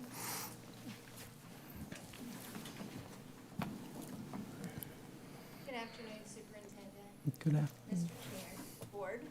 Today we have Brent Wilder, who's a Managing Director for PFM Financial Financial Advisors. As you know, we've entered into an interim agreement to build a new high school, and you've seen our 5-year capital plan, and we know that we have some different building opportunities that are coming up we're going to have to take care of. So we thought it would be a great idea to teach you a little bit about our funding options. So as we move forward, you'll have a little bit more information when we make decisions. How do I drive, by the way? Oh, yes, sir. These. This, Okay. yep. Good afternoon, Brent Wilder, PFM Financial Advisors. In some ways, we're your chief financial negotiator, but as you pointed out, we don't use that terminology. We prefer financial advisor. Mr. Superintendent, given the timing here and other priorities, your direction on, we want to stick with the prepared agenda, which would go through the sources and the process, or do you want us to kind of jump towards the end, towards the capital plan? What is your direction, sir? I would ask you to make today's presentation as brief and succinct as possible, and then we would be more than happy to bring you back for a longer conversation, but this will at least give the board information to tee off their questions and follow-ups, and that might be more appropriate for today. We're on the elevator. We'll get moving, sir. Thank you, sir. So, just a quick refresher for those. These are the general funding sources that are available to school districts, both at the state level and the local level. The top ones being the ones that every school district has at their that they can invoke, and then the others that require some assistance from either the voters or local. Again, looking at capital, the funding sources, PICO and CONDS, the state level, those are really, might as well in some years be non-existent. They're bonded on your behalf if you choose to participate that. So our main focus are really on the capital outlay millage, the up to 1.5 that you can elect to impose at the board level. And then we have those that are other discretionary funding options under the state legislature that all require some sort of referenda. Looking at the bottom specifically for capital, those would be your general obligation bonds and then the sales tax bonds that this community has supported. I think since 2003 is the first time that they passed the sales surtax, re-up that, and you're taking advantage of that to fund your capital needs today. So we'll skip through the bonds 101. We can go back again, as the superintendent said, at a later day, and we'll focus solely on the district. So as we sit here today, just under $166 million of total outstanding debt, divided into either certificates of participation or sales tax bonds. These are those debt issues that have been directly issued by the district. This does not include, you'll see in the footnote, the 2022 project that were issued by another authority, not directly by the school district, but you're still obligated to make those lease payments. And we have included those. They're not in this, but they'll be included in some other slides. From a credit rating perspective, not surprisingly, the district is extremely highly rated. The top ratings you'll see there, AA2, that's the equivalent of AA by the other rating agencies. Moody's decided decades ago to put 1s, 2s, and 3s instead of pluses and evens and minuses. It's their thing. So AA2 equivalent to AA. That's if you were issuing GOs, that would be the rating. You don't have GO debt, so what we look at between the certificate of participation, AA3 by Moody's, that's equivalent to AA minus, extremely highly rated. And your sales tax bonds, AA2, up from a AA3. Again, extremely high ratings, meaning very good credit risk in the market, and also means, importantly, you're getting extremely low borrowing rates when you do choose to access the capital markets. From a leverage perspective, generally speaking, rating agencies like to see districts spend no more than 50% of their capital outlay millage on lease payments. At 0.31 mils, you're less than a third of that. So very low leverage. You'll see what you're currently generating from the 1.5 mil. The bottom is the amount that's allocated to debt service, with the majority of that going away in just a few years in 2028. Same story with the sales tax, very low leverage, currently utilizing just over 16 million of the 79 million that was collected in 2024. So much more money going for pay-go than is going to debt service out of your sales tax. Just a quick note that over time, on your behalf, we do monitor refinancing opportunities, and the district has taken advantage of those. So just in the last several years, you'll see that over $2 million in present value savings have been acted upon by the board when the markets were accommodative. And as we sit here today, no current opportunities to further reduce your interest payments. So looking at your capital plan, you know these numbers better than I do. Just under over 1.4 billion over the next 5 years. It shows as balanced because a little over 20 years ago, the legislature mandated that all capital plans be balanced. You were not allowed to show the deferred needs, which again, you know this better than others, that not everything that needs to be done can be funded in the 5 years, and these are those numbers. So it requires the difficult decisions that this board has to make when it comes to the capital resources that are available and entrusted to the district. So the two basic ways that we look at this and the decisions you have to make is pay as you go. So only fund the projects that you can with the monies that become available this year, or is the other method we refer to as pay as you use. That's leveraging the dollars, borrowing money to advance projects that you would otherwise have to wait on. No different than when people make the decision to buy a house. It's great if you have the cash to do it. Sometimes families need the home before they can save all the money to do it, and they make the decision to leverage it. So in your specific situation, we understand that you're contemplating the potential borrowing of up to $250 million to fund some either the Poinciana Area High School and up to $50 million of deferred maintenance items. So to assist with the decision making as you're thinking through the process, no decisions today obviously, we ran 5 different scenarios that we summarized here today to help orient you around the decisions between pulling projects forward, what that means to you in terms of interest costs, interest payments over the life of those issues. So the shorter term we borrow, obviously the less interest we pay over time, but that requires higher payments in the near term. You have less pay-go capital. So just to help frame it, the shortest we assume would be a 10-year structure. When we say wrap, that means it's structured around your existing debt to minimize those payments over a 10-year horizon. Then we also looked at 15 and 20-year structures. Level debt service means that those would be issued, the debt payments would be equal, approximately equal each year for those terms. Wrap structure means we backload that to minimize the impacts of those in the near term. The numbers are there before you. You can see the trade-offs become pretty obvious. The shorter the term, the more aggressive we repay it. That's higher, that's lower interest expense over time, but it reduces the amount of available capital outlay millage. Here again, not adjusted for inflation. These are 2025 dollars, and as footnoted, does not include the impact of charter schools, which are of course unknown. So with that, Mr. Superintendent, I would pause here to see if there's questions or anything else we could provide at this time, and otherwise happy to come back at a later date to get into this in more detail if you wish. Mr. Chair, it's yours. Yeah, we definitely want more time with this one. Okay. Indeed. All right. So I really appreciate Ms. you being Jenkins, here. we'll look to Set the reschedule. stage for us. No later than June 10th, if that will work for your schedule. And we'll put you at the front end of the superintendent's workshop, so you'll have more time and be able to address questions. We serve at your leisure, sir. We will make that happen. Thank you, sir. Appreciate it. Thank you, Ms. Jenkins. All right, board members, we have two more items to tackle before we transition to our board meeting tonight.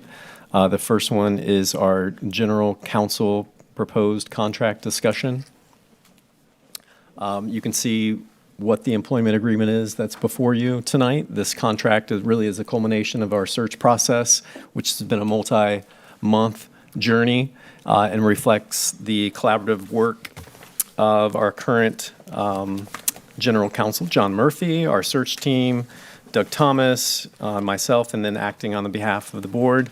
I think this agreement establishes a 3-year term from May 6th to June 16th, with Mr. Green starting in his position on June 16th, 2025. I would say the contract includes a competitive salary within your proposed range. I believe this agreement also properly represents the board's interest while offering a fair and competitive term to Mr. Green. And Ms. Winchester, if you could, did you get both the contracts in paper to us? Okay, great. All right, and so that sets the stage, and I'm going to throw it to Mr. Murphy if you want to maybe establish a little bit more details, and then I'll open it to you board members for comments. Sure.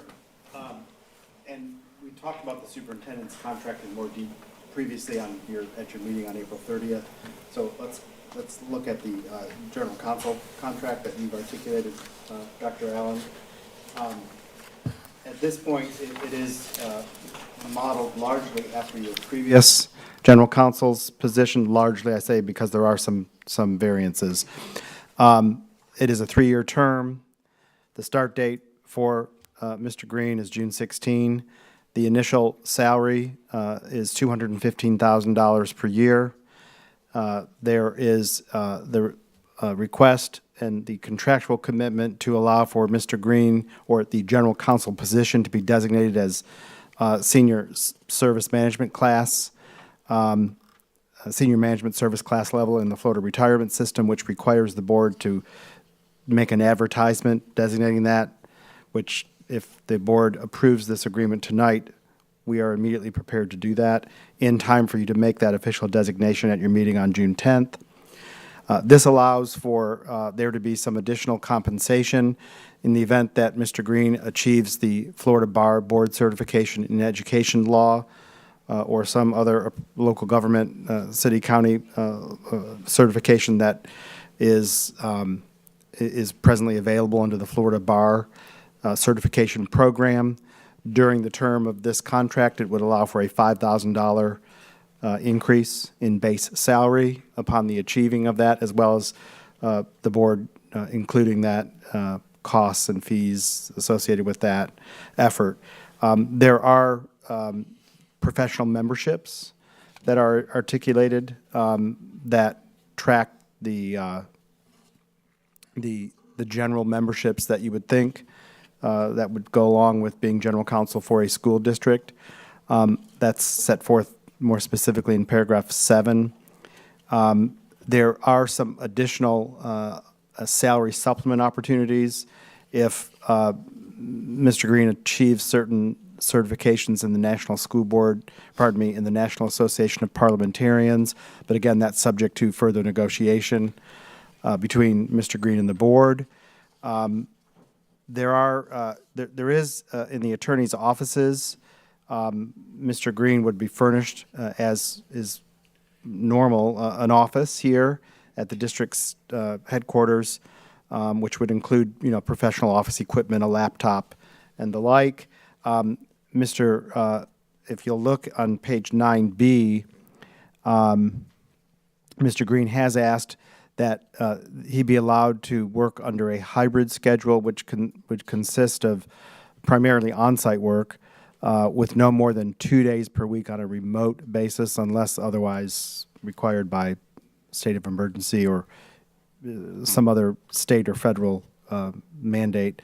And The specific on-site and remote days, as well as daily working hours, would be determined with flexibility between the attorney and the school board. That's there. That's a little bit different than what was previously set forth in the contract.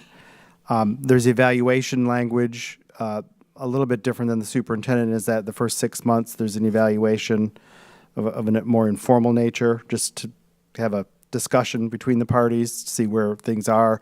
And then after that additional 6 months, so after the first year, there'd be another evaluation, and then thereafter, yearly evaluations that would track, similar to the superintendent's.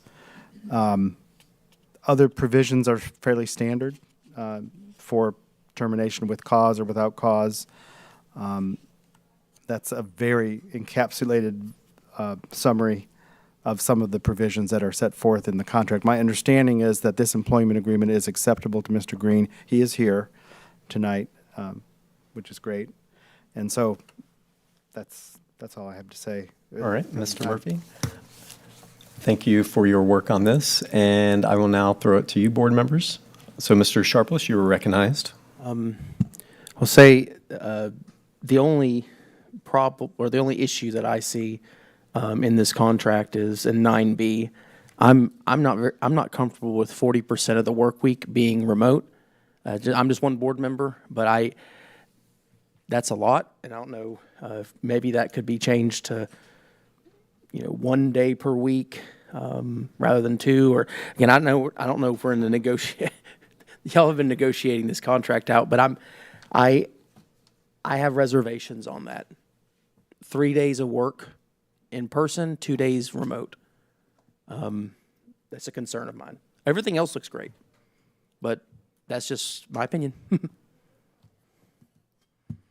All right. Thank you, Mr. Sharpless. Ms. Miller, you're recognized. No, I appreciate that, Mr. Sharpless. I had hit the button. I do have a question, not a question, and we don't need to decide this now, but another reason that we need to have more times to meet as a board in retreat settings is with the chair after the 6-month time frame and the chair going to share any concerns or any, acknowledgements.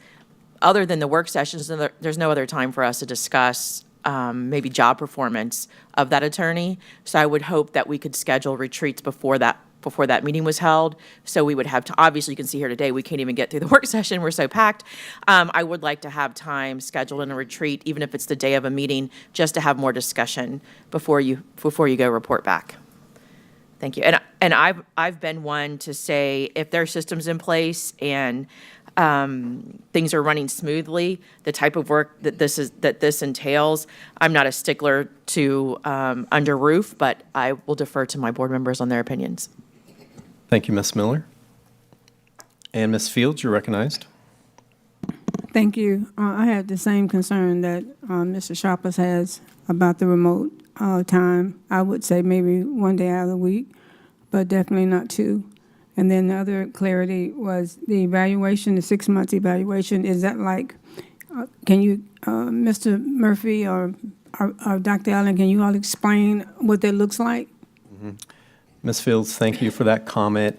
And, I think the discussion that we had with Doug Thomas, Mr. Thomas, and Mr. Murphy is trying to get because he's coming in at that particular time, so we can allow his annual evaluation to be in congruency to everyone else's.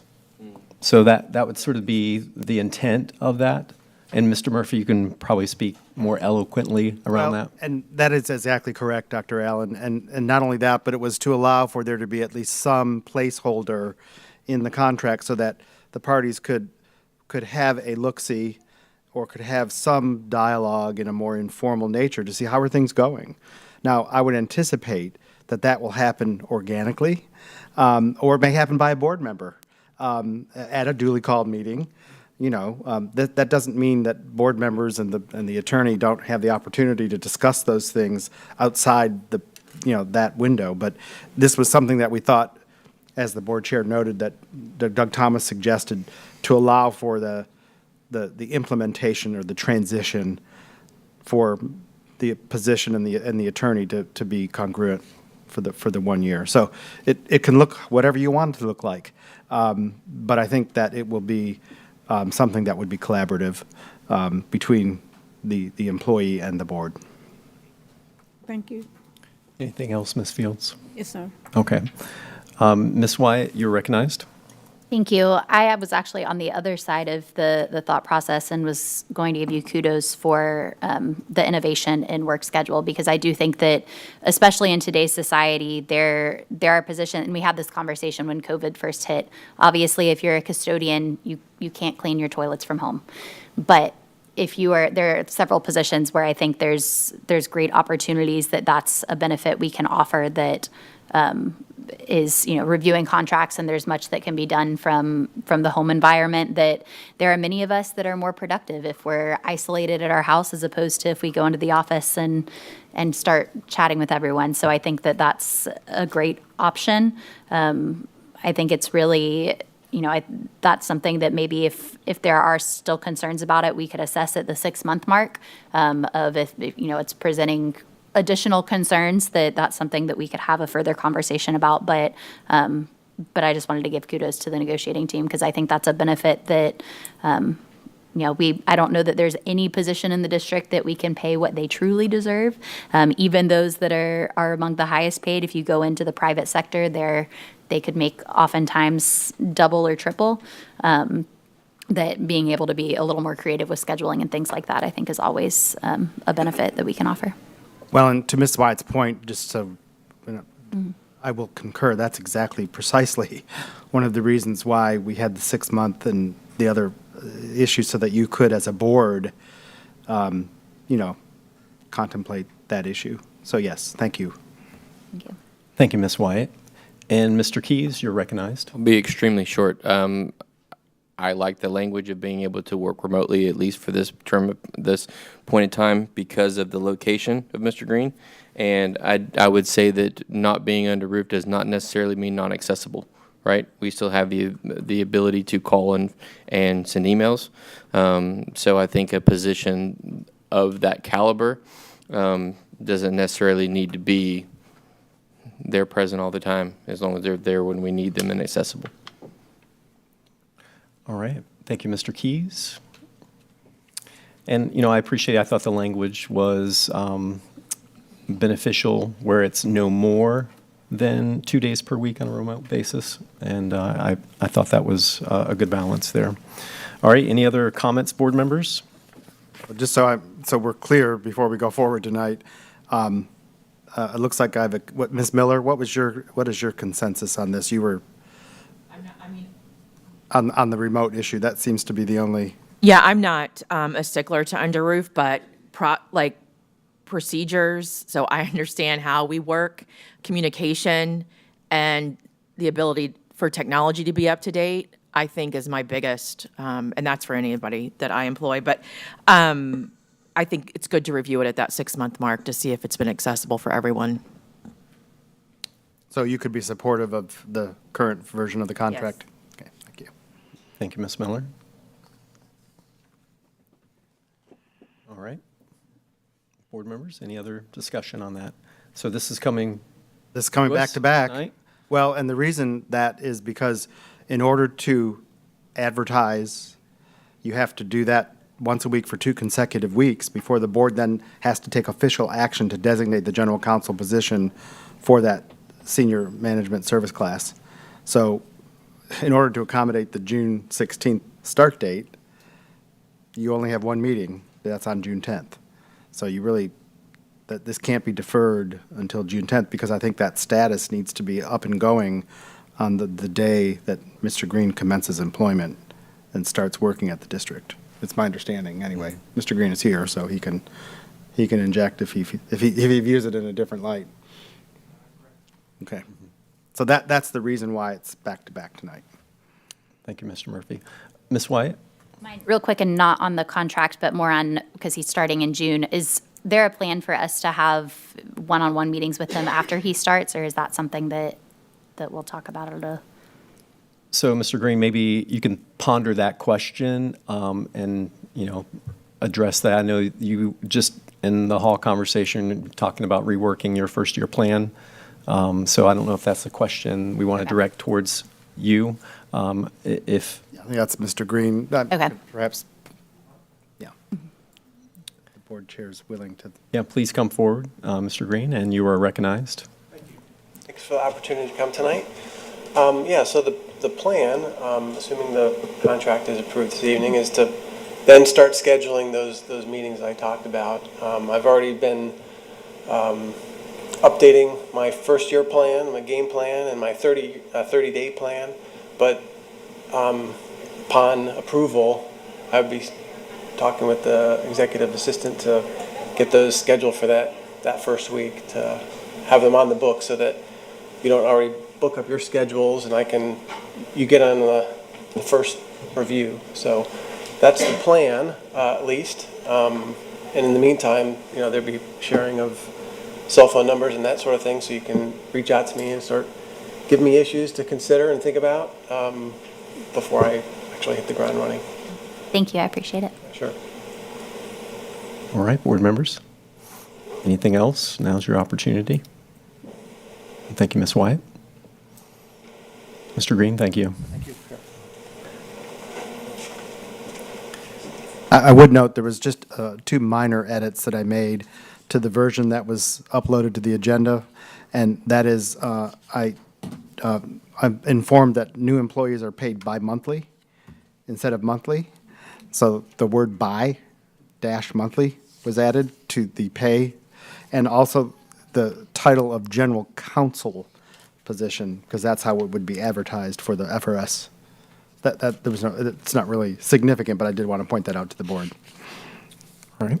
Who knew that people were not paid monthly? They're paid bi-monthly, new employees. Apparently, if you were paid monthly, you were grandfathered in. All right, board members, we're now moving to F3, which is the superintendent's contract. We've gone through our cycle of evaluations, and that process, it came before us for Superintendent Hyde, and then, this is here as well in front of you to honor the parameters within his current contract.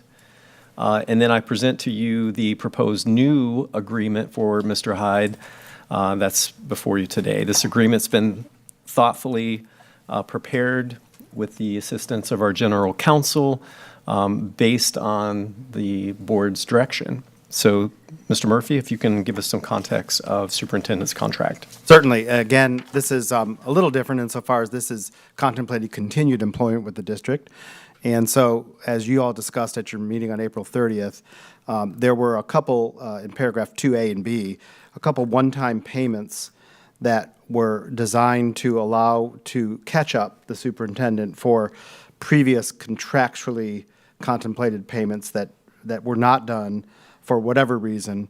The superintendent brought that to our attention, as you all noted in the schedules that had previously been transmitted. So there's a $40,000 one-time payment, and then a $4,000 contribution to a 403B retirement benefit, which I believe you were in consensus that was appropriate at the board retreat on April 30th. This is a 5-year contract in contemplation of, Mr. Hyde's already, long tenure here, or definite tenure here at the district.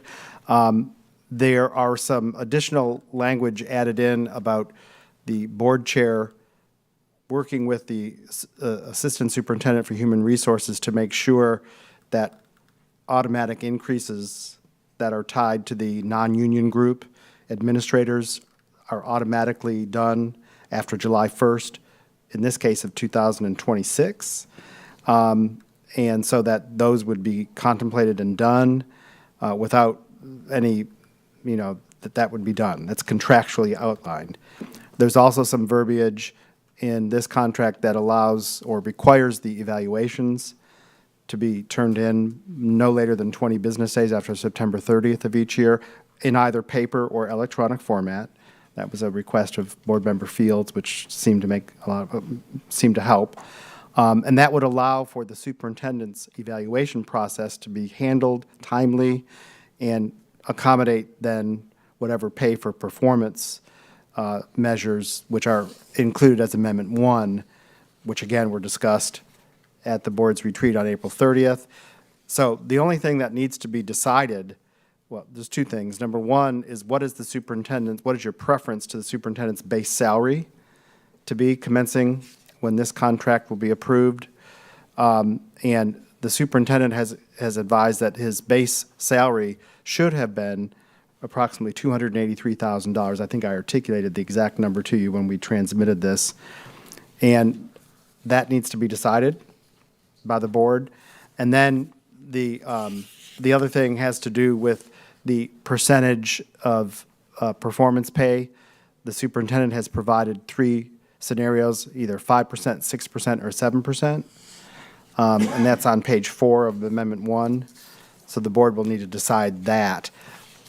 The additional information that's included in the board docs agenda is some information that the board chair had provided to you that was relatively recent information as to what other districts similarly situated are paying superintendent. And that was, I believe, board chair, you had already included that in that information. So that's just there for the board's information.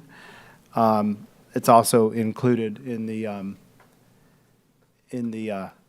contract documents. Isn't that included in the in what's in the board docs? Okay, that's the PDF document, and that articulates, and I guess it's information derived by the Florida School Boards Association Superintendent Search, and it just goes to show you what the other districts that are similarly situated and sized are paying as far as base salary is concerned for a superintendent.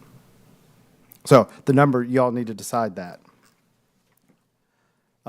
It would be, at a minimum, the roughly $283,000 number, but you all have, you didn't really get a chance, again, to talk that much about that at your April 30th board retreat, but that does need to be something that should be discussed and decided. Thank you, Mr. Murphy. Board members, you have the contract in front of you, as well as what the proposed performance pay options would be.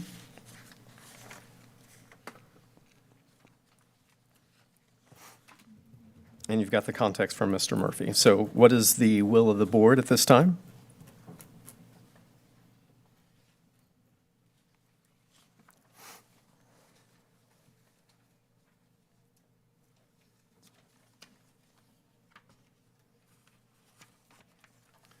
Ms. Fields, you are recognized.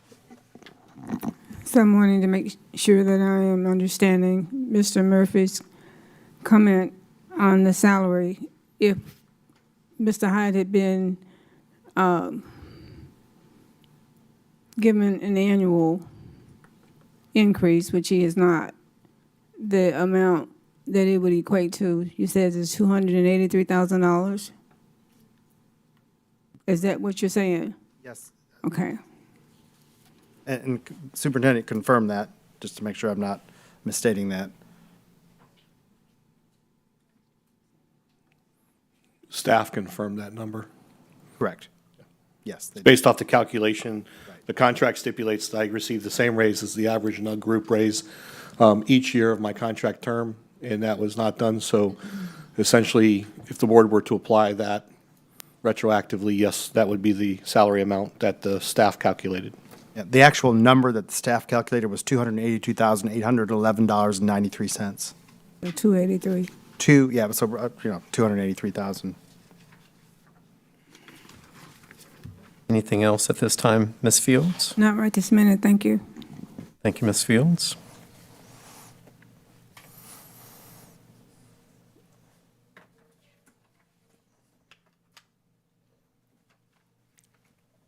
Mr. Sharpless, you are recognized. Yeah, I think it would make sense to, to right the wrong, so to speak, and to the salary to be the figure that staff had figured out. I mean, the 283, it makes sense to me. We should have been giving him that raise, and that's what he deserves. If that's what our other NUG and administrators got, so then that's what he gets.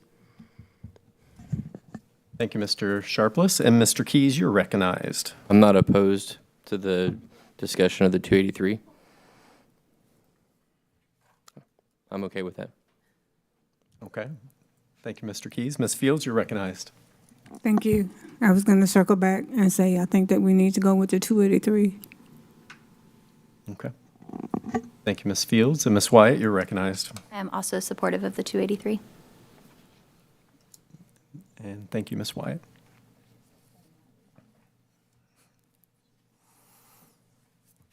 All right. I don't see any other comments, board members. We need to discuss the pay for performance and the percentage.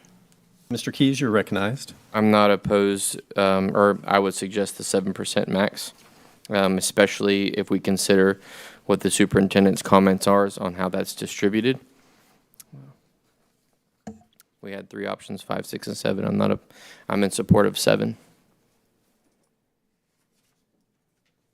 Thank you, Mr. Keys. And Ms. Fields, you're recognized. I'm in support of the 7% and with the understanding, and I think we all agree that we would have to have percentages as it relates to the different areas of performance once we get past that. Okay. Thank you, Ms. Fields. We did receive today via email as well some of those performance metrics via spreadsheet for us to consider. And that's, Superintendent, you can clarify, but that's for the 25-26 school year? Mm-hmm. So will that be an additional attachment then to this Amendment 1? I was asked to clarify, since the current strategic plan goals were already established, that those would be the metrics applied in the upcoming school year.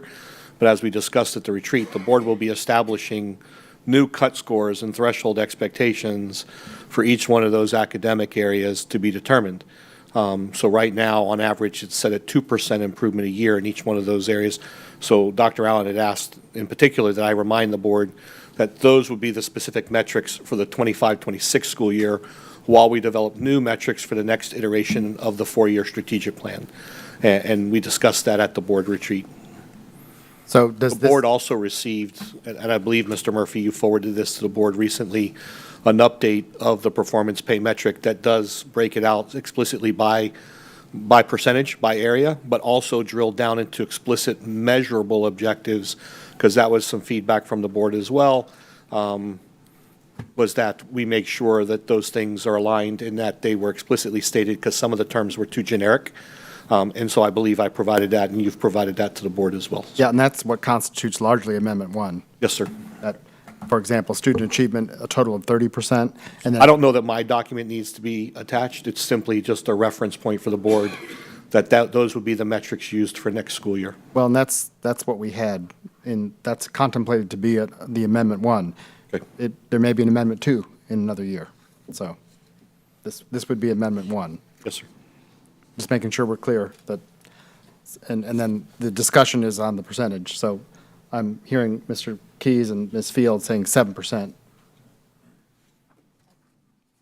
All right, Ms. Fields, anything else? Yes, I do have something else. I know that many of you are electronically designed, but I am not electronically designed. I am paper designed. And I think that a lot of times, because something is given in form of an email, that it's assumed that that's the end of the story. Something to me as important as this: whatever needs to be included that might have been sent by email, we should have a hard copy of it. If we're going to be voting on this today, that's just my opinion, but for the most part, it seems like it doesn't count, but I'm going to say it anyway. So that's that. Thank you, Ms. Fields. Ms. Wyatt? Thank you. I can get on board with the 7% as well. Okay. All right, thank you, Ms. Wyatt. All right, board members, I don't see any other comments at this point. We'll need to flesh out some details then in the motions that are made, if there are any, at the board meetings. Thank you. All right, very good. So it is now 5:20, board members. If you can refrain on your board member comments at this point, so that'll allow us to reset. Would 15 minutes be enough to transition for our board meeting tonight? 20? 20 minutes. All right, so that's going to put us at 5:40 that we will reconvene for board meeting tonight. And this meeting is now adjourned.